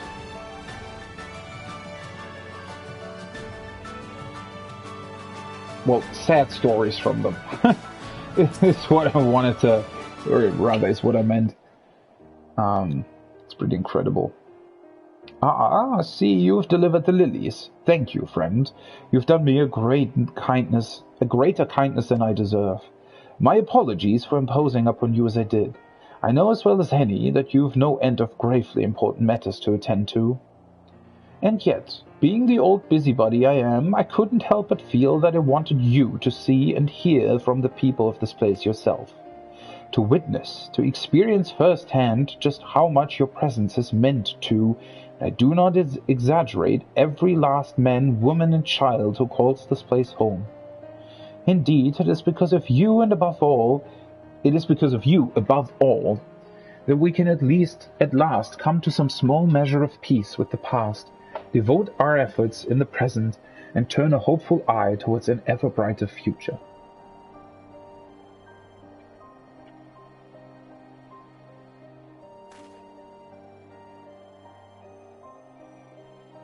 Speaking of which, do you perchance know the traditional meaning of the Nemea lily? While nowadays they are thought of as a symbol of parting, and therefore used to pay tribute to the departed, in olden times they were said to afford safe passage to those embarking on a journey. I pray that the spinner always watches over you in your travels. Know that you are ever welcome here in this place where your deeds have allowed an entire nation and its people to set forth on a new journey of their own.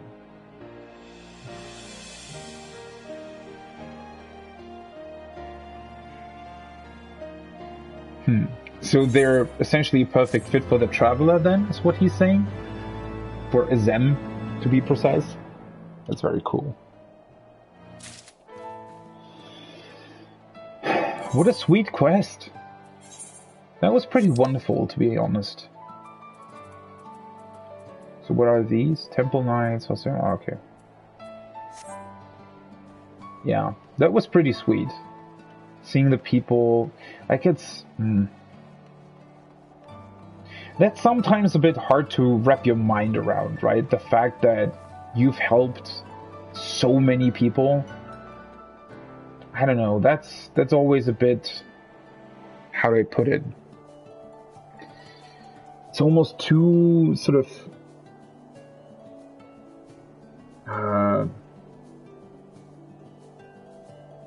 well, it's just very difficult to think of yourself like that, right?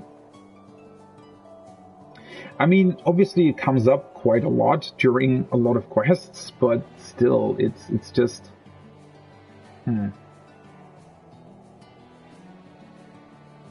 To truly be regarded like a hero, that's quite something. Well then, suspiciously familiar man. What are you doing here? What's that saying? Oh, that's Sir Vandro's Grace or something, right? That's what the hospital was called.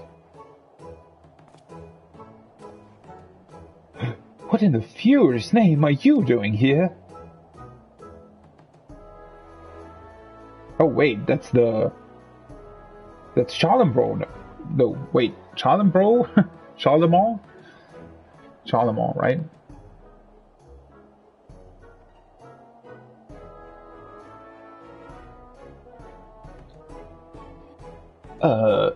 Not that it is for me, a person you most assuredly do not know, to say where you should or shouldn't be. Nay, I was merely expressing my surprise at being in the presence of a great hero. If you say so, my lord, but why are you dressed like that?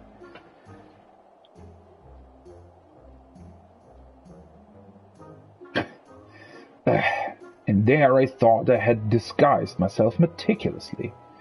I suppose I ought to explain. I mean, we just met you in the bathhouse, so, I mean, it was pretty easy to, I guess, recognize that it's you. You see, I had learned that Sir Vandro's Grace is presently recruiting aides and came here to present myself for consideration. Oh wait, what? As an aide, I would provide support to the chirurgeons and nurses, such as managing supplies and seeing to the patient's everyday needs.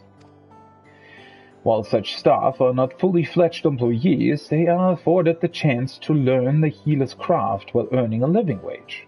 Not that I require such things, mind you.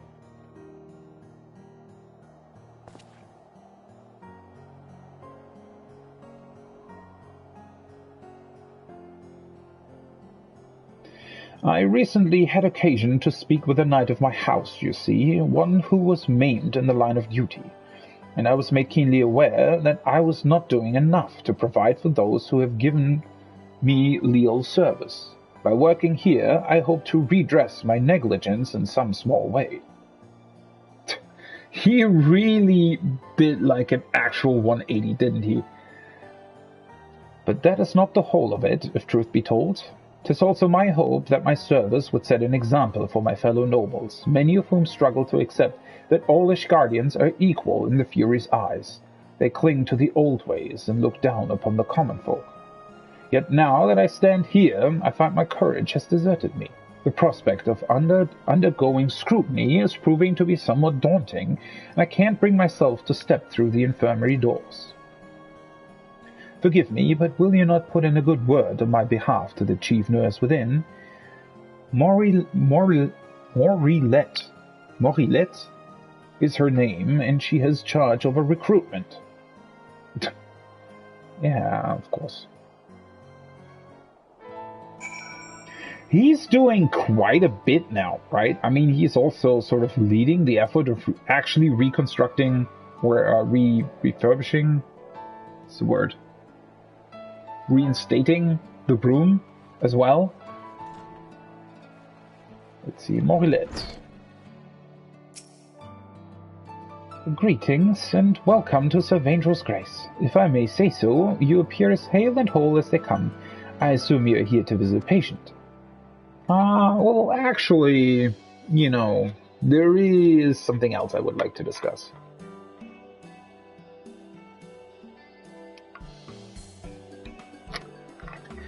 Oh, you wish to recommend someone as an aide. Coming from a renowned hero, it must be a fine candidate indeed.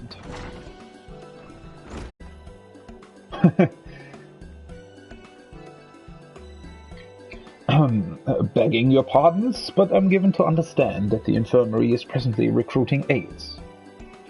Why, Lord Charlemont, to what do we owe the honor of your visit? If you wish to make another kind donation, our staff upstairs would be glad to attend you. What? Can every man and his chocobo see through my disguise? Never mind. Now, while I'm always pleased to donate, that is not my primary purpose today. I wish to be considered for an aide position. An aide position? Are you certain of this, my lord? I am, and in this capacity I bid you think of me not as the Count de Durandere, but simply another Ishgardian. Well, that's easier said than done, isn't it?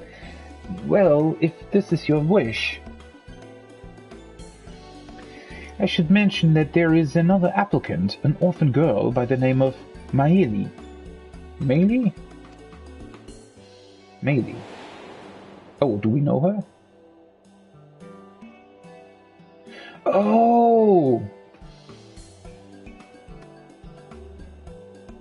Oh, that's so cool! As I said before, right, they're bringing everybody back. Every NPC that was ever part of the main story or any part of this game always comes back at least a second time for something else. It's incredible. I believe you're acquainted with her. She is the one who fell from the vault and was saved by a white dragon. Truth be told, she is too young for the work, but seeing her enthusiasm, I am minded to give her a chance.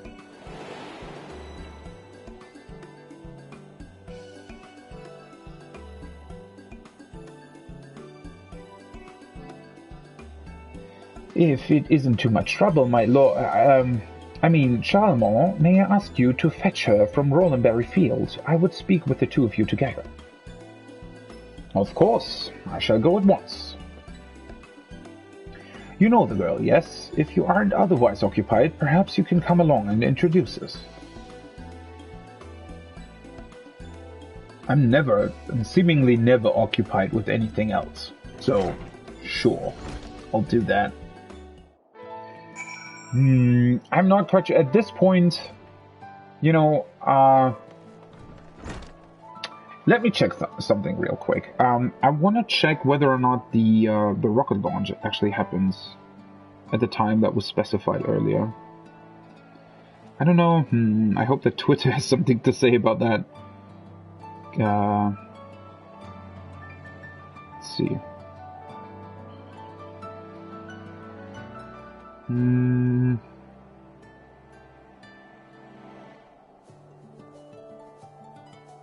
don't know who would potentially post that though. Oh, there we are. Live now.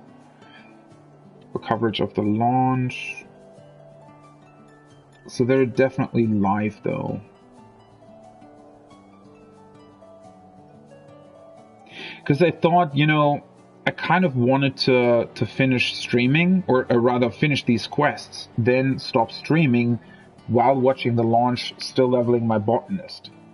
I could still do that though. I don't have to finish this quest right away. I won't level botanist all the way to 90 in that short span of time, right? So...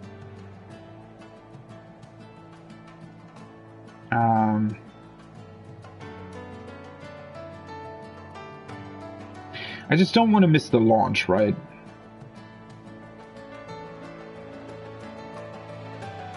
And it would just be a bit hard to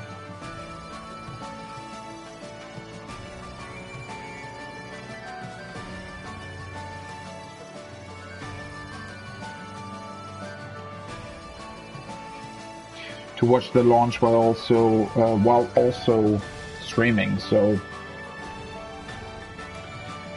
I don't really want to stop right in the middle of this quest, but I think that'll probably be the better option, right? And then I'll come back. So what's the plan? I will stop streaming now. I will take a look at the stream from the launch of the James Webb Space Telescope, what they were talking about, and whatever else. And probably level botanist a bit on the side while I'm watching that. But I won't continue with this quest. Instead, what I'll be doing is I'll come back after lunch probably. So I don't know, lunch will probably take a bit longer today. And then with the stream and the launch and everything, there'll probably be a bit longer of a break, 2, maybe 3 hours, and then I'll be back this afternoon with streaming, and then we'll continue this quest as well. Yeah, I think that'll be the plan for today. So, right, that's it for the stream right now. I hope you had fun. I mean, it's a bunch of side quests, but these are really, really interesting. Especially the side quests here in the Firmament, they're just really, really well done. I wish sometimes, you know, especially the side quests that you encounter while going through an expansion, sometimes, you know, they can be a bit uninspired, I guess would be the word. But with these, it's really something. They're really cool. And what I especially like is if a side quest gives you like a special item. Obviously, this is not a special item. God, what am I saying? I can't form words today. This is actually sold. I mean, it literally says that it's being sold by an NPC somewhere. But it's still like it's a unique quest reward item. There's only this one quest that actually awards this item, right? And that just, I don't know, that definitely makes the quest more unique. It makes it more real in a way, right? Because obviously he would maybe give you one of the seeds for the flowers that he is tending to, right? Very, very cool. So yeah, I really like that. I think they've done a really good job with these side quests here in the Firmament. And, well, yeah.